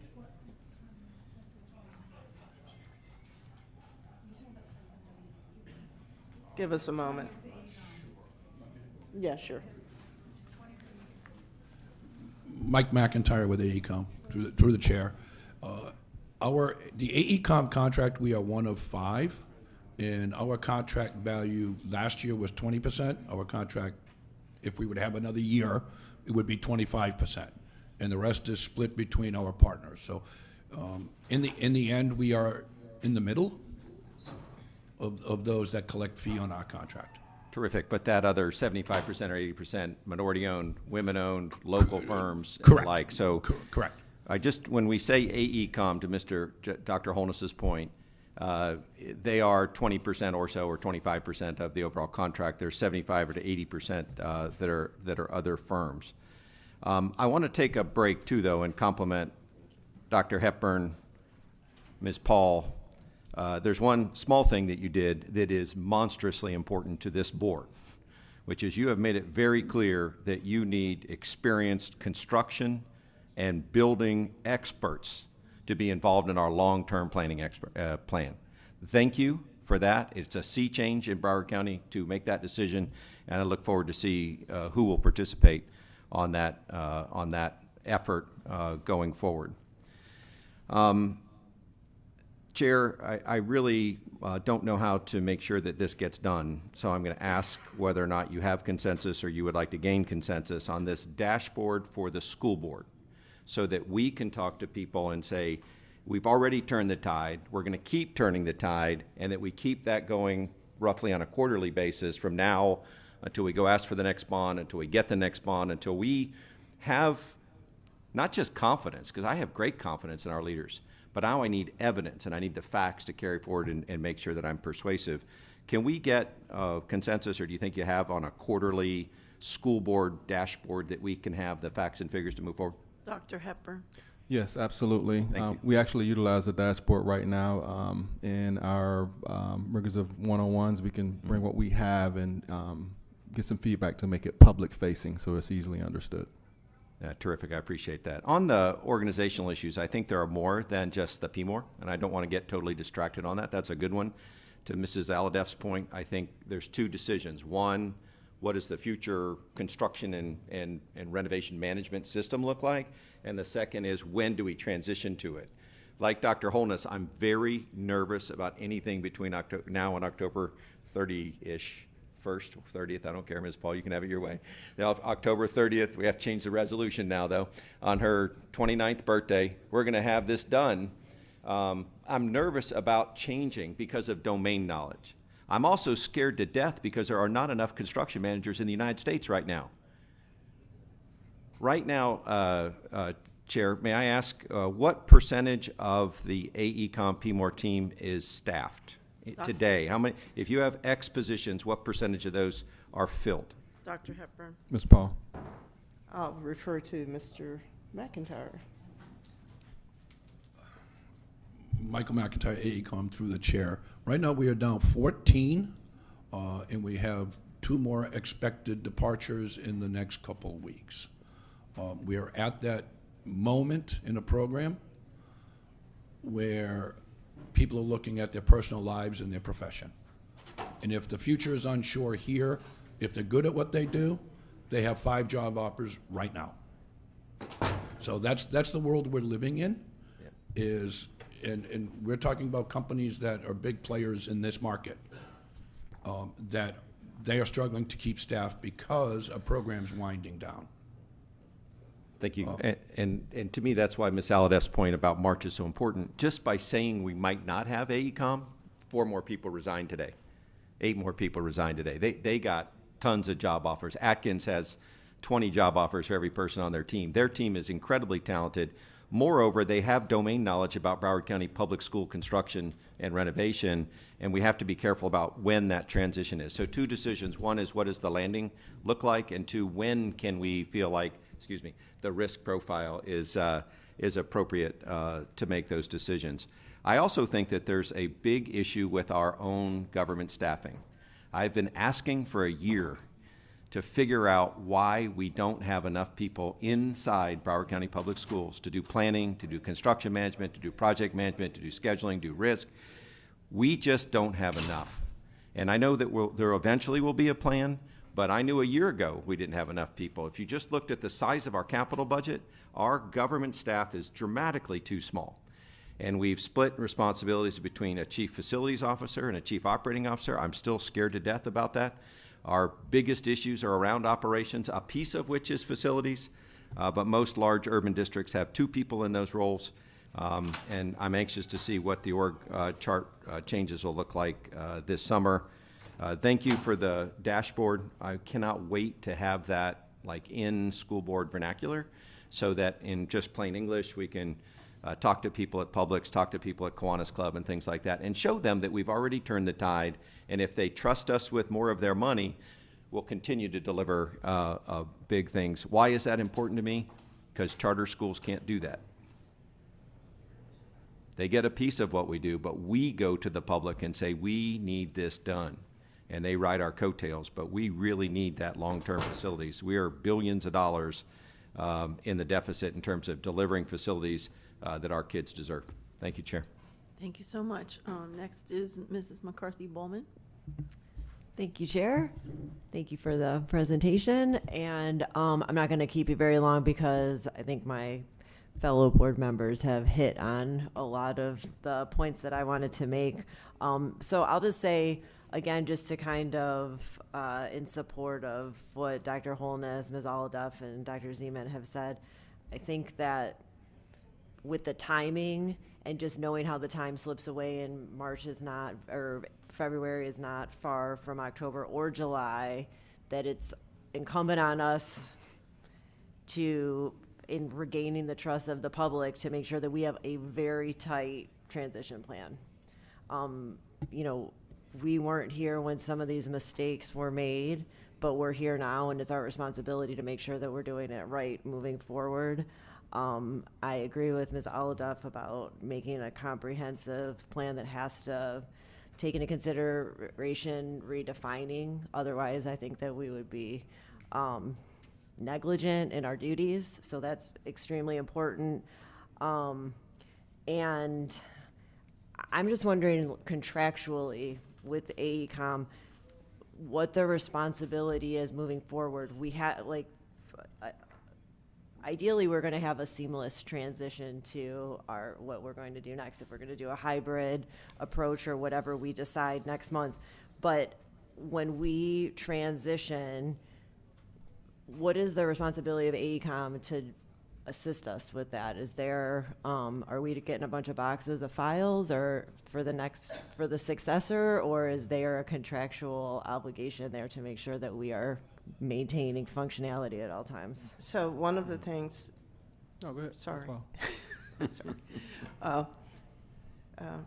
One of the things we're doing, as I stated before, we're having a transition meetings with AECOM. Mike and the team have been very forthcoming with that. Mike attends a meeting with my staff, my key staff. Tom Cooney is also in the room. And what we're doing is compiling a list of everything that we need from them going forward if they choose not to present a proposal to extend. And that has, one of the great things that we have is that we have eBuilder, which is the system we use. That gives us a historical depiction of all of our projects and everything that's happened along the way. So that has helped a lot. So we are, just continuing to work with AECOM. They are a partner to make sure that if they are not successful in the extension, that we have everything we need to protect the district and to move the projects forward. In addition, it's very important that we have this transition plan so that any kind of litigation or future litigation, we're in a position to work with AECOM through those issues. So Mr. Cooney has been very instrumental in those meetings. And could you just give I guess, I don't know who I'm asking how this goes, but I appreciate your recommendation for the hybrid format for moving forward. And when you're talking about well, to Dr. Zeman's point, do we have, or how, what do you envision in terms of having in-house knowledge and talent that we maintain here so that we have a certain level of capacity internally, and then juxtaposed with the personnel flexibility you're talking about? How does that? I think we need both, quite honestly. As Dr. Zeman alluded to, we don't have adequate construction staff, but we have to make informed and meaningful decisions on who we add to the team. That's number one. Number two, we have incredible subs out there that are responsible for the projects, and I can't see moving forward without having them as part of our team. And so the ones that are the subs to AECOM, it's my expectation that we will continue to keep them. And many of them have worked with the district for many, many years. So we do have that historical knowledge that will help. Quite honestly, part of my responsibilities as I see them based on speaking with Dr. Hepburn before I even came here is building the bench. We need to have qualified individuals that are waiting to move up within the district, and that's part of the succession planning that we need to have. So there are a number of fronts that we need to improve on, but we have many contractors that have worked here for many years that are very good, and we need to keep them as part of our team. That is the expectation. Part of the technicality of it, and I wish I had Tom here to speak to it, but if AECOM chooses not to propose and to stay, then we would ask AECOM to release the subs, and either we as a district would contract directly with them. So that's another option. The piggyback on the Duval contract will give us additional time too for the transition plan if AECOM chooses not to propose for 3 months or 6 months or whatever they choose to do. So I want to make sure that all of our bases are covered and that we're not just doing in motion right now just that one thing. And Sonia has been very instrumental in working through that and helping us move forward. So, Contractually, when do we have to have a final decision from AECOM? What's the timeline on that? Their contract ends in July, so my expectation is that they'll work up until July. But the sooner the better. I think as we spoke previously, if they can get the proposal in within the next 2 weeks, then that's something I can present to you at the March board. We would definitely appreciate that. Thank you. And then if they, when you're talking about releasing the subs, if they decide not to go forward, are there also non-compete and any other kind of issues that would be where that goes with their contract that so that we would be not be able to something work that would, with for a period of time? Is that a problem that we have to also address? well, I think that's something that we would work with Tom and AECOM on, the specifics of it. Thank you. Thank you. Next is Ms. Thompson. I'll just keep it really brief because I know we're behind and I don't want to belabor the points we've already made. I really appreciate, Ms. Paul, that you are kind of trying to right this ship. I know that there's been a lot of issues with the Smart Bond, but let's learn from the mistakes and let's move forward. 2 comments I want to have is I think it's really important to have a comprehensive options. I was not here on the board when they decided that maybe they would extend with AECOM, and I think it's really important that we have that opportunity as a board to reconsider all of our options, whether we want to go any sort of way. So whether they propose or not, it's still on us to accept their proposal. I just want to make that very clear. And then along with when you bring it back in March, if you could give a comparison to how the other larger districts are working their building department, I think that would be really helpful to see, like how Miami-Dade, how they're working with contractors, if they have everything in-house. Is that clear? Perfect.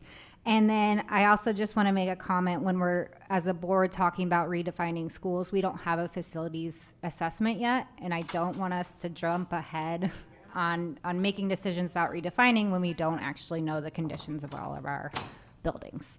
And since that won't be in June, just something to continue reminding yourself of in March. And that's it. Thank you. Thank you, Mrs. Leonardi. Thank you. I will not be quick. I'm sorry. I have a lot of questions, comments. To something that Dr. Holness was asking about earlier, why wasn't the master schedule under Atkins already? Ms. Paul. I do not know. Mike, can you address that? Michael McIntyre, AECOM, through the chair. The master schedule is held within the AECOM contract because that's how the scope was written. Understanding how a master schedule is developed is important. The master schedule is developed on what projections were at the time, and then it is informed by actual live contractor schedules. So an initial master schedule that's agreed to is a theoretical projection of what should happen at the beginning of a program. And that master schedule was just happened to have been within the AECOM scope. Like Mrs. Paul, and most of you, I wasn't here then. So that's where the master schedule lives. The basis of the master schedule is just that projection. How should it be? If everything works properly, what does the schedule look like for the program? What does the schedule look like for individual projects? Then it's informed because then it becomes live, right? The master schedule is static. It's chiseled in granite, it doesn't move. The progress schedule, which is the actual work, that's free-flowing. That changes based on the day a contract is issued. If it's issued 3 months later, the master schedule is busted, right? So we all know the first 3 years was sort of wasted in the program because there was no infrastructure, nothing got to the street. So the program was off kilter, was off tilt at the beginning, and then the master schedule had to compress. Now, where should it live? It could live in a future PMOR. It could live in Atkins. Both would do the same thing, would collect the data from actual projects, and it would inform the master schedule. It's really about building a master schedule that's honest. That's true. That's factual. It's based on real-world projections of what should happen if it's done properly. So we're looking back now at water that's gone under the bridge and it's hit the ocean. Was it done properly? Probably not. Was it factual? Probably not. Was it realistic? Definitely not. So that should inform the board on where it lives in the future, if that helps. Thank you. So I know there was a recommendation earlier that the master schedule live under Atkins. So I'm wondering, what does the board need to do to ensure that that happens? We will bring a contract to the board or for approval for Atkins, and it'll be in their contract to renew. When they're up for renewal, so we'll include that as part, or they will include that as part of their responsibilities. When can we expect that to happen? Next week. Thank you. Is AECOM or is Atkins doing the TIAs on the projects in the program? Or is it a combination of both? I think Atkins provides the financial piece to it, but am I correct, or AECOM? Okay. Go ahead, Mike. Mike McIntyre through the chair. The TIA reviews are just a time analysis, so there's no financial side to it. So AECOM does the time analysis. There's very specific information that must be supplied by the contractor. Multiple schedule types. And then we need the narrative, what happened. What happened and what do the schedules tell us happened, whether or not a contractor gets additional time, whether it's awarded to them or they're held liable for it. Thank you. And can you remind me, is that in the contract that AECOM would be doing that? We do the change order analysis, and a time analysis is considered part of a change order. Got it. Thank you. I believe the question was raised earlier, how confident are you in the validity of the information that was presented to us?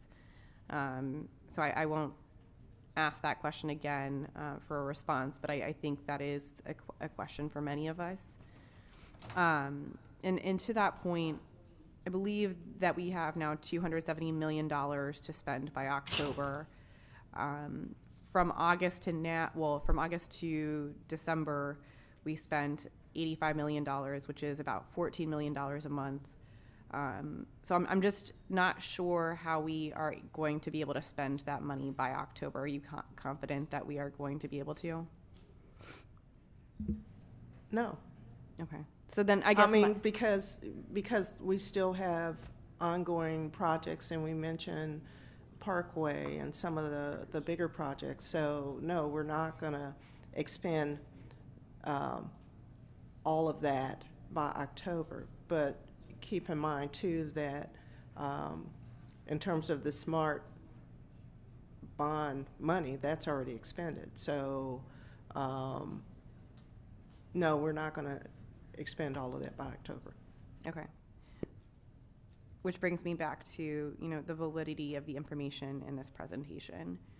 On page 12, I asked for a follow-up, of the 169 projects in closeout, how many of these were still in closeout in August, and the response was 147 of them were in closeout in August. They're still in closeout now. So 147 of them have not progressed beyond closeout. Which is, there's.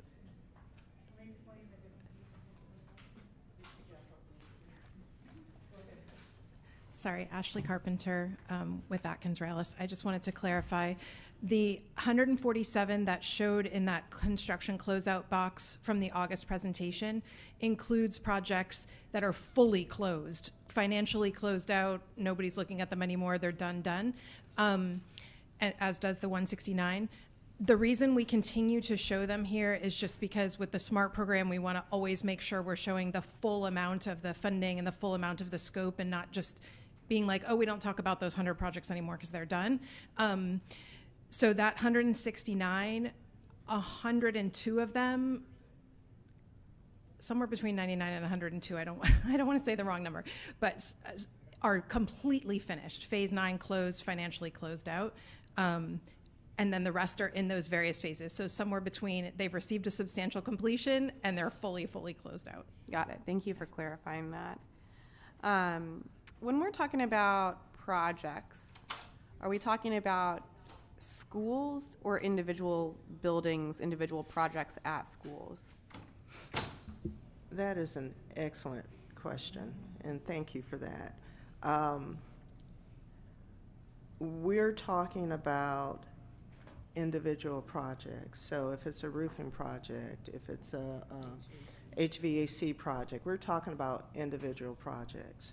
One of the things that I want to do in the future is I've always managed by school.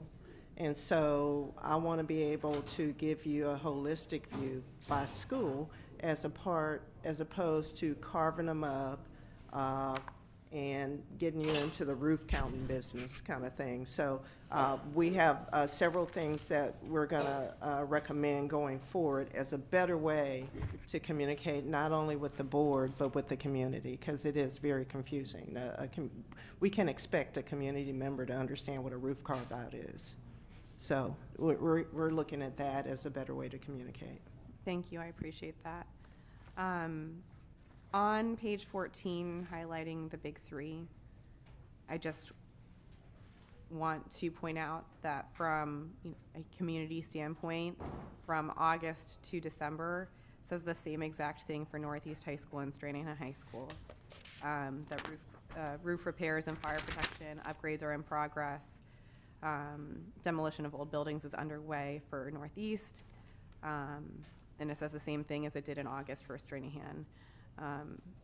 So I just think it's important to point that out, that can be frustrating for some. I think, and I understand, we completed the Stranahan cafeteria, but that's not the whole Stranahan project. And so, again, it is, in many cases, very repetitive. Literally, what I want to be able to bring to you is done, done, and done. But we still have certain aspects of the project, like in Blanche Ely, the bus loop and so forth. But I don't want to, because these were major items as a part of the bond, I just don't want to take them out. Some of it may be repetitive, but I want to keep it in the forefront to make sure that the big three, as I understand, that she tried to explain the big three to me several times, but the big three stays in the forefront. But yes, I understand we can take some of that verbiage out and just give more of a status of we are 95% complete, or something like that, a better way to describe the project. Yeah, I mean, I don't necessarily have an issue with repeating that we are done with things. That is positive. I guess my frustration is around, and I think it's more of a more abstract issue of these are the big three. They are taking longer than they should, and I know that is not your fault. But things have not seemingly progressed that much from August to now for some of these projects at those schools. And I want to go to the Stranahan cafeteria for a second. I'm reading the superintendent's news and notes from the 7th. And it says the issue concerning the floor slope and kitchen areas. You've alluded to the issue with the flooring in the cafeteria multiple times today. The consultant has identified multiple areas in the kitchen where the floor slope was not installed per code, and I'm wondering, how does that happen? Was that approved by anyone in our building department or in our staff, that slope, or did the consultant just do it and then we realized after the fact that it was incorrect? So there's a story. Stranahan Cafeteria is a prototype from Miami. I'm going to let Ms. Coley go through the different gyrations. But the bottom line was the floor in the cafeteria was not acceptable. We would not approve it.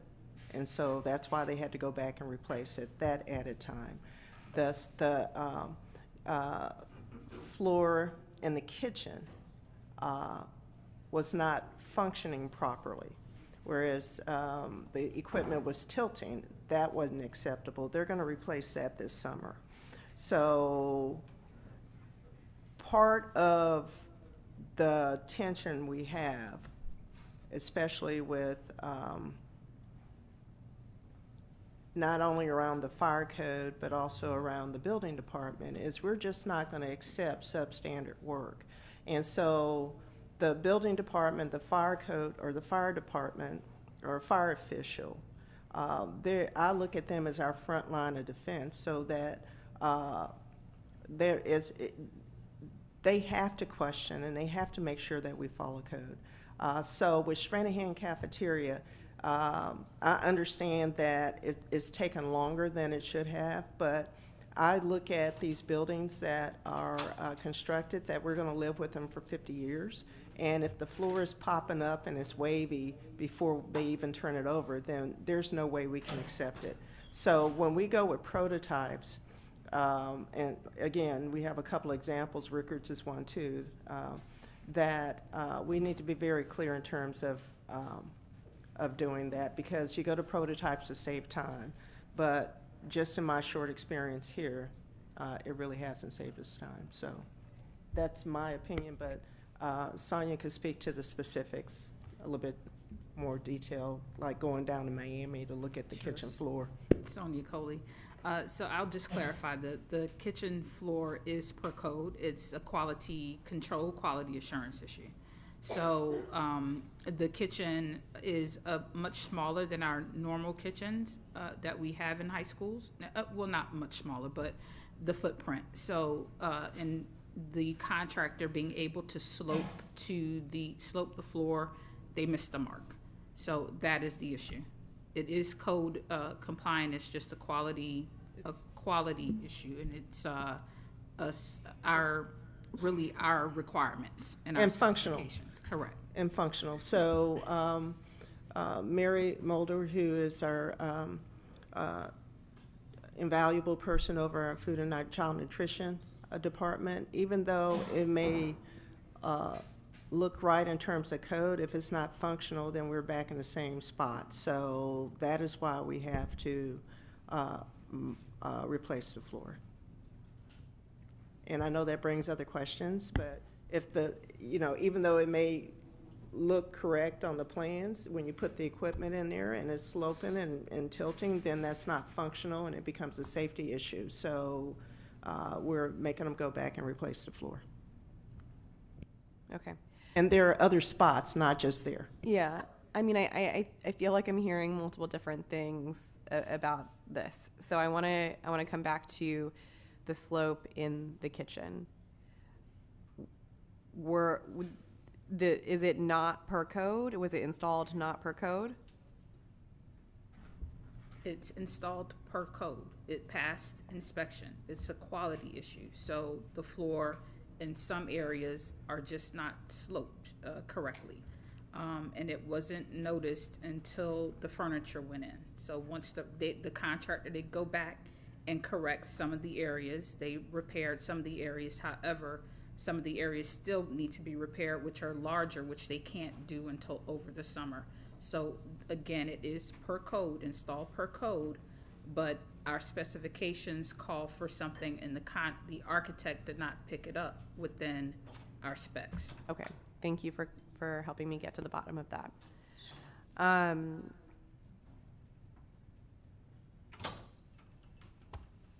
On page 15, we're talking about Rickards, and the superintendent sends out, I'm sure you all write a portion of the news and notes every week about Rickards. For months we were told that there was a delay. About a year ago, I was told that there was an additional delay and that the contractor planned to recoup the time that we've lost. That is now changed. And I'm wondering, A, like, why has that changed? And B, has the community been told about this? Has the school community been told about this? And if not, when can they expect an update on this?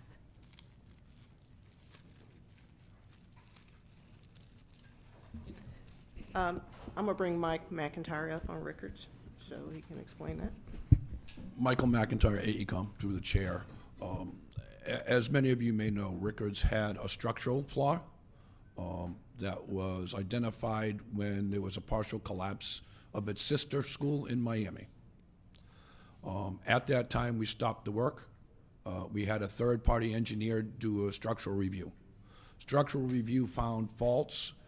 A redesign was required, and we lost plus minus 3 months. The contractor did attempt to adjust their workflow, the phasing of the work, with the intent of picking up that 3 months. Unfortunately, the change in workflow did not capture the time they had lost. Unfortunately, in many ways, I call it, they worked their way into a dead end, that they just could not capture the time. The problem in the business, it takes a week to lose a month. It takes a month to gain a week back. So they could not get that 3 months back. They're still piecemealing it to try to get some of it back, but I'm not sure, with my experience, that we can find 3 months with what's left for the work. The window is just too short to gain that much time. But they did make a valiant attempt. It's just, they changed the workflow. They just could not get there. The loss wasn't theirs. The loss was the engineers, and they worked out of the box to try to recapture that time, but it could not be recaptured. Okay. I appreciate that explanation. So to my other questions, has this been communicated to the school community? And if not, when will that be happening? So the reports that we put out have captured the accurate date. As of today, the schedule is still November.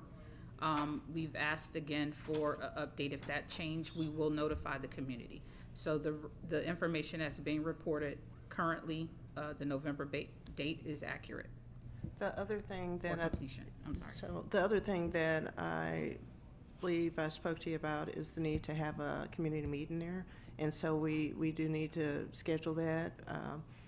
We will send you that date once we finalize it, but I think that's important. That's part of the additional enhanced communications that we need to do on these projects, the remaining projects. Thank you. I appreciate that. And I will just say, and I know that this does not take into account all of the complexity and nuance that you all just described about Rickards, but you know, I drive by Rickards almost every single day. I don't live very far from the school. It's the school that I'm zoned for. And I've seen apartment buildings go up, be occupied in the time that the roof collapsed. And I mean, I think even until last year. So as a community member and then as a school board member, watching children go to school on a portable campus while people are able to build apartment buildings and have people occupying them is infuriating. And so I understand that these problems come up, but it is unacceptable for our students and our families.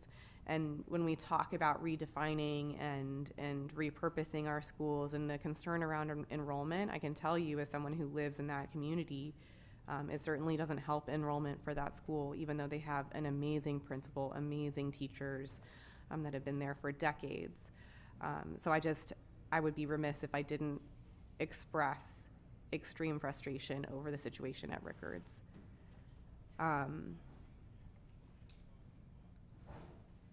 On page 18 of the presentation, does this, around the change orders, does this include change orders that are in dispute? Do we ever talk about change orders that are in dispute?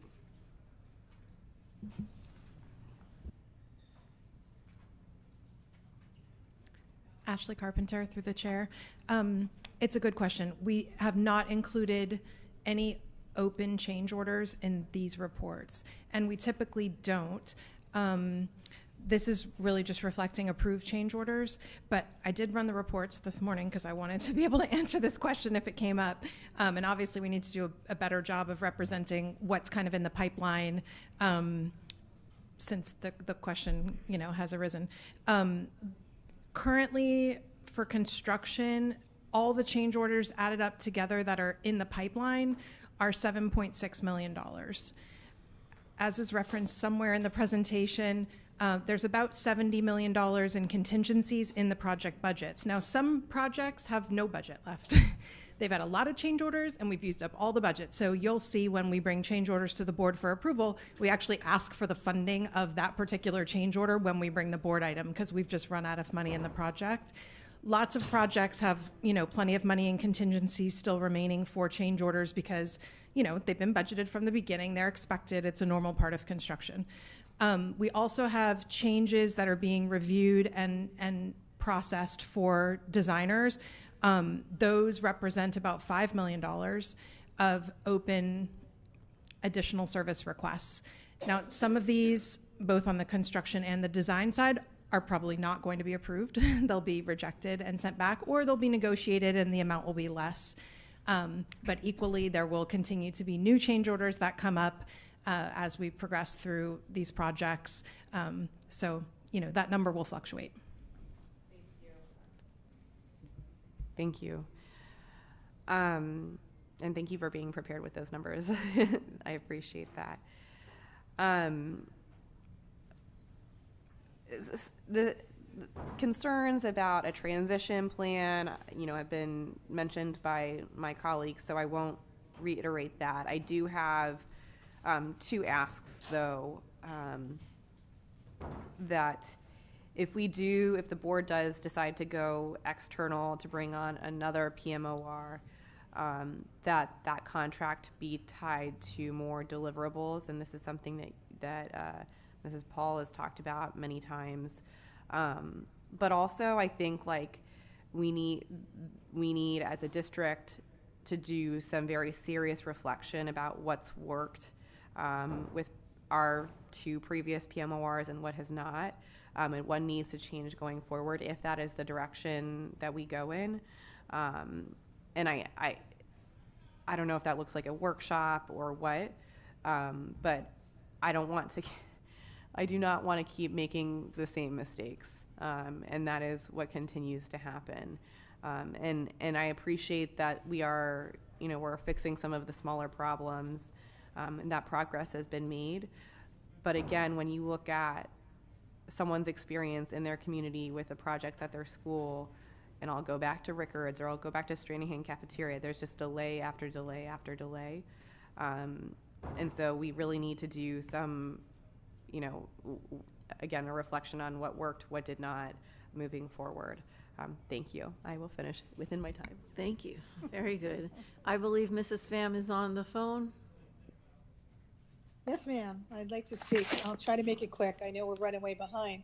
But my question is, when will the board be presented with a written synopsis of the backup plan in the event that AECOM does not extend their contract and we need to retain, we really need to gain an alternative way of getting to the finish line.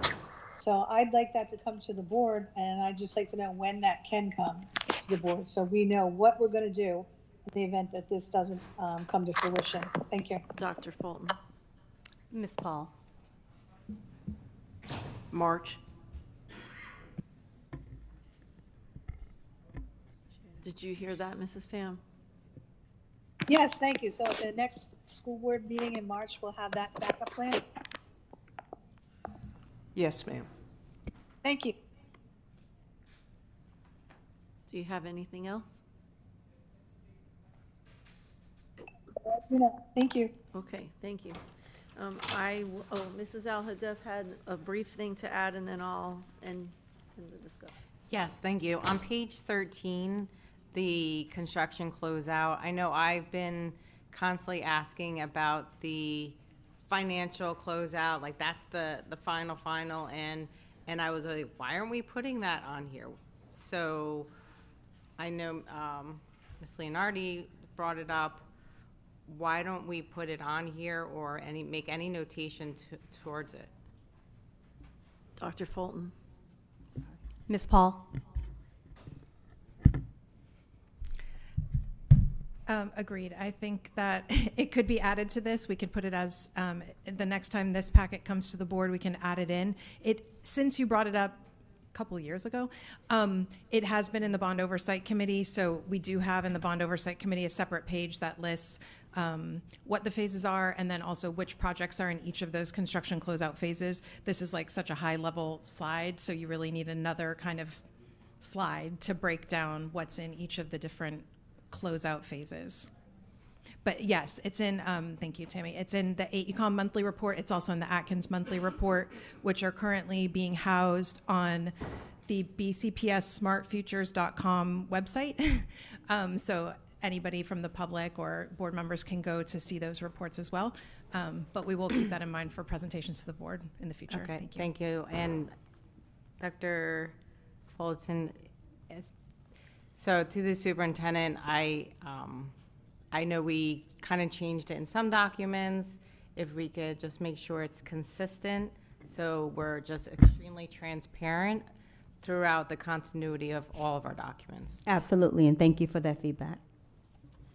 Thank you, and I also will be fairly brief. I just want to make a comment, and I understand that it's mushy because we're moving things from SMART to DEFP, but I think it's really confusing when the workshop is on the SMART bond and we're adding all this information about the DEFP because they're separate, and I think that's what happens is the public mushes them together because we're showing them that way. So my preference is to not highlight it as much on here when we're talking, not that it's not important, but maybe have it like as a back end or in the appendix or something, because that's what's happening is we're conflating the two together, and I don't think the public understands the difference between what's SMART and what's the DEFP. So just my personal opinion.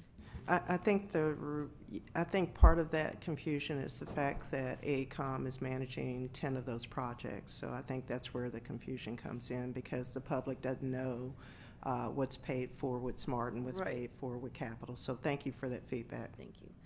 So I have a couple of quick questions. So they mostly focus on page 22 and 23.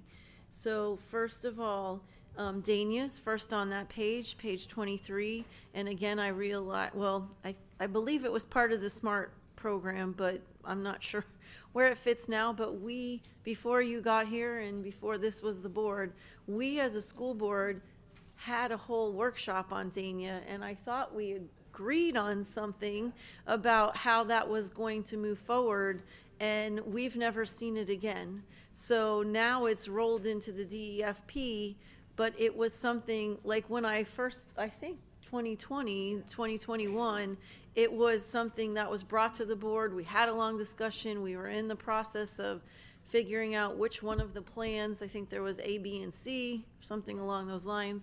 I'm not sure where that sits, and it looks like we're not even gonna, it says project completion January 26th, but we've never had that come back to us again. So can someone just briefly say where this is at? Ashley Carpenter through the chair. Oh, you are the chair.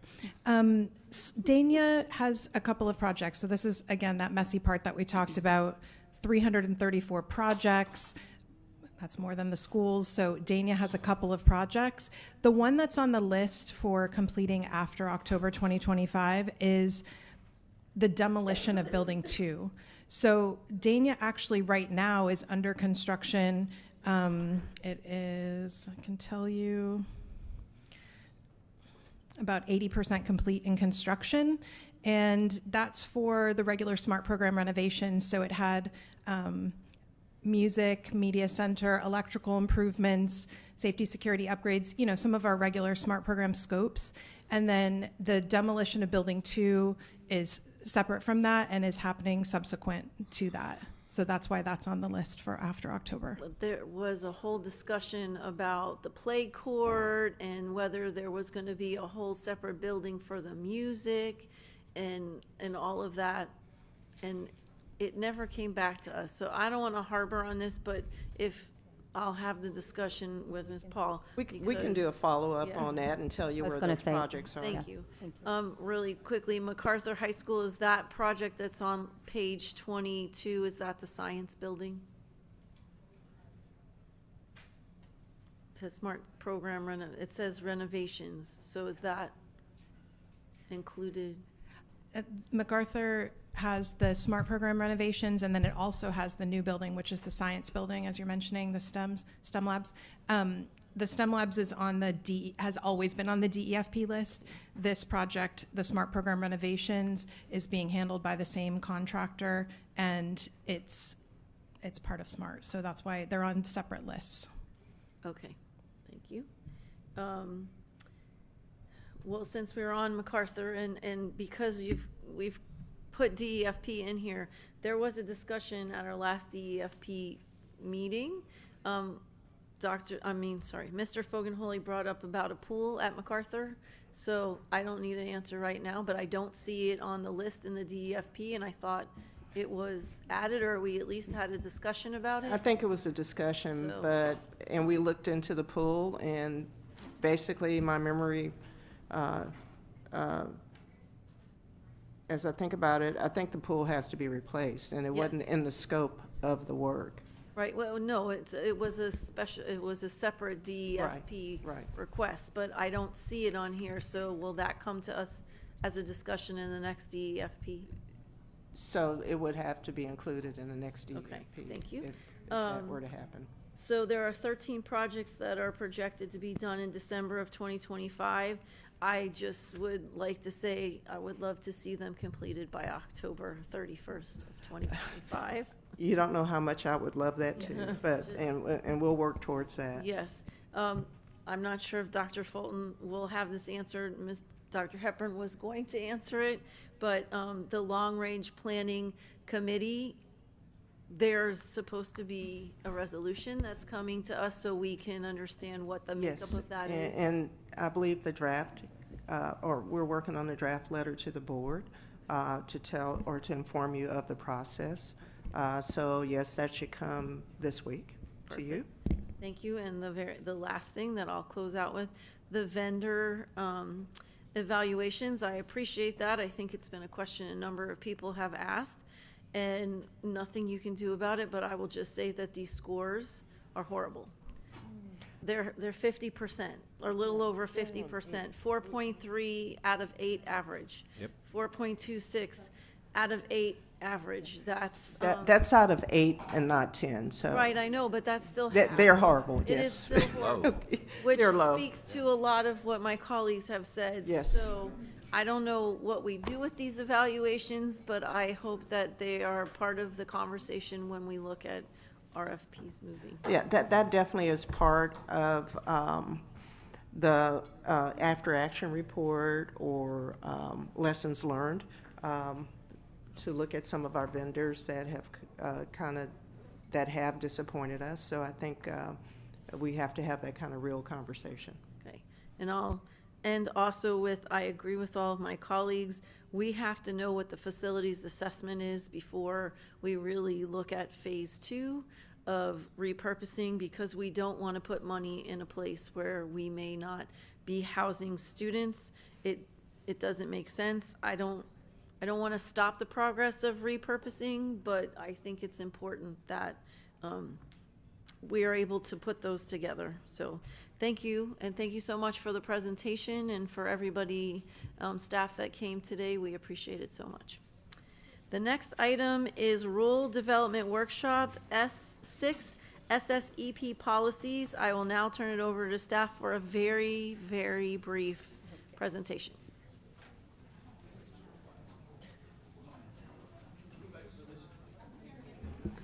And for time, I'll defer to you if you prefer us not do a presentation and just take questions. Taking questions. Yeah.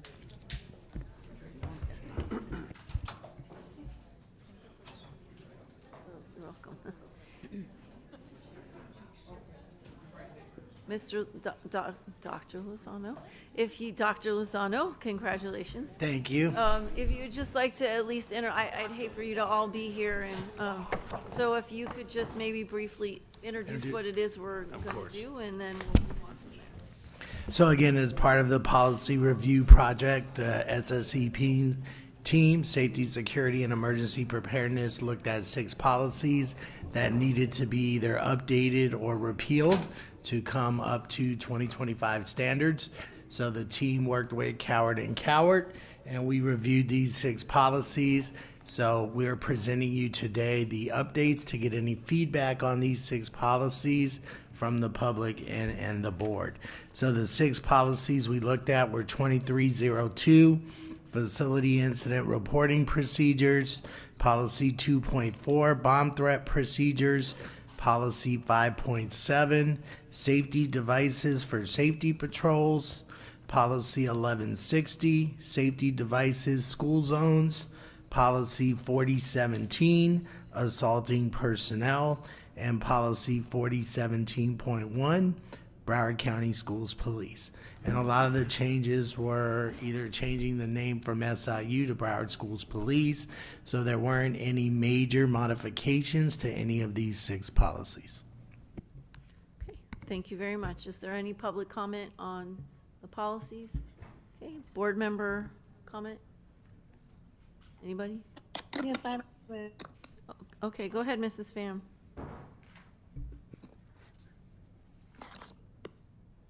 Hello? Go ahead, Mrs. Pham. Thank you. My comment is, you had the words in there, when appropriate, which is a very vague and ambiguous term as far as referring to law enforcement. And I make the recommendation, and I'll bring this motion when this comes forward, that it's the police that are experts in the law. The police should be making the decision on what amounts to a crime and what doesn't. And we should take the subjectivity out of it, because we don't want our principals that have relationships with teachers to have to factor in those relationships and the relationships they have with their students. So that is one recommendation I would make, is that we don't want to put that onus on the teachers to be experts in law. Other than judges and attorneys, I think police officers are probably the 3rd most familiar group with what is legal and what is not. Thank you. Okay, thank you. Staff, did you capture that? We captured that, thank you. Okay, anybody else? All right, well, that was easy. Thank you so much. That's it. Thank you. You're done. Don't be acting. Look, you recommended no change, man. It's like, it's easy to do no change.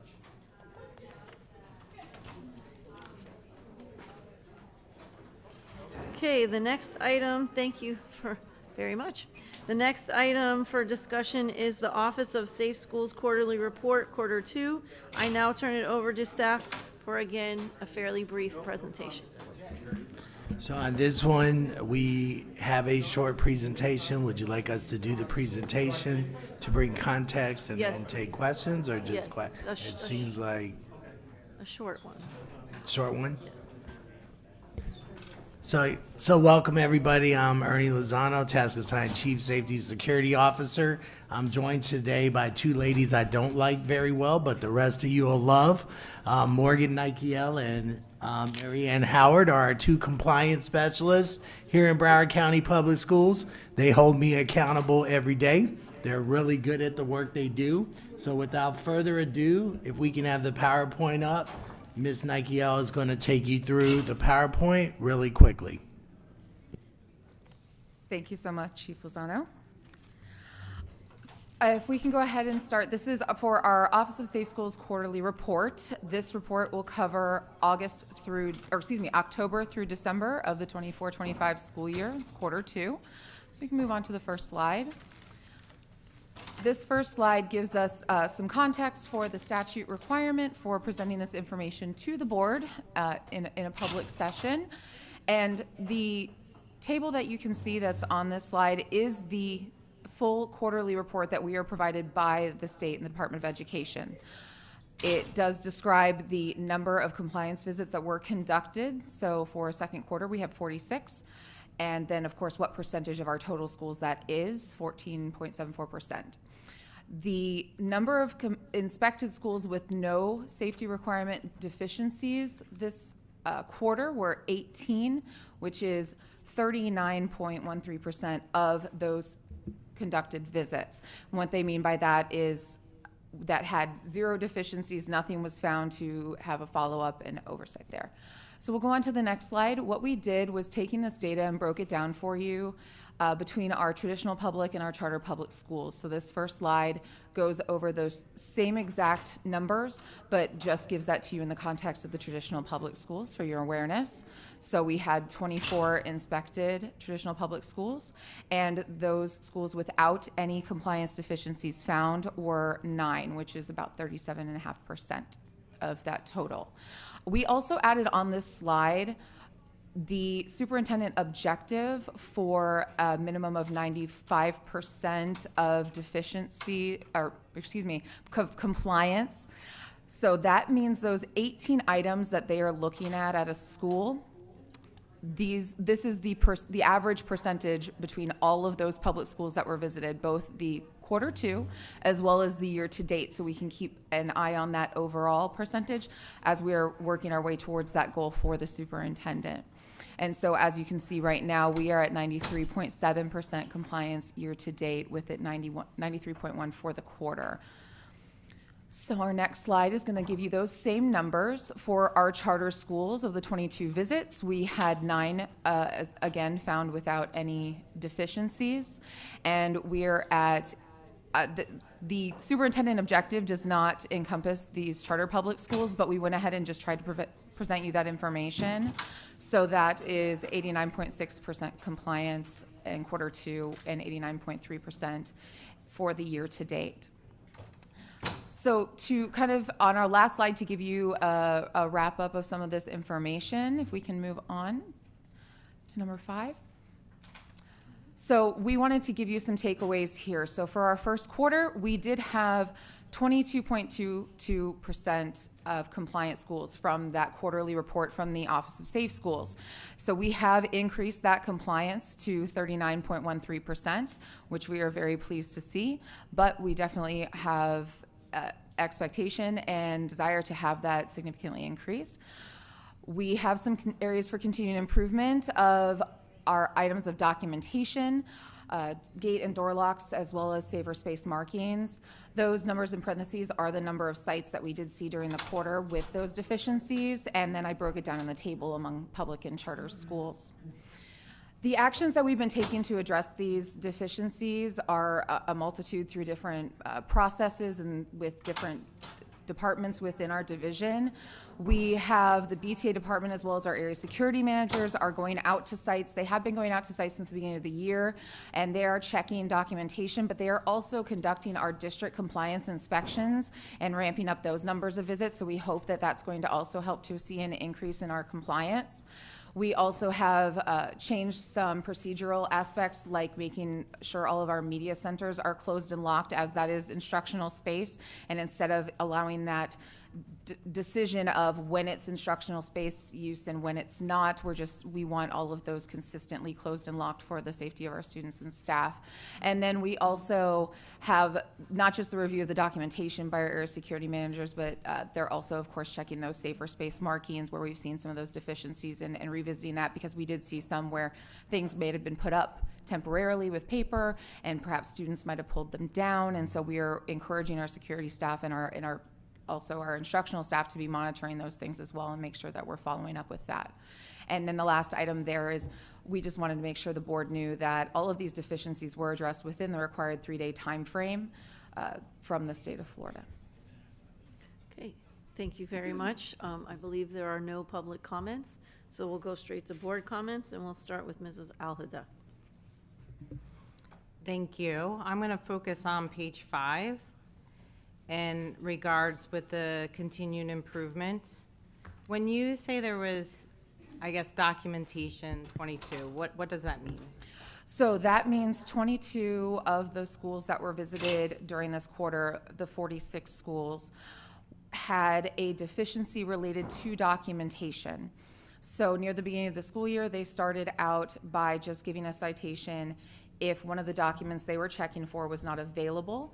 Now they have actually apologies. No, you're good. So when she's talking documentation, so Ernie Lozano, BTA chair, I took the certificates. It wasn't in the actual folder when the state showed up. So if it's not in the folder, the school gets cited as being deficient, and then they have 3 days or during that visit to print and produce the folder. So the documentation is the certificates of required training through state statute that staff is supposed to complete.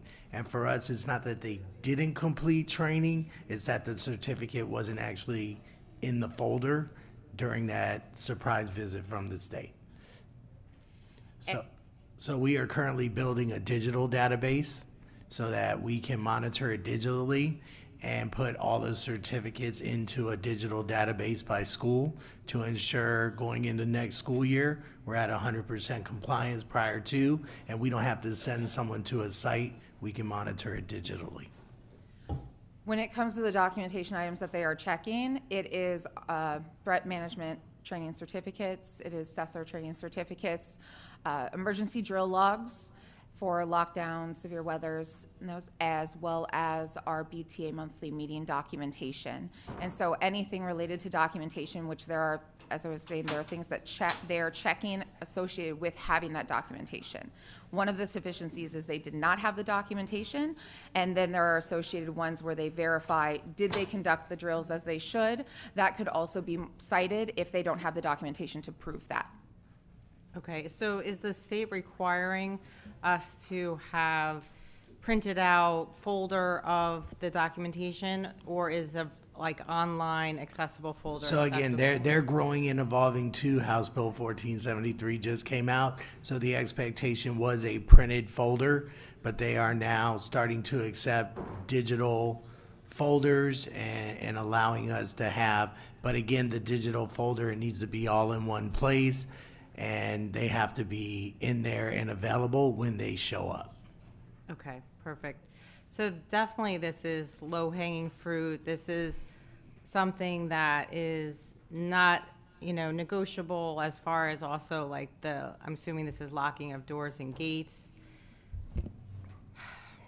So let me just clarify and put your mind at ease. So again, in the beginning, when House Bill 1473, there was confusion across the state about what is an instructional space. So schools were allowed to exempt, and Ms. Nikiel talked about the media center, because some schools don't actively teach all day in the media center. Students may go in and check out books, but it's not an instructional space.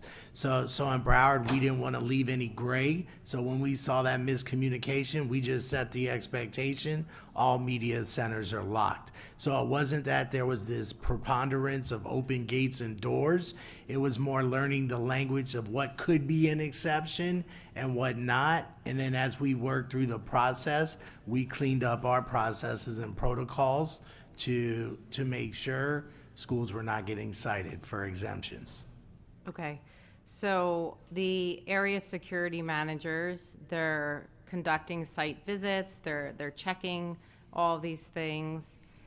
I'm very happy that the board tied the superintendent's evaluation into the this compliance piece of it. I think it's gonna really help.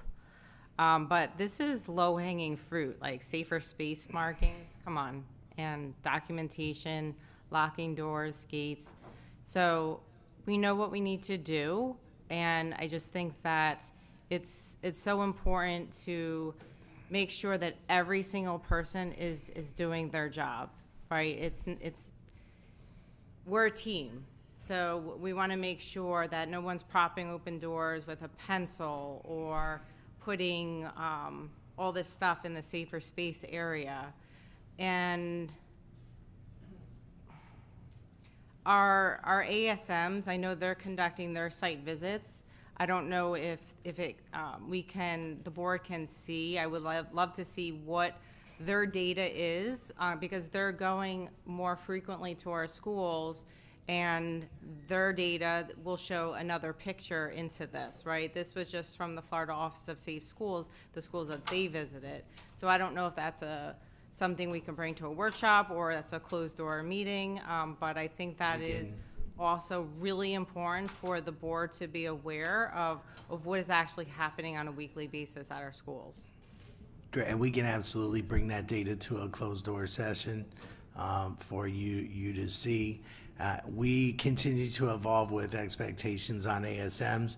We also, because after the state does a visit, the principal has to do that follow-up corrective action report. We now require those from our ASMs when the school gets marked with a deficiency to go over their protocols and process of how did that happen and meet with Director LaRosa to ensure that we are minimizing and having no deficiencies. We want every school to get a perfect assessment. I can tell you last week we were at 86% of our schools in last week's visits that had perfect assessments. That's where we need to be. That's the superintendent's expectation on our division, that we're at 100% in compliance, and that's the expectation we set in our department. And just my last question, the area security managers, if let's say I'm an ASM in District 4, do I ever go to a different district to inspect the schools?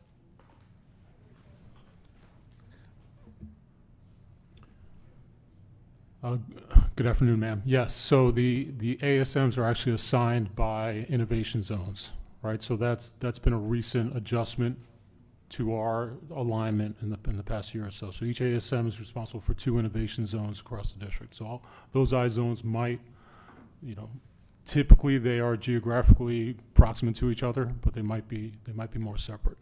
But there are cases where ASMs will go out and conduct inspections at schools outside of their I zones, especially now in the spring and since the new year, like Ernie said, that we're doing these state level OSS inspections. So, okay. Yes. So, Dr. Hubbard, I would just be mindful that I just want to make sure that you're having different eyes look at different schools across the district, because you might have someone that come and be like, oh, yep, I know they have this, and they're already checking boxes instead of really looking to see whether that security is in place. So that's been specified specifically by me that these especially these inspections we're doing. So we've been doing inspections for a long time. I think you know that. We've put apps in place, mechanisms in place, and ASMs have been doing these for years. I'd like to say the state kind of picked up on what we were doing, and now they're having us doing it as well, right? Now we are actually using the state's mechanism, right? So there is no playing around with that, right? So. No, I don't mean in regards to the mechanism. I did mean by the person that is actually going into the school and looking. I want to make sure that we're not just checking boxes because I have a relationship with the principal or I already know the school. I want to make sure that there's fresh eyes looking at different schools so that we're making sure that that's whatever's in that compliance standard, that we're making sure it's legitimately we are in compliance with that school safety standard. And I can tell you, Director LaRosa and I met yesterday, and we're going to start on a weekly schedule where we're doing the same visits, surprise visits at schools across the district, so we can calibrate to your point. Thank you. Okay, Dr. Holness. Thank you, Madam Chair. So I do agree with Board Member Al-Hadaf. There appears to be items here that are low-hanging fruits that should easily be resolved. And I guess my question is, how is school leadership involved in terms of training and bringing awareness to the factors that are being assessed in order to be in compliance? Can you describe that process of how leadership is involved and ongoing training or awareness that one needs to look out for, the staff and so on, to be in compliance. And I believe there are 18 factors, am I right, that are measured? So can you respond to that question so we can kind of understand who the Absolutely. superintendent? Mr. Lozano. So- Hold on. Dr. Lozano. Sorry. Thank you. So it's mandatory that my team is at every monthly principal level meeting, and they go over the protocols. Ms. Nikiel and Ms. Howard have created a one-pager with all the 18 compliance documents expected through that state visit, and it's reviewed with school administrators. As the ASMs visit campuses, they're also meeting with the school administrators and talking through those compliance assessments. Again, this has been a transition year in terms of learning for everybody across the state, as House Bill 1473 was just passed last spring, and we can expect a few probably changes in this session as they continue to update and pass stronger legislation in terms of school safety. So we constantly, is something we have to be just as vigilant. You know, Dr. Fulton brings fire in teaching and learning. Wanda Paul brings fire in operational. My team needs to bring that same fire in safety and security and keep that commitment to safety, and it's an everyday conversation. It has to be. Okay, so Dr. Lozano, and I am happy to be able to say that, sir. Thank you. Congratulations. So you mentioned that your team meets with the school administration. How are they reporting back to you in terms of getting some sort of qualitative feedback as to their efforts in ensuring compliance with these 18 factors? So when their schools are visited, we don't, they can be among the schools with known deficiencies. Because I'm looking at the numbers, and when we look at traditional schools, what I see here is 32.5% had no deficiencies, right? And then, or 37.5, I think it is. Therefore, 62.5% would have some level of deficiencies. From the 24 schools, that would be about 15 schools, if I'm correct. So how do we ensure there's this sort of continual ongoing exchange with leadership and your department, that they're actually looking out for these 18 factors and reporting back on their success in doing so?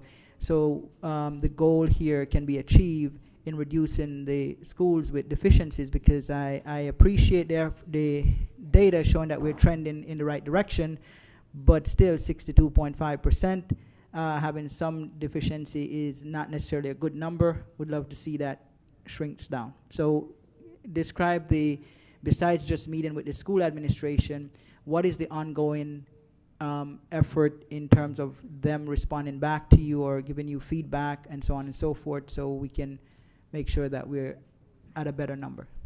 So I meet with these two ladies almost daily or weekly. We're in conversations.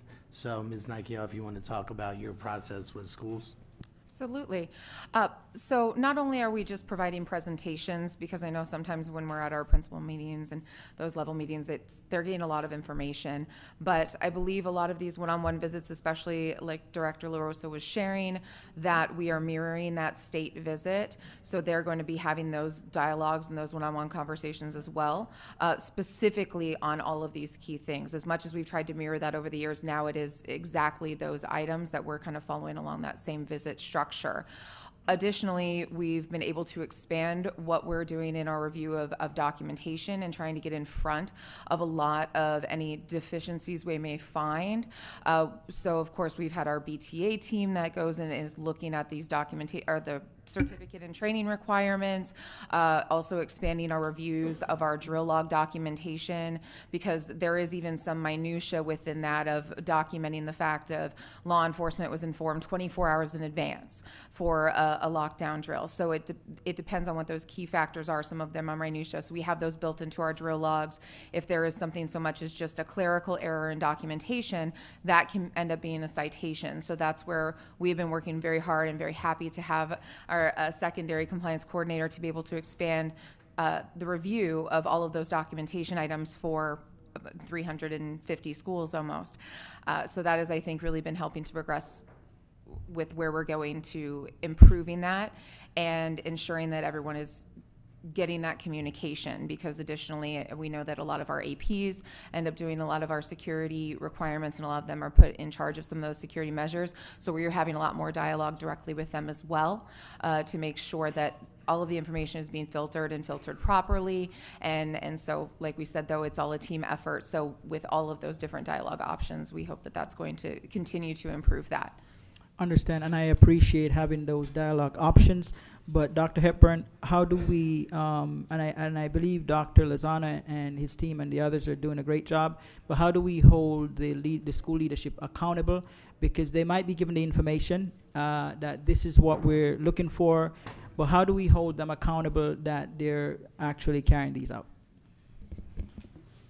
Go ahead, Dr. Lozano. So we now include, also like we include the ASMs now on the visits, we include all the drill information to the principals, supervisors, the directors of teaching and learning, so they too can monitor the drills that take place, the safest spaces in the classroom, and those safety checks as they visit classrooms, not classrooms, as they visit schools and they enter a campus. Is, did someone greet them at the gate? Was it locked? Was there somebody there?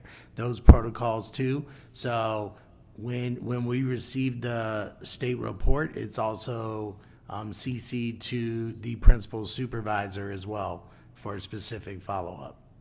Okay, so as we're discussing safety, and I appreciate all of that, I think that not just school leadership, but those who report to school leadership, that everyone has a role to play, and that everyone has some level of accountability in order to keep our schools safe.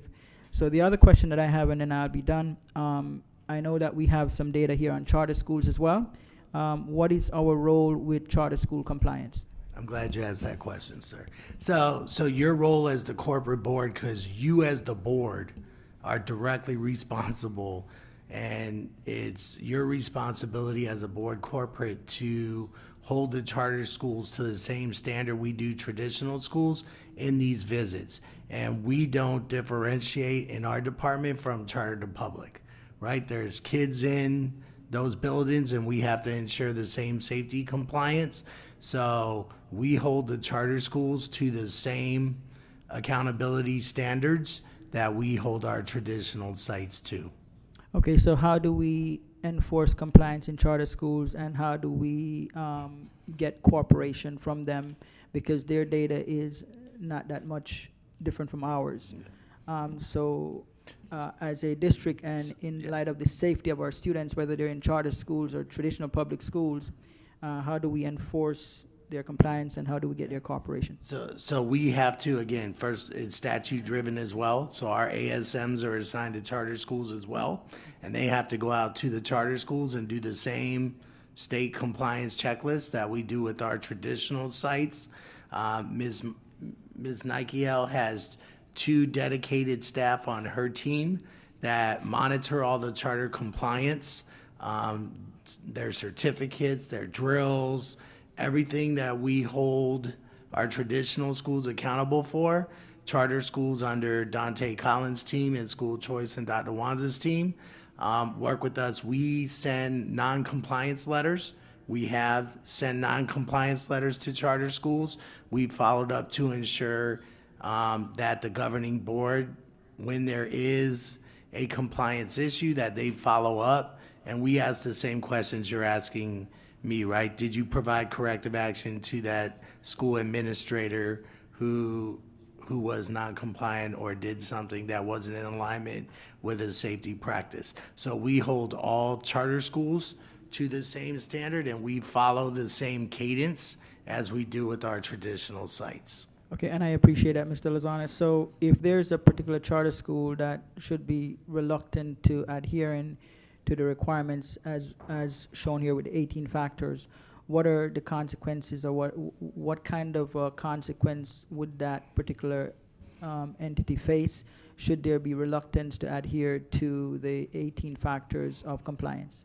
So we would work with their governing board, and what we would do is we would have to bring the issue to you, the board, and you could look at, based on the severity of the infraction, would you as a board want to revoke their charter, right? So that's the power you have as a board to look at whatever safety infractions, and if you as a board thought it was so egregious, you would make a decision as a board what you would like to do with that charter school and their charter, and you would maybe leverage your power as a school board to ensure they took the appropriate actions that they need to take to come into compliance. Okay, I appreciate that response because I know that some of our board members are new, and I think that information is relevant should we run into an issue, because the safety of children, whether you're charter schools or traditional schools, cannot be compromised. We must be diligent in terms of our efforts to make sure our kids are safe. So thank you, sir. Appreciate it. You're welcome. Dr. Zeman. Dr. Holness, thanks for bringing this up because, you know, charter schools are competimates. In many regards, we compete. We want to offer such a great product that more people choose traditional publics and charter. There's nothing wrong with that. At the same time, we need charter schools to go to Tallahassee with us and lobby. We both want more money for kids to be spent. We also want them to go lobby for better definitions of what safety compliance really means, including actually measuring safety and security rather than measuring a piece of paper that shows that somebody completed training. Even participating in training by itself doesn't make you safer. I don't view that as a particularly good thing. What bothers me, and we kind of look at things like a scale for construction vendors here, and we joke that they're at 50%, and we're at 40. Which means 60% of our schools have something that they were deficient in, right? A lot of that's documentation. I hope, like Ms. Alhadeff says, that's actually not an indication of safety and security, but it's a measure of, you know, like paying attention to the details. And I'm just not particularly happy with these results. I love the fact that we're doing well. On page 3, we don't show the Q1 results. What were those, Dr. Lozano? Dr. Hepburn. Ms. Nigel. Thank you. So from Q1, we had 18 site visits conducted, which was 5.77% of our total schools.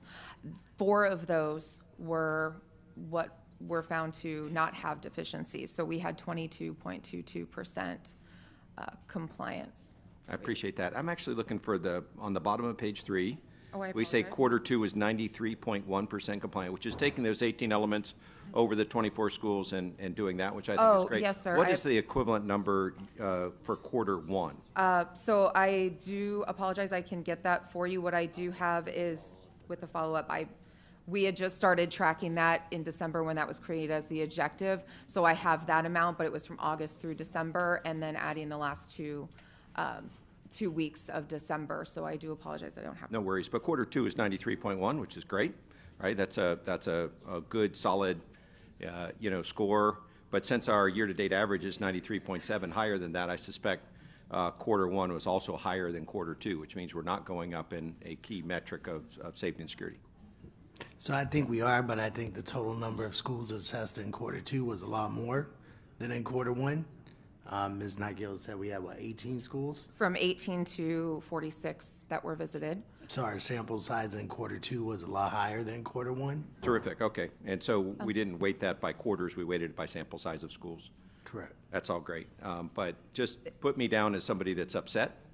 I'm not going to be happy that 60% of our schools are not compliant, even though they're largely non-compliant for documentation, right? That was the number one thing, that they weren't there. I view this, Chair and Mr. Superintendent, as an easy fix. And why wouldn't we want to make sure that we're 100% compliant? I mean, this is, as Ms. Alhadeff pointed out very clearly, this is not a difficult thing to have papers in a file. And if you're not putting papers in a file, what else are you not doing? Like, hello? Like, we don't want to go relitigate everything that's happened in security on school sites in the United States. But why aren't we having all of our pieces of paper in a file when an inspector walks in when we know they're coming? We are on the same page. Yes, sir. Thank you. Let's fix this, and next quarter, let's be 100%. Thank you. Nobody else raised their hand, so I'll just finish us up.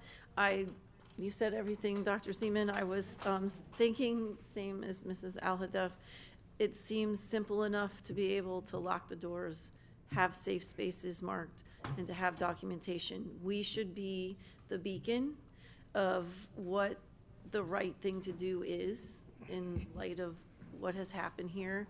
And to see that we're only at 39, not even 37%, and the charter is at 40%, that have no deficiencies is disheartening. Although the other compliance part looks like a good number, it should be 100%.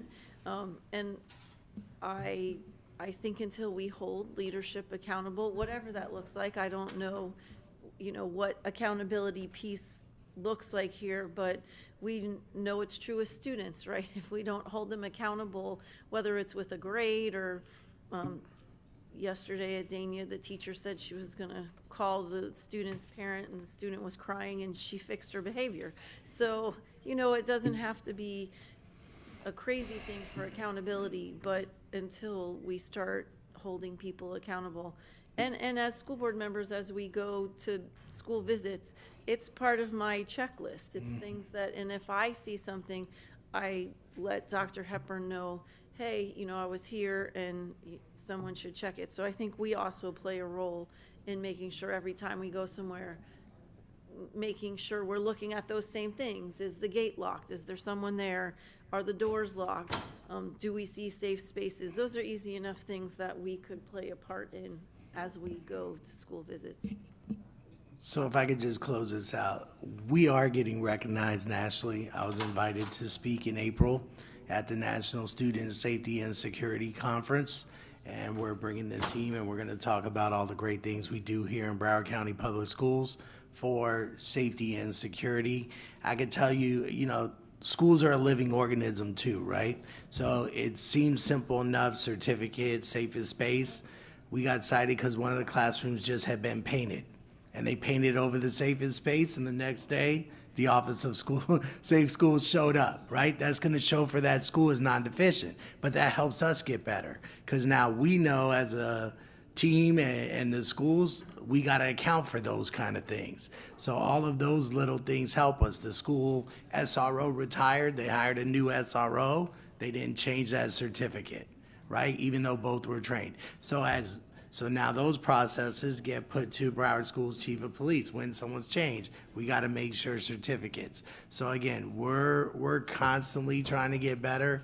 None of us are happy with not being at 100%, and that's our goal every single day. And the comments you made here that I can clip and play at principal meetings will also go a long way to help set the tone for expectation. So I appreciate it. Thank you, and I appreciate that. I know we are looked at in that light. People come to us, but when we're getting a presentation and the presentation isn't 100%, it looks like, are we really there? So, it's just important. But thank you so much for what you do. Thank you for the presentation. Oh, sorry, my thing came off. Thank you so much. Next up is the exceptional student education policies. I will now turn it over to staff for a brief presentation. And I will just say, since you sent the policy to us, you don't have to go through it if you just want to introduce it for a quick second. And then we'll go to public comment.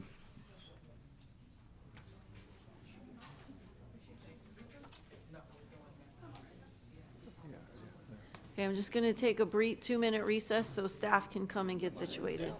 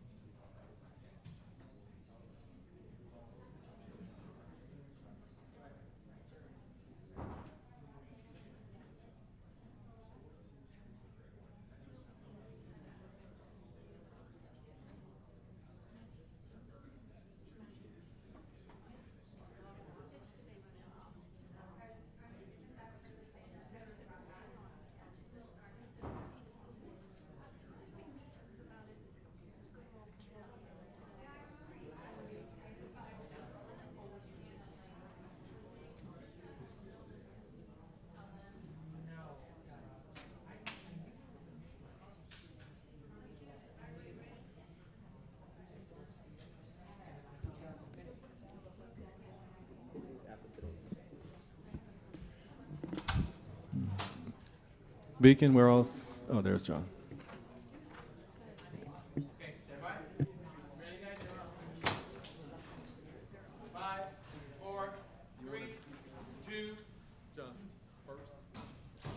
Thank you. Again, the next item up is the exceptional student education policy, and I will now turn it over to staff for a very brief presentation.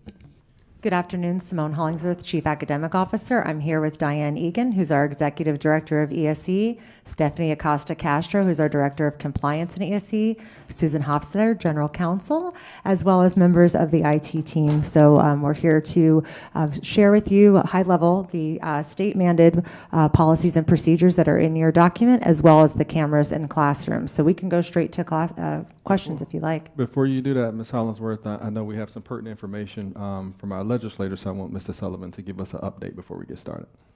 Sure. So just to remind everyone, Broward County Schools was the only district in the pilot program as it relates to cameras in classrooms and certain classrooms. That legislation and pilot program has since not come into existence, so it's no longer in statute. However, there is a legislation moving in Tallahassee, and I do expect other bills to be filed as well.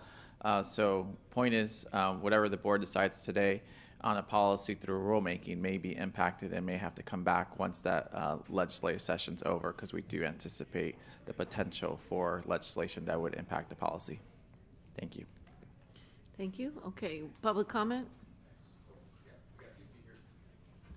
Steve Moyer and Jackie Lubska.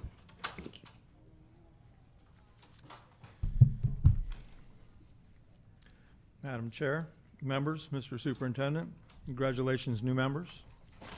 My name is Steve Moyer. I live in Cooper City. The state pilot camera program, which Mr. Sullivan just mentioned, is now sunset. It was carefully crafted. It was based on similar statutes in Texas, Georgia, West Virginia, and they've all had those cameras now for over 5 years. Currently, there's about 10 states with similar camera laws. Draft Policy 4900, which is before us, says, parental review of the video of the incident will be limited solely to the incident. If no incident was captured, no review shall occur. The district is proposing to deny a parent access to view video of their own children in their own public school classroom when nothing happened. Earlier, I heard talk of trust. In the PowerPoint, which is in the agenda regarding Policy 4900, there's no mention of the recommendations by the ESE advisory to delete this language. What has been added is found on slide 13, which is, if a parent is denied access to view the camera, professional standards would handle the appeal.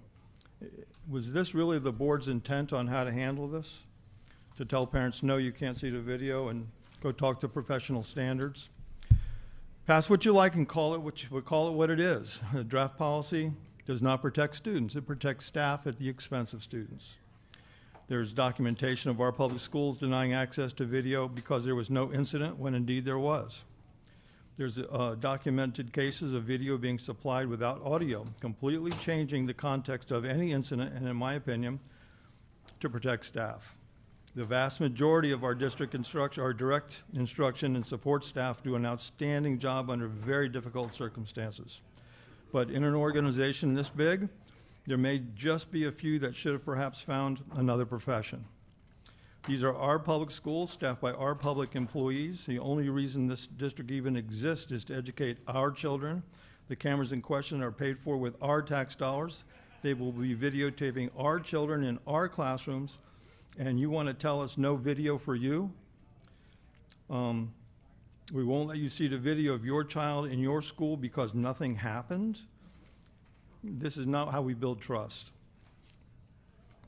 The district's history of protecting staff at student expense is not particularly good, and I would hope that you would pass something that would protect students and not be a sham. Thank you. Thank you. Next, Jackie Luscombe. Thank you. I have a question first, if I may. There's actually two policies in one item here. So do we get 3 minutes to speak to each item? It's two policies.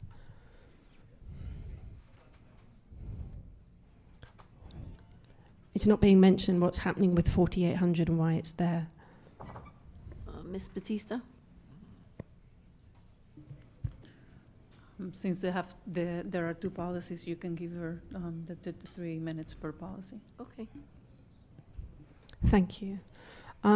So, because there's two things in one item going on in here, so to address policy 4800 first, that's the ESE policies and procedures. They came to you for approval August 21st. They've been actually worked on since May, when the State Department of Education had asked districts to do so. And there was a tight timeline ticking at that point for any amendments to be made and submitted back to the state. There was, in fact, though, an ESE advisory general meeting in the meantime, but they weren't presented there. And I did come to your 21st of August meeting and point that out, that they had not been kind of looped or presented back to us, and that part of things was lacking. The answer was given that because of that ticking timeline to resubmit tweaks to the state, that was why. And then I invited staff to come back and present to us after the fact as to what the tweaks were that had been made. I just don't want it misconstrued from the presentation, the PowerPoint that you've had, that there has been some presentation of the ESE policies and procedures to ESE advisory and that we've done any kind of review. We have not. We simply were presented with the few minor tweaks to that 200-odd page document at our August meeting, September meeting. So I'm not kind of entirely clear, and it's not being presented on the PowerPoint, as to why it's now being brought back here, but I just wanted that corrected. I'm going to hop over to policy 4900. Each of you should have, or board members, a document from me which sets out the matrix, a policy matrix. In the left-hand column is the proposed policy 4900, and then paragraph by paragraph sets out the feedback the ESE advisory and district advisory policy subcommittee, which was later ratified by the full district advisory committee, gave during the looping process. None of us, I think, were aware that then in December, after we had provided feedback, there was going to be a staff internal meeting which would determine how much of that feedback would come back to you and how much of it would be or not be represented in the PowerPoint before you. So there are some crucial elements of feedback that we gave, and we're the folks who have been on the other end of this that want to collaborate with you in shaping up a really good policy. Mr. Moyer was instrumental in this pilot program coming in and keeping monitoring on it, and indeed in the legislation now coming before the state to possibly renew it district-wide. So I think getting it right here is really important. We did provide really good, valid, collaborative feedback, and I don't know why it hasn't been passed on to you. So in the 3 or whatever minutes I've got to do it, that's what I'm reduced to doing. We would love to have been, or to still be, a partner at the table. So I provided all of you this document, and I've highlighted in yellow the particular elements that are crucial to address today, in our humble opinion, which include a part that Mr. Moyer just mentioned, but also other critical elements, such as when there are reviews of camera footage, if there has been a determination that there might be reasonable suspicion of there having been an incident. In your draft policy, it says parental review of the video will be limited to solely the incident. And we added, in discussion with staff, and we provided our rationale why, that this also needs to say, and to a period of 30 minutes before and 30 minutes after the incident. Anybody who works with students with disabilities knows that anteceding and following factors play into the reasons for a student's behavior and the interactions that a student might have, particularly when we're talking about nonverbal students with complex learning difficulties and very different ways of communicating. It is crucial that you're reviewing what went on before an incident, what interactions there were, whether there was escalatory triggering factors to certain incidents. So we didn't bring our feedback to be awkward. We brought it to be collaborative. We had wonderful discussion at our October meeting, and I just don't know why that hasn't been brought back to you. So I can only ask you that you do address all that.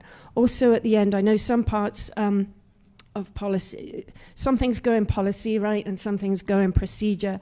And we have urged that there be collaborative work done with us to draw up the site manual that by which this policy is implemented. I know from experience, often we'll have a policy brought in, but we don't have a kind of framework for its implementation and the protocols and procedures around that. And we have a lot of feedback from parents and knowledge from the parent end of ways that can help to implement that smoothly. If there is to be a site implementation manual, which there does need to be, we need, please, involvement in that. And right on the back page, I've highlighted the whole of the page where we had submitted feedback that might be useful for that manual. For example, the frequency with which letters go out to parents, even letting them know that they can request a camera in an ESE classroom. So I urge you to please work through, blow by blow, these items of feedback we've given you. I'm here for the duration of this item. If there's any questions, if I'm allowed to come back to the mic, I would love to be able to explain our rationale for some of these things because it really is important. Thank you. Thank you. Any other public comment? Okay. Board member comment? Okay, seeing none. I have a lot. So I'll just go through. Oh, okay. So if we look at the policy, well, first, I guess my first question would be, can you explain to us what the changes are on, the PowerPoint's not very clear about 4800. It says, it has a blip here, but can you tell us what the changes are for 4800? Is it just what's in the green box on page 4? It has timelines and actions, but I'm not sure what we're doing with policy 4800. Ms. Hollingsworth. Thank you. Ms. Acosta Castro can address that. Hello, good afternoon. So, closer, is that better? For policy 4800, what we wanted to explain with this slide was kind of the historical of how it ended up back at a board workshop. This policy is a state-driven process. It is the Exceptional Student Education Policies and Procedures. This item was reviewed and discussed at the August board meeting. And during that time, the state has to give its final approval. Once the state has provided its final approval following the board approval, we then bring it back to provide it with a local policy configuration for Broward County Public Schools.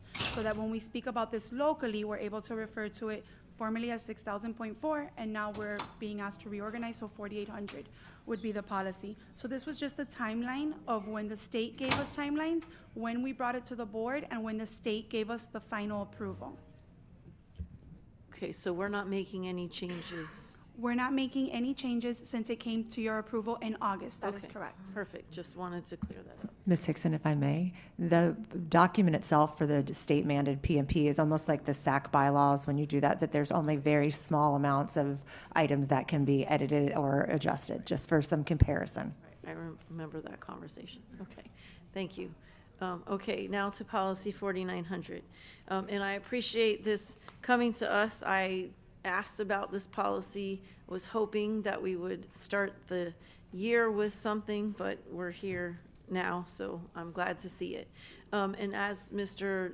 Sullivan mentioned, and Ms. Batista did a great job also of comparing what the proposed bill is as compared to what the policy we have is, and it looks like most of the changes just are adding charter schools to public schools in the policy moving forward, although it may change.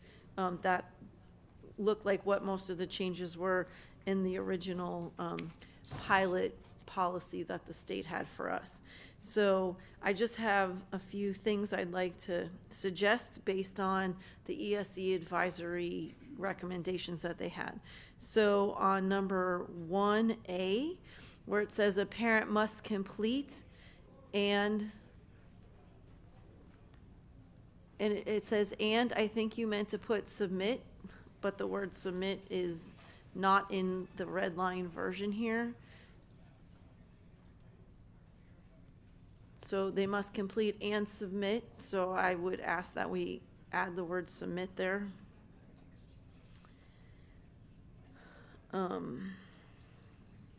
have a question on one of the suggestions that they had. So on letter B, where it says, after receipt of the request from a parent, the suggestion from the ESC advisory was to put within 30 days after receipt. So I'd like to ask staff if that is a reasonable request, whether it's IT or staff, that we would be able within 30 days to put a camera in a classroom, because I don't want to put something in policy that we can't do, we don't believe that we can do.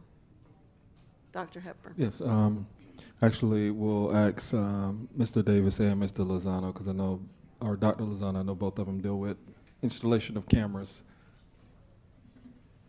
And probably Ms. Paul. Some of it's IT, some of it's facility, depend on the scope. I can speak to that. My name is Rob Zimmerman. I manage video surveillance projects, and I manage the HB 149 project, the implementation of those cameras for 3 years. We feel we can comfortably install up to 300 cameras a month, if that would. Now, if more cameras are needed, we could increase the number of people that we would bring on. But ideally, based on HB 149. The pace was not near that. So initially, I think we've had about 700 parents interested. So that would be an initial load. But after that, probably with every month, based on the past of HB 149, we could easily handle it. Yeah. Okay, so my question is, if we were to add in policy within 30 days after receipt of the request from a parent, I guess just yes or no, would that be something we would be able to fulfill? Because I don't want to put it in policy if we're not going to be able to make that happen. Well, if we could have time to look at those metrics a little more, I think that definitely for the initial installation, we should try to keep the 300 a month, so 2 months. But then once we get up to speed, in HB 149, we never fail to meet the 30-day installation time frame ever. Okay, so if that's the case, I'd like staff to maybe look into the adding in the within 30 days. Because if we just say after receipt, whatever the time you decide is a doable time, if you don't have a timeline in there, it could just be open-ended, like we see a lot of our work orders. So I think it's important that we're very clear with the parents what the expectation is. You request a camera, here's when you can expect it to be in. So I won't necessarily say 30 days. I think you should go back and, yes, we will. Thank you very much. Thank you. Back to us. Thank you. Great. And letter D, under 1, it's crossed out. So I'd just like to ask staff why they crossed that out. Ms. Hollingsworth. Ms. Acosta Castro. It is important to note that when we first brought this policy forward, there was also a consideration on, instead of having a parent make a request, we brought forward the maximum dollar amounts to outfit every classroom with a camera that was meeting eligibility. So at that time, we felt that if a camera was being installed in every eligible classroom, then there would be no need to remind parents that they had to re-request. However, if the direction of the board is to have the parents request the camera on a basis, then we would be more than willing to put that back into policy. Okay, because I think right now we don't have it in every single classroom. So I think it would be important to keep that, not redline it for that one. So thank you. On page 2, and the pages are kind of messed up, but it goes to number 3. So before it says before, I can't find where it is here. Sorry.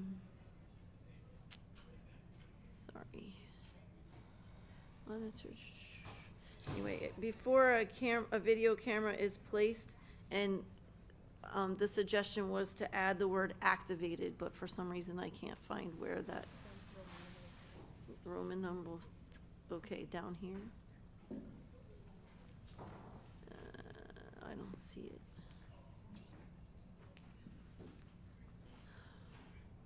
I don't. Oh, sorry. Roman numeral 3, where it says before a video camera is placed, The suggestion was to add the word activated, so placed and activated in a self-contained classroom. 'Cause I think that's also an important word, because you could have the camera in there for a month and it's not actually working. So I think that that was a good suggestion. So if you could add the word activated on there, thank you. On number 1A on page 2 after D, so letter D, number 1A, a school shall, it says retain video recording, so ours is 30, they're asking for 45, so I'm wondering, I mean, they're asking for 90, so I was wondering if we could compromise and make it 45 days. So retain a video recording from a video camera placed pursuant to this section for 45 days after the date the video was recorded, instead of just 30.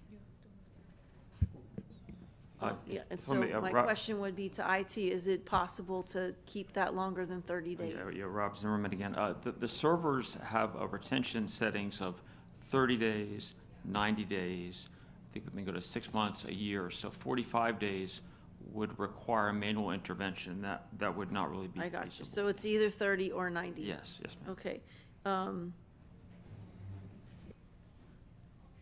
Okay, I guess I'd leave it to my board members. I don't see why. Is there a problem with keeping it for 90 days?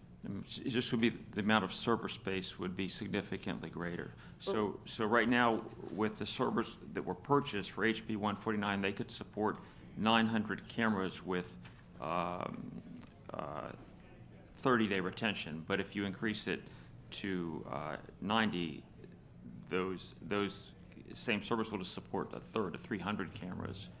Okay, So we would which is what we have right now is 300, but it's possible we have 700 requests, right? Right. So we would have to, that would say require about $150,000 more in I got you. servers. Okay, so we can leave it at 30 for right now.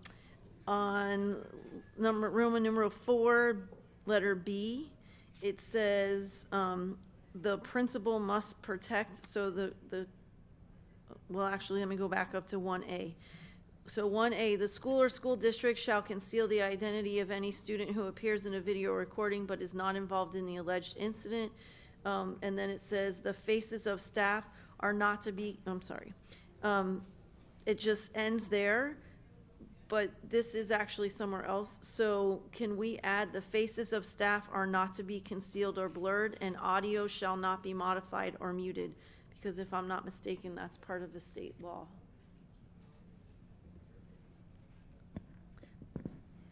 About the audio part. I can answer that question. Okay. I think the language you're thinking about is in the potentially new statute, and we don't know if that language is going to make it or not.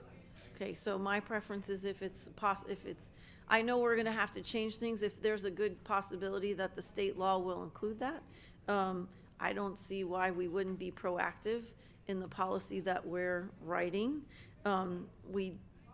We don't, there's somewhere else that I read though that we don't conceal the faces of staff, like when we're showing things.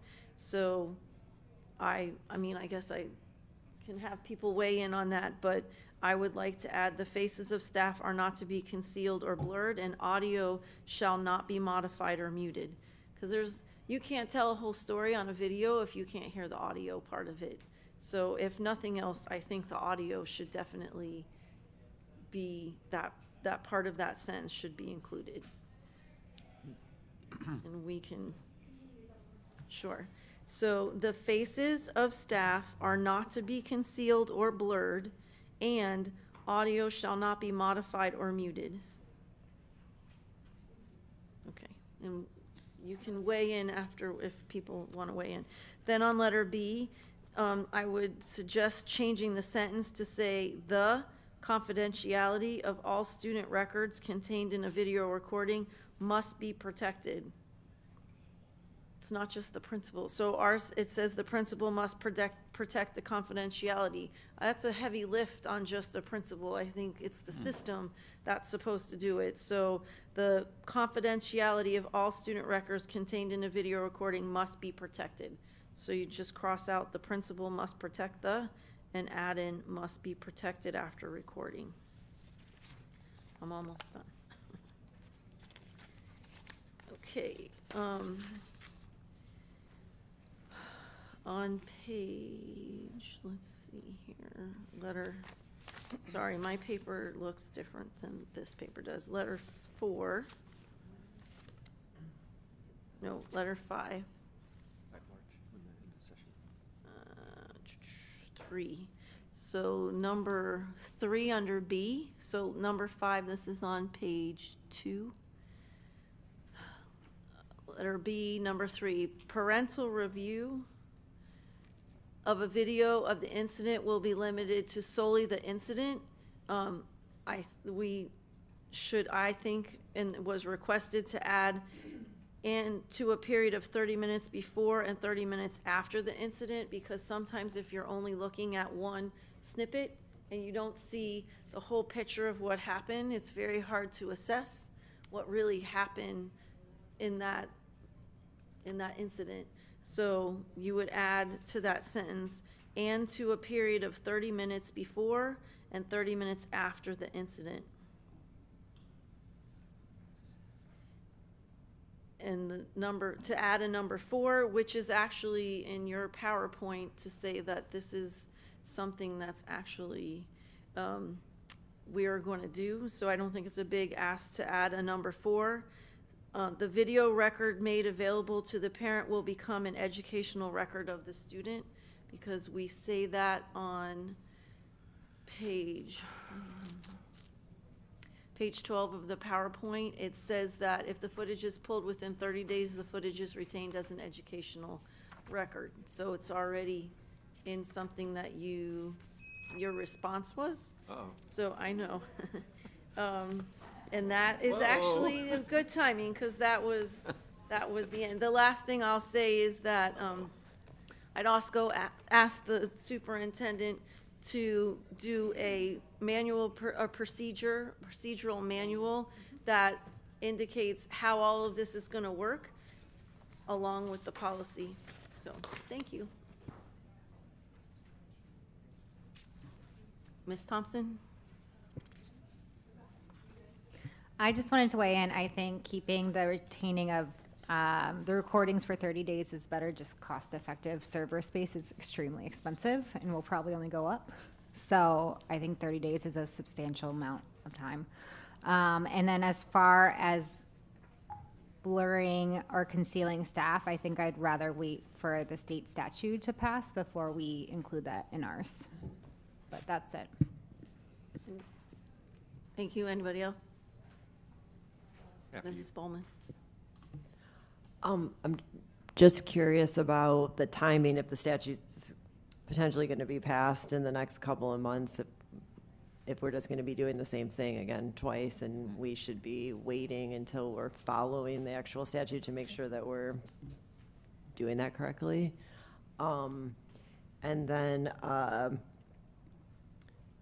see, I just had a couple questions for you guys. Having this policy in place as we have in the pilot program, have you seen any negative effects on our ability to hire and retain ESE teachers and aides as a result of them being video monitored constantly all day long? Staff. I was just trying to be appropriate. Good afternoon. So certainly we did not, because that was state legislation as well. That was something that was obviously the teachers union was in agreement with. So we, prior to this new legislation that's on the floor, we did meet with the union about that, and that wasn't at that point a concern. Okay, well, that's actually very reassuring. So yeah, my only comment would be to maybe wait until we actually see what the statute is, so that before we finalize this. Thank you. Mrs. Rupert?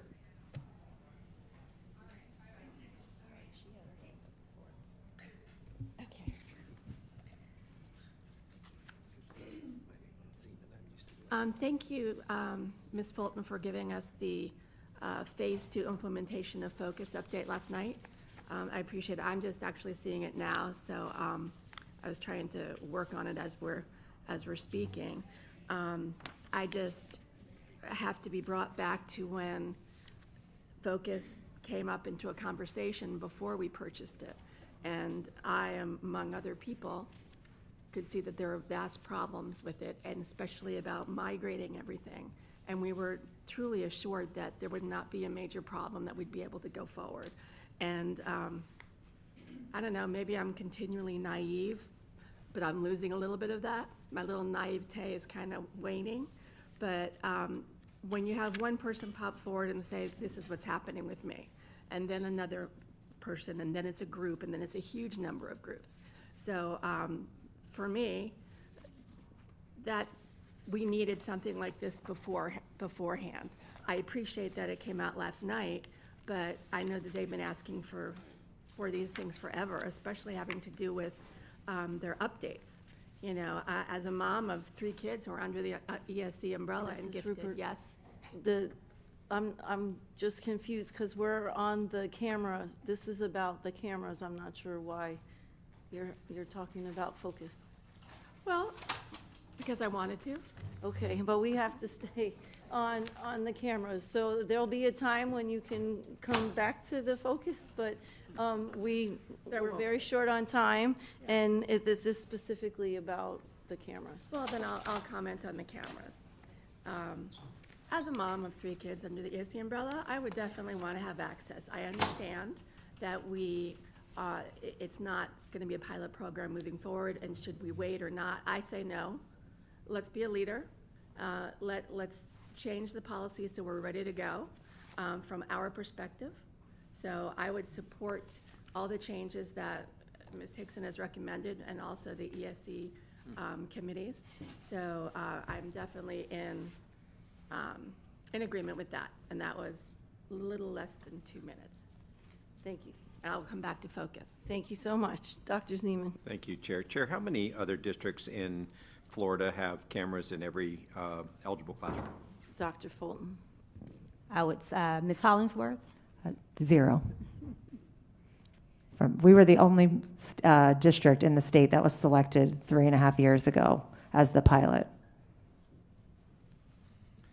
I'm very concerned about racing through this, and I'm usually the go fast guy, but I can't stand to do this and then wait 4 or 6 weeks and then we get directed by the legislature to do things differently.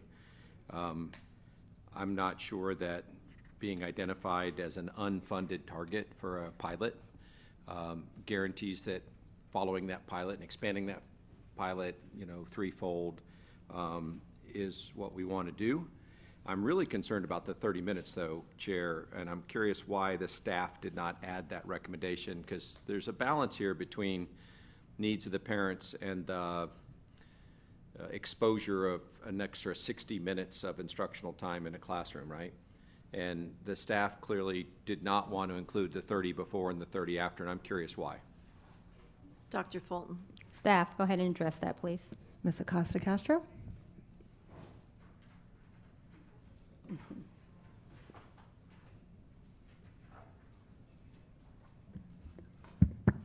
I don't want to say that it was omitted. When we brought the policy in October, we were asked and tasked to go back to 3 of the advisory groups. And what we brought back today was trends that came across. I know we didn't get to do our full presentation, but we brought back trends and what was said across those 3 areas. We haven't actually made any adjustments to the draft policy that was submitted in October to the draft policy that's posted today. We are looking for guidance and direction from our school board on how they want that policy to be presented to them at a regular school board meeting for when it's time to actually vote on it.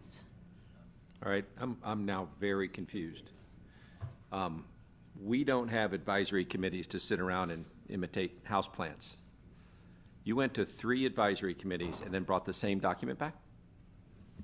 We were bringing back the information through the board workshop because this is not to vote on, so that we could then make the adjustments based on the guidance from the board to be able to bring it forward at a regular school board meeting so that you could vote on it with the input that you had from the communities, and that the policy that was presented at the regular board workshop would include or exclude what the board wanted to see in that policy. And through the chair to our acting superintendent, is this what you understand looping to be? Dr. Fulton. Let me re-ask the question.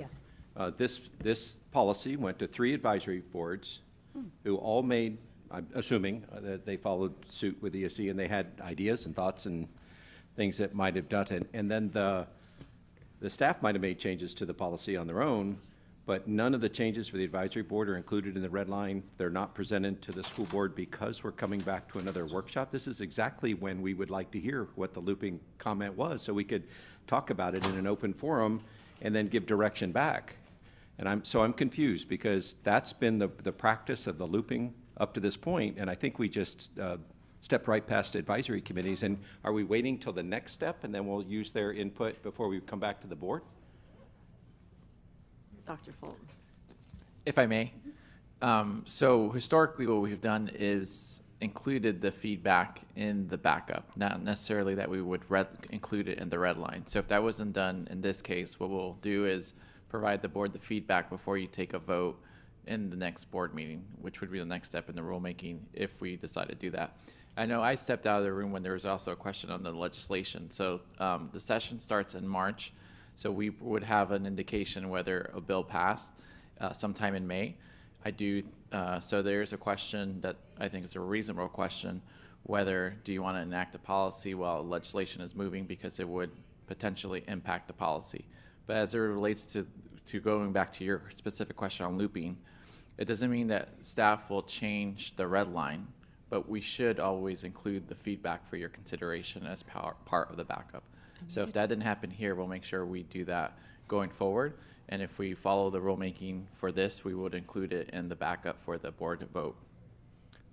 Just as a suggestion, now that the board has taken its rightful place in identifying which committees ought to see something through looping, which is written in our own policy, we just never followed it for a long time. Now we are. It might be useful to think about a format with which their feedback could come. They have one now with advisory boards give us their recommendations, not their motions, their recommendations, and there's a staff column for their reaction to the recommendation. That's great. I mean, that's, you know, kind of looping in reality rather than looping just a loop. So if we have comments from our advisory committees and staff wants to say, this one's great, this one's rotten, this one we can live with but probably wouldn't want to, that's all great. I mean, we need to have that information, we need to have that debate, and we would be informed by it. So some kind of format like that I could see very helpful. If it doesn't need to go in the red line, there are certainly changes that I've watched advisory committees make that did lead to red line changes in policies because somebody learned something new and they said, oh, that's what, you know, Focus does or something, and then they go in and fix it, or just typos, or hey, can you add this chart, you know, that kind of stuff. So I just want our advisory committees to be heard. We can include that, and we did something different in policy 1020. So we actually had a community meeting where there was an opportunity for the public to go ask questions and provide feedback from staff. So that was conducted in the evening in this very room with myself, Ms. Batista, and Mr. Hill. So we captured all their feedback. Again, we're not changing the recommendation for the board to take a vote on, but we are including all their feedback as backup to the item. Absolutely, it's wonderful, and I look forward to that discussion. I wish we had it today. I understand we're not going to, but I cannot wait to have that discussion. So I think you're referring to 1070. So 1070, I think, was originally for today. It was originally today. This one. Oh, this one. Yes, it was. Okay, you were right, John. I was talking about. I think you're talking about 1070. So for that one, we'll get to it when we get to it. But March no, 4th. I can't wait. We really have some work to do on that, and we will. I'm confident figure out a way to make sure that our advisory structure and that our input and things like that are brought forward in a helpful and productive and positive way. We're also doing a community meeting for that as well. That's wonderful. I, Chair, am very nervous about being a pilot where we, on our own dime, which really makes me angry, because if the legislature passes a rule and says, oh, we want County 1 to go do this, you better bring a wheelbarrow of money. You can't just pick a district and say, you know, go do it. If we lobbied to get that and it didn't come with money, then we got to fix our lobbying. But that's not cool to do an unfunded mandate for $750,000. But I'm not sure that by being the stuckee for that and having to pay for it means that we need to do 1,000 more classrooms. There are no other districts in Florida that does that. Is that correct? We were the only district involved in that pilot program. So we were technically only district authorized to do so within statute. Terrific. I'm going to want to go back a step when this comes forward and talk about kind of the ROI on going from 300 to more. And we didn't even get to 300, right? In the pilot, we got to 277 or something? Correct. So we didn't even do what the legislature told us to do without any money? I don't believe there was a predetermined number of classrooms that we had to have cameras in. It just by authorized request. parents to make the request of cameras within the classroom. Okay. And to my colleagues, there's this wonderful chart in here that shows the number of days between a request and being video provided, right? And there's only one day over 30. That was one that took 35 days to do that. So the 30 days, I think, makes a lot of sense. But I'm going to want to step back one and say, what's the value of doing this? Now this is all our own money, right? 1.9 million. That's just upfront cost, and then after that, there's still maintenance and replacement costs thereafter. I would do anything to protect these students. And then the last point is, I'm still concerned. I haven't heard the answer to my question, which has taken me a long time. I'm sorry. What is the staff's reaction to the 30 minutes before and 30 minutes after, Chair? Dr. Fulton. Mrs. Acosta? I don't think that we would be opposed to it, but then again, the superintendent would be bringing the policy back. So we just have to work with our appropriate committees to put that in there and work on the terminology so that it could say 30 minutes before and 30 minutes after. And if I may too, I understand the ask for it. Having reviewed other documents before and dealing with behavior incidents or anything, you're always looking at the before and after. So although you look for that incident time, there is always that lead in and the after that just naturally happens. But understood that it makes people feel more comfortable with it being written down there. I just want to understand that 30 and 30 before, that if a parent asks for a video of an incident that may have happened, school staff looks at it, largely the principal, guiding this, and finds something that incident could be turned over, or the 30 minutes before and the 30 minutes after. What if there's no incident? Is there nothing turned over? Dr. Fulton. Ms. Hollingsworth? Ms. Hofstadter's taking that. Well, that would remain to be seen of how you want to word the policy. If you want to include that they see what's in the video period, or if there's an actual incident that actually occurs that's made it by determination by the principal. Terrific. And Chair, how is our policy written right now that's before us? Would they see it or not see it according to the policy as drafted? Dr. Fulton. Ms. Hofstadter? I believe they would not be able to see it unless there was an identified incident. Okay, so they'd either see an hour plus the incident, or they'd see nothing, according to either the current policy or what the ESC advisory is recommending as a time when it is. I'd really like to see some more data on kind of ensuring that this is the absolute best way to spend our money and what we're going to learn from it. I suspect that there's a lot, but given the fact that nobody else does it, and we're kind of taking a pilot that was unfunded mandate to us, I guess I'd also like to see more on the results of the pilot. What did we hear from the parents when they did request it? How much more satisfied were they? My suspicion is it's huge, and this is a good investment, but I'd really like to know more about it, given that we're leading the state in purchase and installation of cameras. And before I go to Mrs. Alhadeff, my suggestion or my request was to allow parents to view the video regardless. Whether there's incident or not. Yes, and there's the state legislation, the bill that's coming forward looks like it has that wording in it. And if that bill goes through, every school in the state of Florida will have to have this policy. So the request of bringing the policy forward was to be in front of a state bill as opposed to behind it. So Wonderful. Just want to put that in context. Maybe if that's the case, we want to get ahead of the legislature and ask for the money too that comes with that mandate. And before we turn it over to one of my esteemed colleagues, I just need to say happy birthday to Ms. Alhadeff. Oh, yes. Mrs. Alhadeff. Excuse me, Rob Zimmerman, if I just wanted to correct, we actually installed for HB 149 321 cameras. We purchased 300 as the project was ending. We moved some cameras around, but over the life of the project, we had, I believe, 321 installs. And we've now since removed 25 from classrooms at the request of principals. The original concept is that in any given year, there might have been about 120, 140 active, but we never removed cameras thinking the district might eventually put them in all the classrooms. That was my direction. And so they were put in an inactive state. Thank you. Yeah. Thank you. So my question is in regards to the cameras, do they have the ability, say there is an actual like medical emergency inside that classroom, would, say, the Broward Sheriff's Office and the Real-Time Crime Center be able to access that camera? Dr. Fulton? Staff, please address. No. Why not?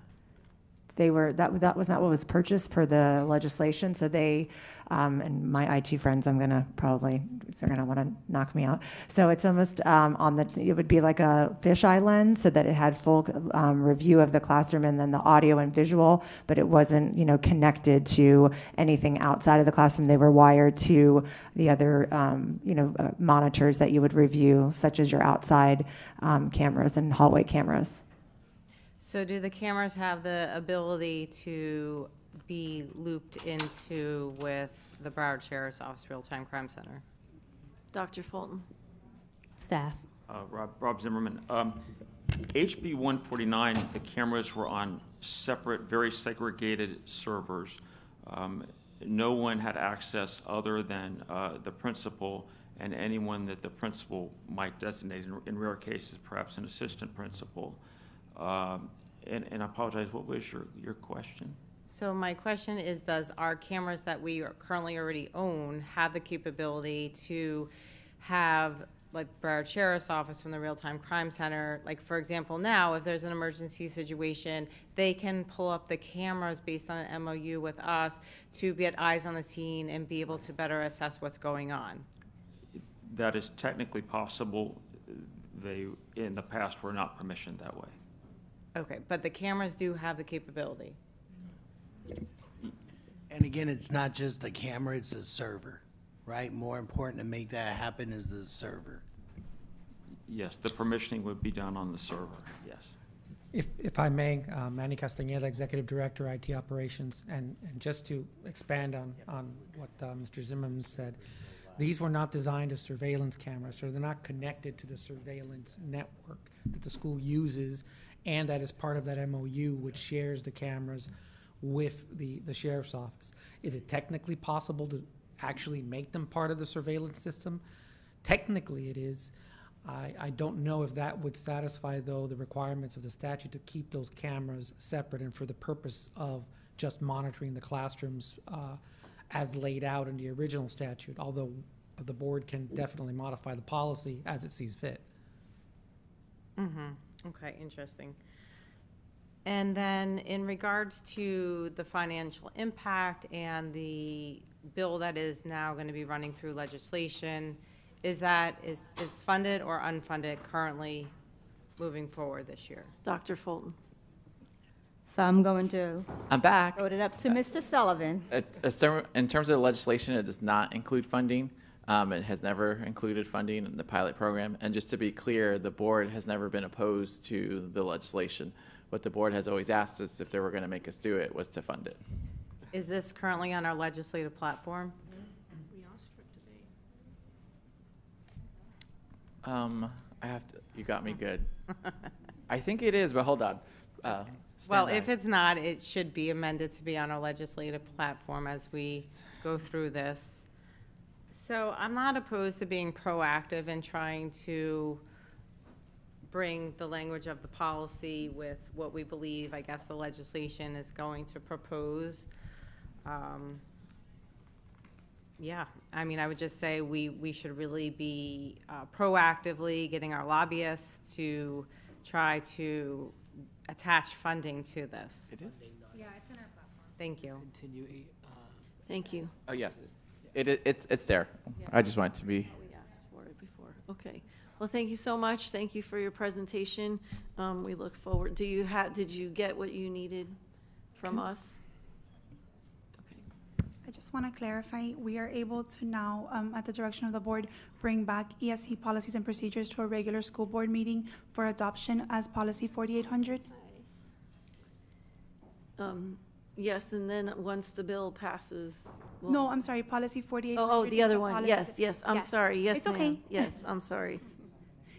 Okay, so we'll start the paperwork to bring that back to the regular school board meeting, and then the same question for draft policy 4900. With the legislation pending, would you like us to go forward and bring to a regularly scheduled board meeting the policy that could be in effect, and when would you want that effective date to start, immediately or with the 25-26 school year?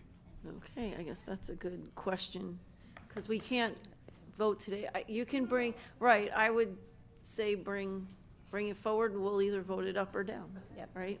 Yep. Yeah. Okay. But just to be clear, Right, I know. It'll have to be changed if the bill goes through. so we're bringing it back, which is fine. We just want to make sure we understand what the board direction is. So you want us to bring the policy as soon as possible before the legislation. If the legislation passes, then bring it back to adjust the policy. Yeah. Yes. And Chair, can I also ask for the advisory council's comments when that comes back, please? Absolutely. Yes, Ms. Thompson. Yeah. I just don't understand why it's going to change in like 2 months. We're going to take up board time to discuss a policy where in 2 months the legislature could change it again. Just being time effective. Right, and I'll just tell you, my perspective on it is why, looking at the changes that they had, most of them, that the bill doesn't have as much as we do, and mostly in the bill it just adds and charter schools. So the bill is requiring not just public schools but charter schools to follow this policy. So what we're doing and what we've asked for in changes is actually more than the bill is going to ask, just based on, I mean, other bills may come forward. Oh, but other based bills on may what come we forward, saw. so I think a good compromise is give the superintendent the discretion to bring it back as soon as possible pending legislation, meaning if there's a bill that comes between now and the next board meeting, if he feels this is going to be too much of a change, then he would wait. To basically allow the superintendent to make that determination. Okay, how does That's everyone? fine. I just personally wanted this to be, as you all know, in August. So I feel like we're way behind trying to get it through. These are our most vulnerable students. They can't oftentimes speak for themselves, and the camera is a way to make sure if an incident happened, we know what really happened and how we can make sure it doesn't happen again. And so that's my urgency on wanting to move this forward in the best way that we can. We have some limitations. We only have 300 cameras. There's 700, requests for it. Where do we find the funding? All of that is part of it. But to do nothing, to me, seems just like a safety hazard for our vulnerable students. So that's The other thing is the timing. Even if we did pass in the March board meeting, you only have a few months left anyway of this school year. But I think the best compromise is allow the superintendent to make the determination. Is that okay with everybody? Well, I mean, it'll give the chairs feel good about it. It'll be in August, but it'll be August next year. So not what we were looking for. I just to do We're getting nothing better. is not. I just not think a good thing. All right, thank you so much. Madam Chair, We can't. we're in rulemaking. Okay, the next. No, this isn't a rulemaking. Oh, Nope. yes, it is. I'm sorry. Yes, it is. It's very confusing how that all works out. But Thank so- you, and I apologise for prolonging things, but given that we had a looping process and then all of our feedback didn't get brought to you, I think it's only fair that we get heard. So thank you for all the discussion. There were some points, though, that were on my matrix that had been missed. So this was feedback that we had provided to staff. They had this matrix in November, and you haven't gone through it. So what are we to do? It's stand in silence, or this is a good opportunity to be discussing it. To get to the point about not racing ahead, we were told in August that the superintendent hoped to expedite this within a month. That was last August. Also, you did already kind of tell parents we are doing this. You haven't said we're kind of thinking about it and we might or we might not. The other thing with the state legislation is not necessarily going to pass, not necessarily going to pass for this year, not necessarily going to have the same format. So I think it is important to go ahead. If the state then brings in its own initiative with anything different, then pivot then. But this is actually a make or break deal for some parents who do not feel comfortable this year with their kids now in ESC classrooms that don't have this cover. It gave them great comfort before. There are folks who have left your district because you no longer have it or are talking about doing so if you don't. So that's not to threaten, that's just to provide some legit feedback from our community. There were some points still to be addressed, or I mean, if you don't wish to, just say, but a point that Mr. Moyer had brought forward, which again is on my matrix, is on page 4 of my matrix at section 4, part B, item 3, where Mr. Moyer had talked about parental review of the video of the incident will be limited to solely the incident. If no incident was captured, no review shall occur. We provided the feedback, which was not brought to you, but from ESE Advisory, and as I say again, it was endorsed by District Advisory Policy Subcommittee, and then by DAC generally, and Technology Advisory also reviewed all our feedback and didn't have any objection to it. So when we talk about only trends were brought back to you, that was a trend of all three bodies that looped it. We had wanted the wording in there, we wanted the wording removed where it says, if no incident was captured, no review shall occur. There were some other points in 30 seconds. I'm not going to be able to cover them, but this was why I produced this matrix. It took a lot of hard work, and we had really wanted every last point in it addressed. Also, just to a point down here that was made on section 1, part B, where the question had been asked, within 30 days of receipt of the request from a parent, a video camera shall be operational, blah, blah, blah. A question was asked down here, and the response was a non sequitur. You were told that they can manage to install 300 cameras a month. Nobody's talking about a quota per month. They have to be installed within a certain period of request. It's not a per month affair. Thank you. Thank And you. I just maybe ask you, thank you for sharing the matrix with me. Can you share it with all of the school board? All of you have it. So, okay, I didn't know that you sent it to Yeah, everybody. I sent it to everybody. Okay, perfect. Thank you. Any other? Okay, thank you so much. So you've got your marching orders. All right, thank you so much. The last item for today is the overview of the building department. I now turn it over to staff again for a very brief presentation, as we have a time certain at 4 o'clock.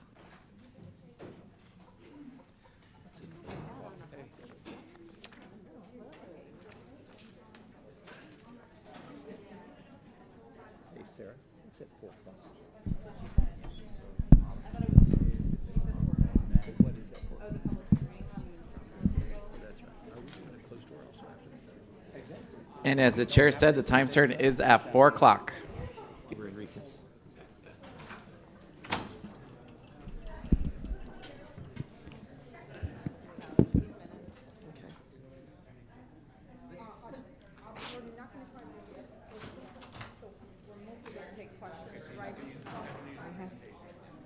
Unless they ask.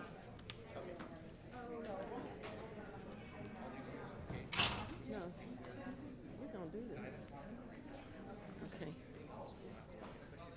Okay, let me ask my fellow board members, we got the presentation. Do you want them to go through it, or you want to go right to questions? Well, public speaking. I'd like him to go through it Okay. quickly. Yeah.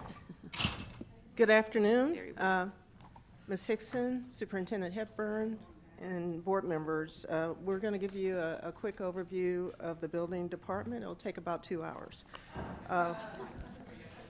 The first slide is an introduction. It talks to the purpose of the building department. Next to me, I have Ms. Perla Ayala, Taru Ayala, who is, I call her Ms. Perla if that's okay. She is the person that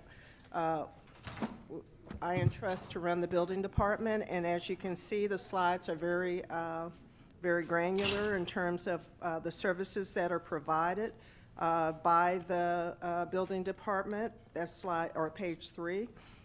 In 2024, the department at a glance, it talks about the reviews, the plan reviews, the inspections, the portable inspections, as well as the EHPA inspections. A lot of the lion's share of the workload is with the SMART program. So current and internal and supplemental staff, you can see the bottom line there that we have 7 employees. We have 7 vacant employees. We have 9 filled positions. And a big number I want you to pay attention to is the 75% of the work is outsourced in the building department. And you can see the different trades that we have inspectors for. This is a comparison of the other surrounding school districts, and all of those surrounding school districts have a similar model to us. They have in-house staff plus supplemental individuals to help do the work of the district. And then the next slide talks to money and the cost analysis that the board asked us to do some time ago. And to outsource the department is in excess of $6 million. Our current budget is $2.5 million.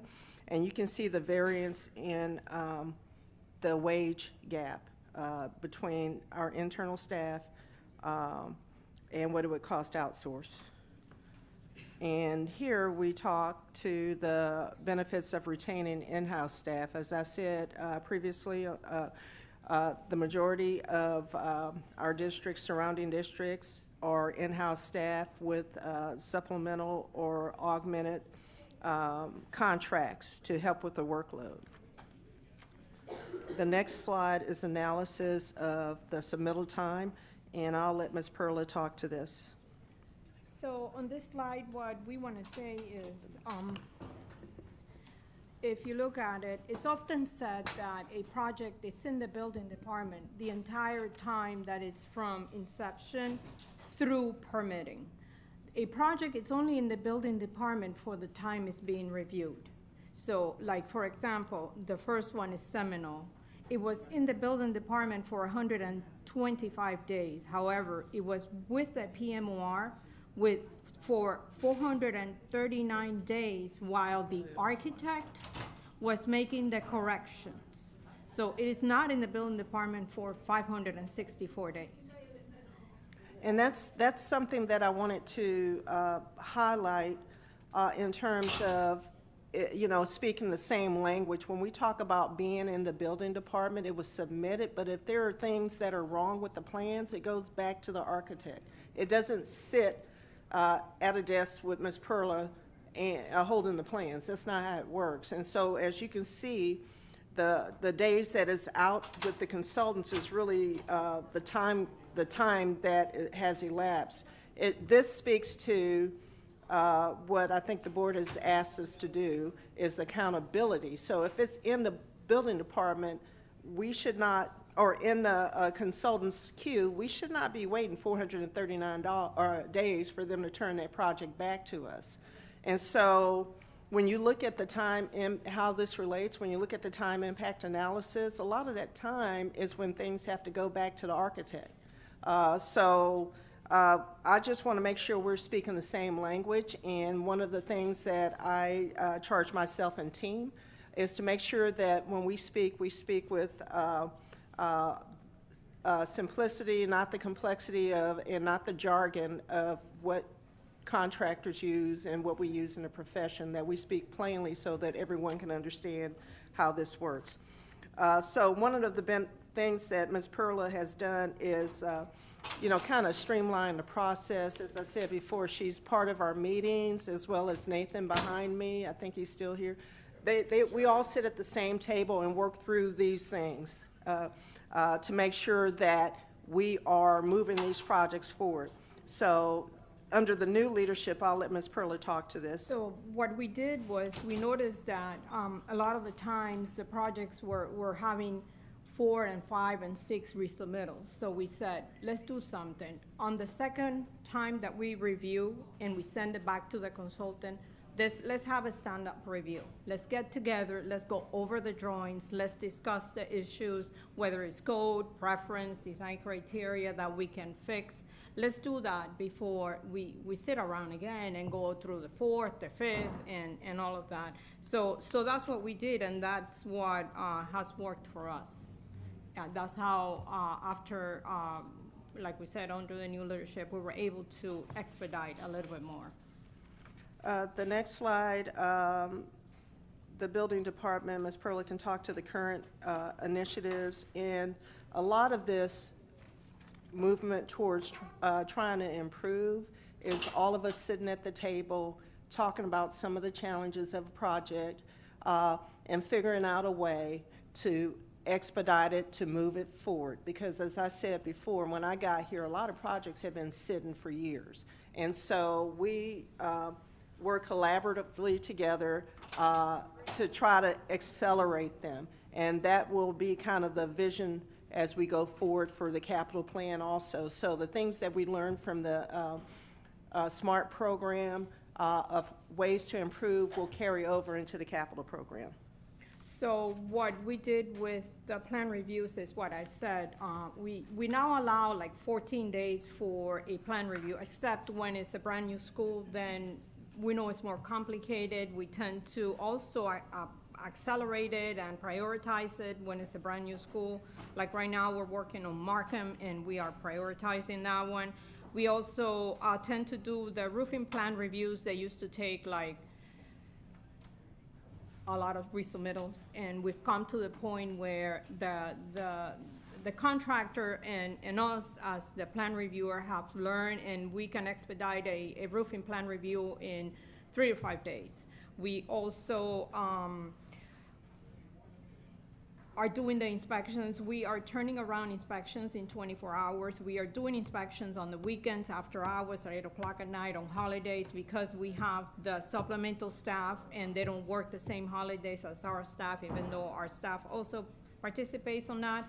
We are, the days that we don't work, they work, so they are just doing inspections any time of the day. Some of the initiatives, I want Ms. Perla to take credit for the electronic plan review, because one of the first things when I got here and I went into her space and I saw all the paper and I got the heebie-jeebies, so she already had a solution for that. So yeah, she said to me, this is a lot of paper. So now we're going into electronic plan review, and we are super excited. The staff is excited. They have tablets to go out to the field. We're working with a vendor out of Louisiana, and they're being great. So the staff will have the tablet with the drawings and be able to check, do the inspections right there, and actually result the inspections right there, and we'll have real-time results on everything. We also have for plan review the screens already on their desk, and so we're moving pretty fast. And I want to thank Trey and his Yes. technology team for helping us expedite this new system. I think it will pay dividends in the future, so thank you, Trey, and your team for that. So in conclusion, the BCPS Building Department does other things besides code compliance. It acts as our owner representative. We perform plan reviews, inspections to verify the work performed, that it is to code, that buildings are safe to occupy, and the district is receiving the contracted work, or receiving what we pay for, basically. Yes. The thing about this, too, is she has a very unpleasant job. I'm going to just be honest with you, because she has to be the person to push back and make sure that we, as a district, get what we paid for. And sometimes that is extremely unpopular, and but I would tell you that I have full faith and confidence in Ms. Perla and her team to get the work done and to protect the district. And so we have gone through an evolution in a very short period of time. Ms. Perla represents the new leadership in that department. She's a professional. She makes sure that we hire professional licensed staff that are solution-driven and not the pointing of the fingers, and we have dedicated staff that supports her. So in conclusion, that's the building department in a very brief overview. If you want to stay afterwards, Ms. Perla can go into minute detail on every one of these slides. So thank you for your time and your attention. Can I just also, it says board discussion and guidance, so are you looking for us to give, what are you looking for us to give you guidance on? Just the continued support of the board. I think that we have the right person heading up the building department. I think that one of our challenges going forward will be to replace staff that will leave us over the next few years, and these folks are very hard to hire, and we have to look at our compensation for not only the building department, but just quite honestly our whole construction, building, and fire, because we are not, they can get paid a whole lot more on the outside, and so we have to find out what that sweet spot is to get, as I said before, build the bench, get qualified people in here to carry on the work. Ms. Perla has promised to be here for another 50 years, so we don't have to worry about her position. But I mean, just going forward, that is something that is very critical, not only facing us, but I talked to a counterpart in Palm Beach. He's actually chief of facilities now. I hired him when I was in Palm Beach, and they have the same struggle that we do. Being competitive, getting people in here with the proper licenses and experience to do this work. Thank you, Mrs. Rupert. I'll just mention though, at 4 o'clock, we have to pause the workshop to go to the hearing, and then we'll come back to the workshop. So I don't want you to feel cut off. Okay, quick as a bunny. I'll wait for the 10 minutes though. Oh, 5, sorry, you're right. Okay, page 12, the initiatives. Hello? Unknown participant is now joining. I'll just keep talking. Who does currently the electrical plan review? In-house or a vendor? Electrical? No, she's talking about Electronic? Electronic. We don't do any electronic plan review. We do plan review drawings. This is where we're moving towards. Right now, we have 3 sets of drawings submitted. We do have a program that was built in-house, but it's not for electronic plan review. So the drawings are hard copies. We input our comments online, and then it prints out a record. But So it is not. I'm lost because page 12 talks about electronic plan review. So that's where we're moving to. So right now, we have a very manual process. So Right. this is the new program software that we are moving to and in the process of implementing. Okay, and have we already bought that? Yes. Yes, Okay, and just bought it. what was the cost? The cost is going to be $40,000 for 2 years. Okay, and that includes hardware, software, the whole shebang? Okay, and so none of our people are obviously trained on this yet, so we'll be hiring, I guess, a vendor to do this? That's what we're paying for. The $40,000 is Includes- the vendor who's going to come from Louisiana, train us and all that, and with the help of the IT department, we'll be set. Okay, and then another question I have is about the fire alarm maintenance. Is that currently done in-house or is it a vendor? Fire alarm maintenance? So that's not part of the building department's responsibility. That is under the fire official and our, I think we contract a lot of that out. Nathan, can you speak to that? For regular maintenance or for permitting and inspections? Inspections. So he's the fire official, and Okay. he's responsible for the inspections. Go ahead. Nathan Sade, Chief Fire Official, Board. So we have fire inspectors that do plan review and permitting, just as the building department. We work closely together. We're in the building next door. So they're reviewing the plans, we're on their discipline, and we're reviewing the plans on our disciplines. Okay, so through the chair, or through the superintendent, then we already have our own people in place that are doing this currently right now. It's not a vendor.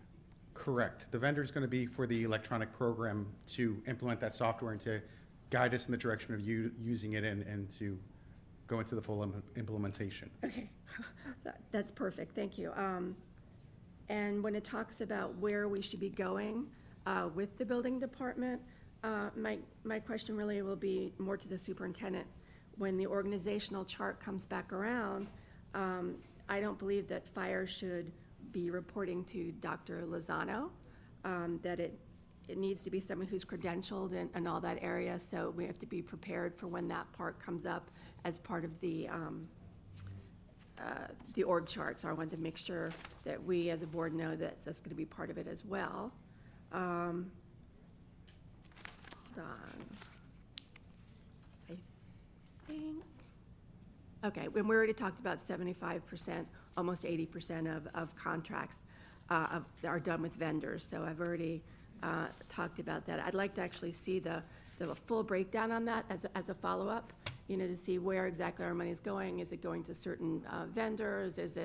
Are they local? Are they out of state in Louisiana, et cetera? So, and then if their people are here at our facility for a certain amount of time for the contract duration, I would assume. So just that is a follow-up. So thank you. Okay, so we are going to recess the workshop so that we can move into the public hearing.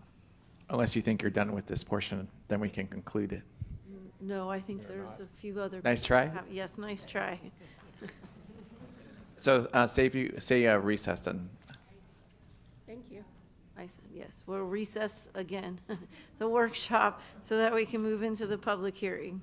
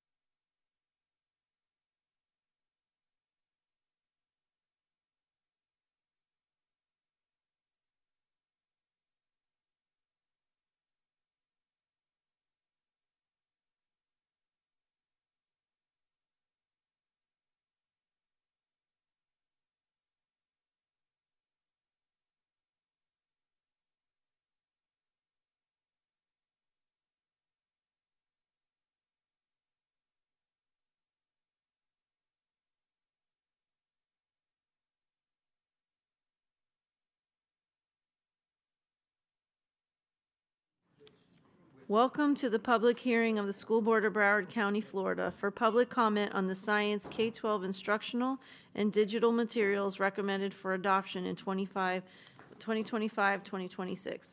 This public hearing of the School Board of Broward County, Florida is now called to order.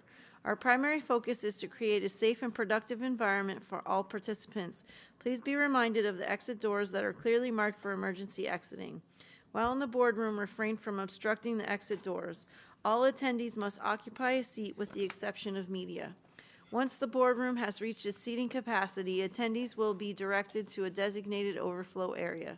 Upon activation of the fire alarm system, please exit from the room in an orderly fashion and continue to exit the building and remain outside until the authority that has jurisdiction has deemed the building safe to return. Thank you for your cooperation. All please rise for the Pledge of Allegiance to the flag of the United States of America.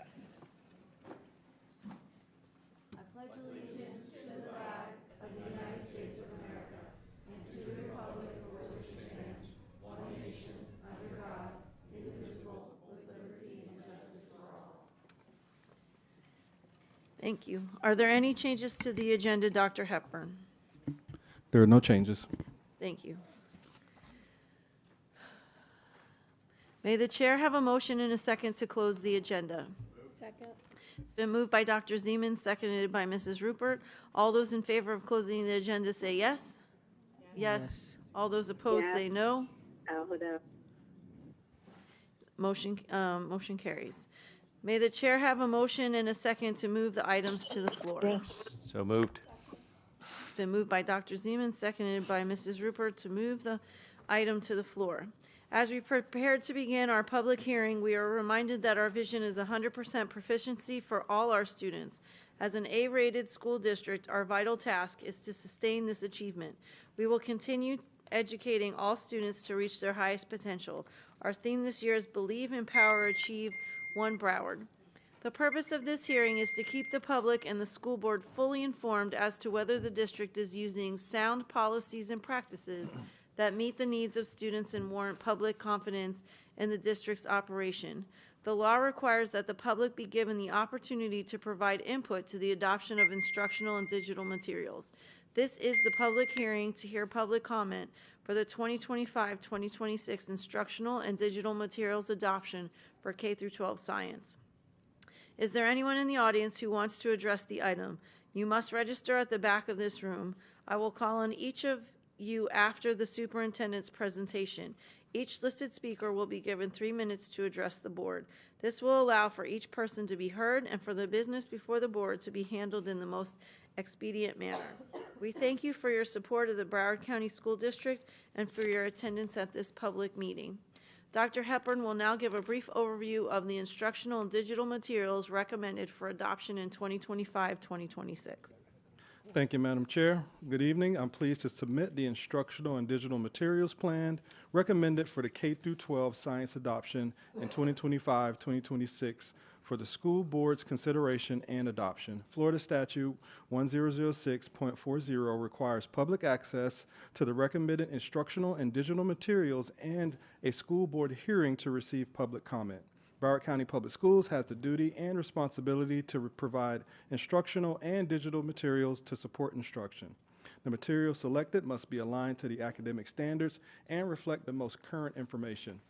Each year, based on the state adoption cycle, district staff and teachers review instructional and digital materials for designated subjects and select the best suited materials for use. The subject area reviewed rotates each year, allowing the district to supply students and teachers with current materials. The selected adopted materials are generally used for 5 years. For the 25-26 school year, the designated subject area for review was science for K-12. Recommended titles include digital components and interactive features. Now the district staff from Innovative Learning will provide a brief presentation of the recommended instructional and digital materials for the K-12 science adoption for the 25-26 school year. Following the presentation, staff will be available to answer any questions. Thank you.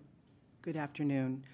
Once again, we are here to present on the public hearing for the science adoption, and in agreement with all things previously stated, our process is in alignment with the Broward County Public Schools strategic plan, supporting the goal of early literacy, the goal of science proficiency, and the goal of college and career readiness.